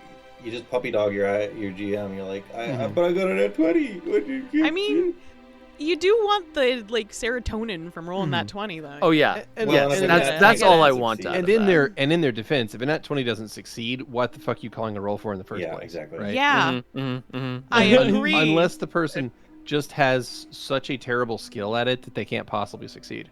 Well, but Which also, is why I you wouldn't call that agree. roll in the first place. Yeah. But Which is why also- you wouldn't call the roll in the first place. a character can get lucky. Sure. But this system doesn't have a luck I know stat. two so. nat 20s. Two specifically where I was not bad at them. So what do we get? So what you get is you pass around these tabloids and you start reading them, and each one covers a pretty significant spread of time, or rather, each stack you have covers a spread of time, because this whole tabloid binder goes back maybe 100 or so years. So you split it up, so each of you takes maybe a 15-year split or something like that, right? So you start going through it, and you're reading, and you're not sure what you're looking for, but as you go through, you all get high enough on this that you're going to start coming across some things that are a little bit strange. And that is, every so often, you'll find that there are rumors about basically a very exclusive social club or a very exclusive social clique that will crop up here and there in the tabloids, like basically in other words, like a secret society almost, right? So You got a name. Yeah, what was this called? yeah, they do. They are listed as the disciples, is what they call themselves. And apparently, different nobles have been a member, or at least have been a potential member at different times. So as you flip through these, there are various times where you'll be skimming and you'll catch a name that you recognize as one of the bodies that has been found in relation to an article in one of these tabloids about a meeting, of this secret society. Now, they don't all say they're the disciples, but whenever you see a name, it'll be like, oh, this special soiree that was members only, and it was this person and this person, and no one's sure what kind of ball it was, but no one else was allowed to attend, and some jealous person pinning this thing in a tabloid. But it does seem to crop up over and over again that there's some sort of social event, a very exclusive social event that only had a very small guest list, and one or two of those names will be ones that you recognize. And some of them indicate that it's something nefarious. Some of them indicate that it's perhaps something scandalous. But this is a pattern that appears as you go through these tabloids. Is anyone else getting things about a disciples? Oh, Yes, man, these those Borghese are- Oh, yeah, that is weird too, yeah. The disciples are a group of Owen worshippers from Luciana specifically. Oh, shit, I just kind of thought that was I don't So know. it's specifically nobles that are Owen worshippers called the disciples. Did anyone get a location maybe of maybe where other than maybe the Owen temple, if there was any spots it's hard when it's tabloids. Where the secret societies meet? Yeah, no, I don't think anyone gave Oh, us yeah. that name. No. Yeah, most of this is just about who's sucking who off. Yeah, Oh, you're paying right? attention It's to those fucking parts? so crazy. I can't believe that Oh, right, all right. But the disciple shit is that's crazy too. We gotta leave now. Yeah. Please remember, everyone, that Miss Lady Dupree is coming in the morning as well to talk to us. Oh. Well. All right. So we just tell her that, like, hey, Nah. your dead husband was probably a cultist? Nah. No, but we should try and assess whether or not. Let's she's see if in on she it. knows, and maybe she'll just offer the information to us if we're lucky. Yeah. I mean, she did seem to know something was off. So, my follow-up question to this is, why is it that the supposed Owen worshippers are coming back but don't appear to be aware that they are coming back? Well, I don't know if they're actually coming back. Maybe their bodies are just doing I'm stuff. still thinking that perhaps I don't know that our killer is necessarily one of these disciples. I think Maybe it's we- revenge. yeah, someone who's got a bone to pick with them. Oh my god. I Stavik again. No, I'm he sorry. just- Stavik. You know, it's funny, and I will give you that, but still hurts a little bit. How does it hurt? You're. Sorry. You know what would make it probably smooth out a little bit? Is if you could give us any information on what these disciple people are. Because you're a known worshiper, right? Hey, Louie. Yeah. Maybe Stavik's just thin-skinned. Disgusting. I mean, technically, he has no skin, so the thin one. This the is not proper- very humorous. That's what I'm trying to say. It's funny because it's a bone. Mm. See, I know anatomy. Like, Careful, I you don't know might what it catch a is. fever. Stab. Do you... I'm going to look up to Beardy and to our lovely DM and what's up? do I know about disciples? You've never heard of these people. I Not rolled once. a religion check to see if any of that seemed familiar. I got a 22. No. You've never heard of the disciples. This doesn't sound like a legitimate cult in any way that you've ever heard of. It's one of those stupid cults. Got it. Yeah. Is this- If it is a real cult, it's so secretive that, yeah. It's a even noble reading, cult. We already know it's dumb. Yeah, it's probably really Um, dumb. Yeah. Did I mention I was a disowned son?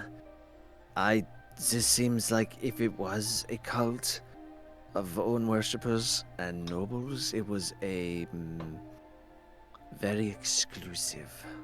We got that from the Yes. tabloids. However, it's Yeah. very interesting that you have decided to bring that up again. Do you want people to remember you as a noble? No, I want them to remember me as Stavik.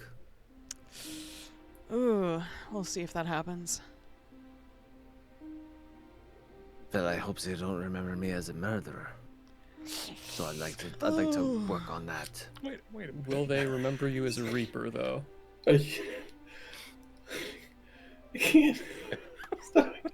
Are you choosing these words on purpose? Like, what's going on, man? All right. You're like, all I hope is that nobody remembers that I was the killer. I mean, nobody thinks of me as a killer. I was a human. I am still Oh, a I human. am very human. I was, am. Wanna go skateboard? I don't know what these disciple people are about. All I am is the son of a noble and an Owen worshiper. I don't understand why you would even associate me with this whole thing. But I was disowned, okay? So I don't like them. Accurate. Mm-hmm. Yeah. Also, I like that this is another aspect of Stavik that is kind of relevant that was kept from us. Yep. Yep. Yep. Mm-hmm. Always has been. It's almost as if every time you do this, you just seem more suspicious. And Yeah. almost as if you had brought this up to begin with, it would have alleviated some of that worry. It's almost And like Xander tried to tell you. yeah, it's almost like you're trying to get caught, bro. Yeah.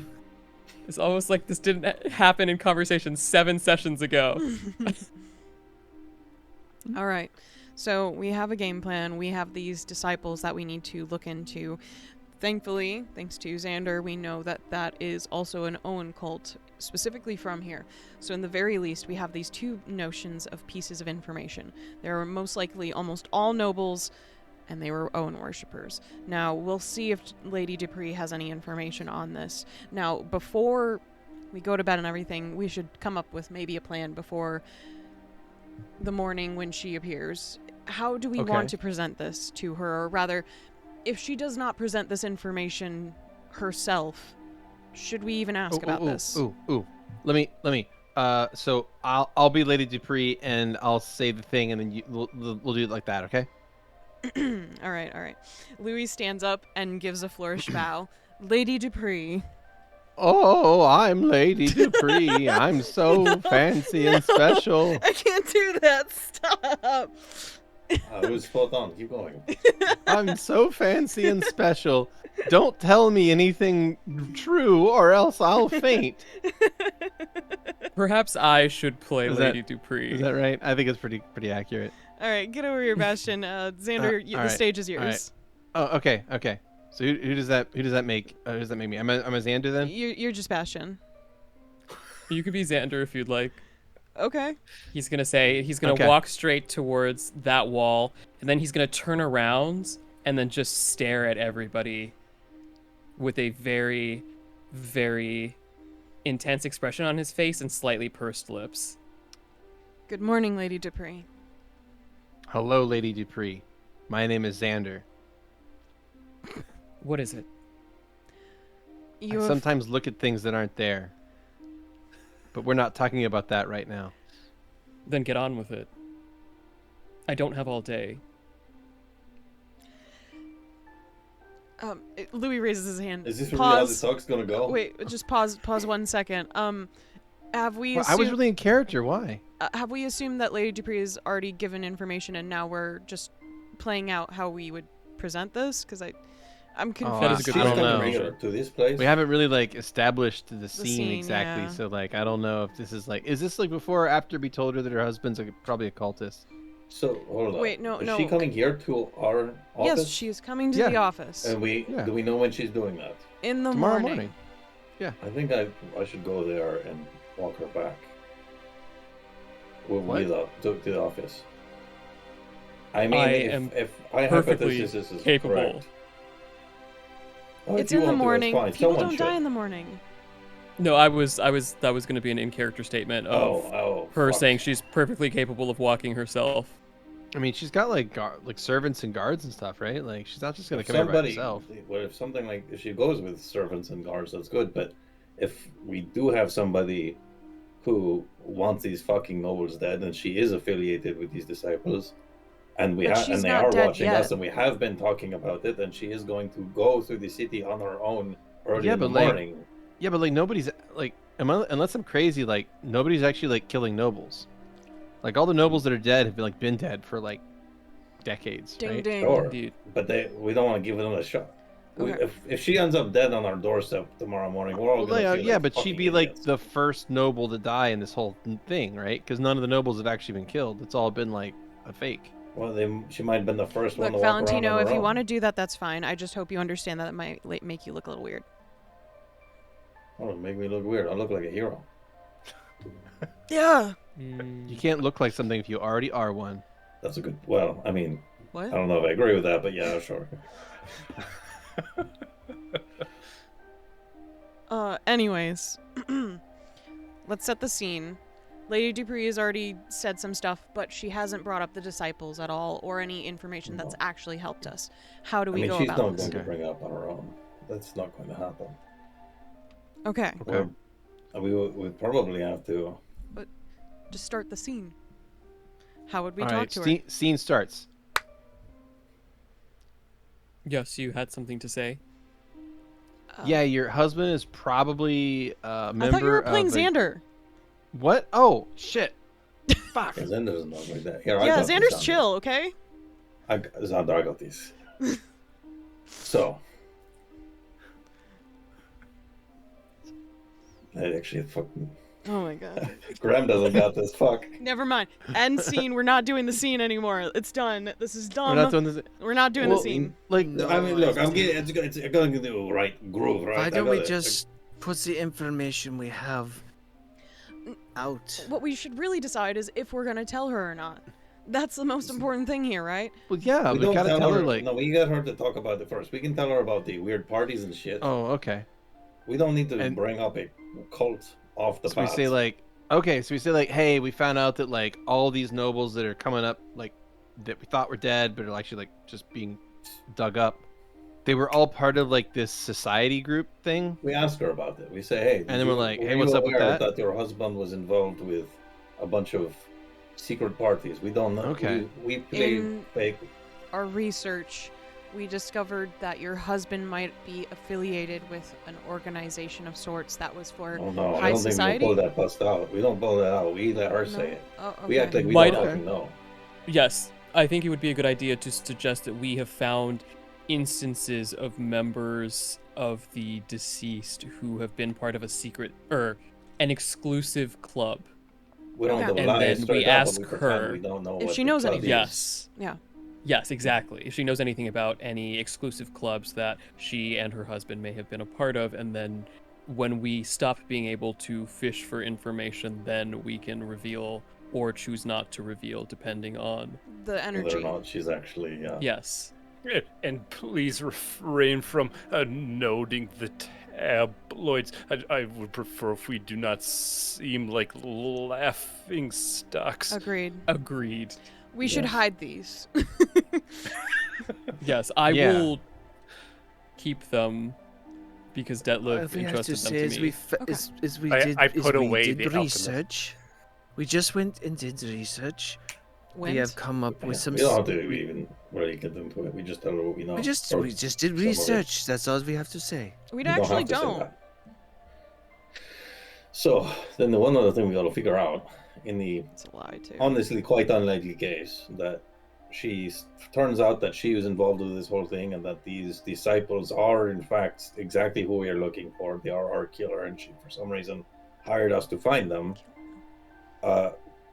What do? We throw her in the cell? Who pays us if we do that? I don't really need money. I don't really need money, but there's a lot of something for nothing. Yeah, I mean, There- unless we could like keep the house, that'd be cool. I guess. I I mean, mean, who's gonna tell us no? People is more important, right? I believe You're right. there are No, you're not wrong. very few scenarios in which we are throwing Lady Dupree in that cell Yeah, But they're not zero. tomorrow. that's true. There They is are about not zero. 12% It's Chance that we actually, yeah. throw or that we don't throw. that we put her in there. It's a low percentage. I'm just Like- saying that if we put her in that cell, someone in this building is likely going to be dead, Executed. aside from Stavik. He's already dead. In addition to Stavik. Yeah, in addition, yeah.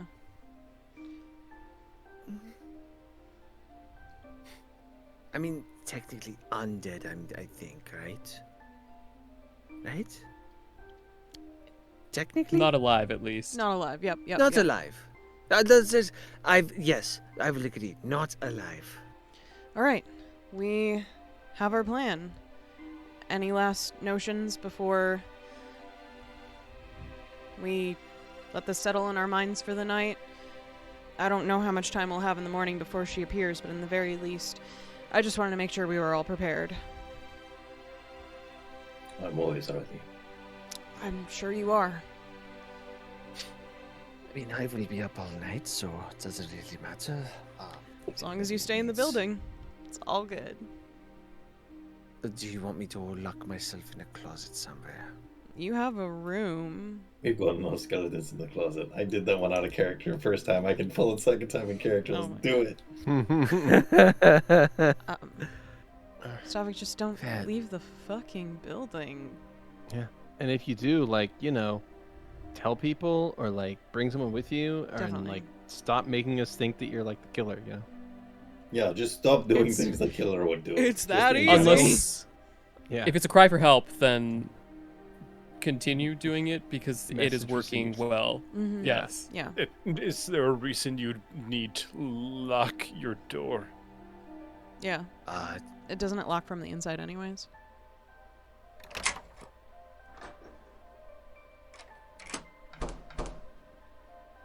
just watching. That is a lot of locks. Well, yes, he locked our front door so no one comes in at night. Because like some people just apparently leave the doors open in this house. And apparently someone has a key to our house anyways, so that's not terrifying. Not a house, the office. I mean, we live here. Is it a... It's kind of like a Well, house office. I tell you office. Office. what. Yes. So I have my room upstairs, but I'm trying to clear my name. So Don't You leave will it. clear your name by doing nothing. Hey, Dottie. That is how you'll clear your name. That's like the easiest thing you could do. It's Dottie, nothing. are you aware of things that happen upstairs? The quill will lift up and write on a piece of paper. Potentially.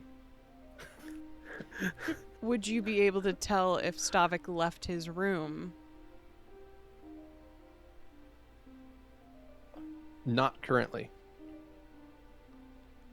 how about if I came downstairs? Yes. If Stavik comes downstairs... Oh, wait, but windows are also an issue. Also, I mean, getting a record of when he leaves the building is one thing, but it's not like we get an alarm. It's not much of a problem. I think Oh, Dot would be able actually- to tell if the window was opened. That's true. I believe I have that. You're like clattering over the bones and shattering on the No, I still have to concrete. buy it. Damn it. It is on my grocery list, but I can get alarm, probably. The spell. Again, if you want, I'll just- if it makes I'll you just camp if it out makes outside you his all door feel tonight. Thank you, If Bastion. it makes you all feel better, I will go into the interrogation room for the night. Oh, We I could could just lock put you in you- the cell. we could put you in the lockup. We do have a lockup for this. If it will Yeah, make you we're all doing feel lie down. better. I prefer that. I want to talk to you later, bro. Oh, it has a specific noise. Hell yeah, That's dude. that was intense. All right. Oh man, I'm so glad that this thing actually gets to be used for once. Oh man, so cool. Yeah, same, really. Oh, and that I wasn't the first one put in it. Like, honestly, didn't expect that. I mean, Yeah, if I you mean, want to I- be put in it, It was pretty feel close when free. you were hungover. I mean,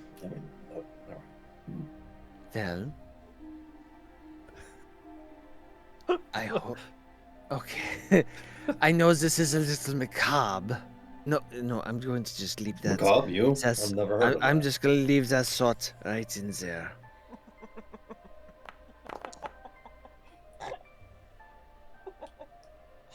Mhm. I love and hate all of you. Sorry, I'm just looking at this scene of all of us looking at Stavik in the zoo This cage. is like Aeoni again. Talking about going up, like poking him with my stick. Yeah, or throwing a rock. I will Do be trying something. this. Throw peanuts.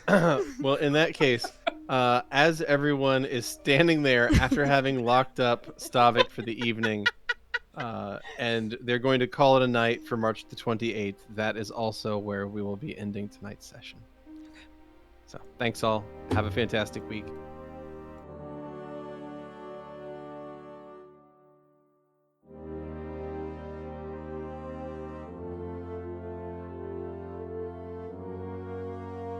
Thanks for listening.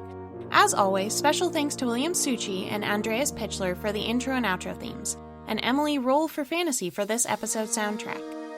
Interested in following us on social media? Follow us on Twitter at CheckPleaseDND. Or want to support the podcast and be part of the Czech Republic? Go to our Patreon under the Czech Republic. Until next time.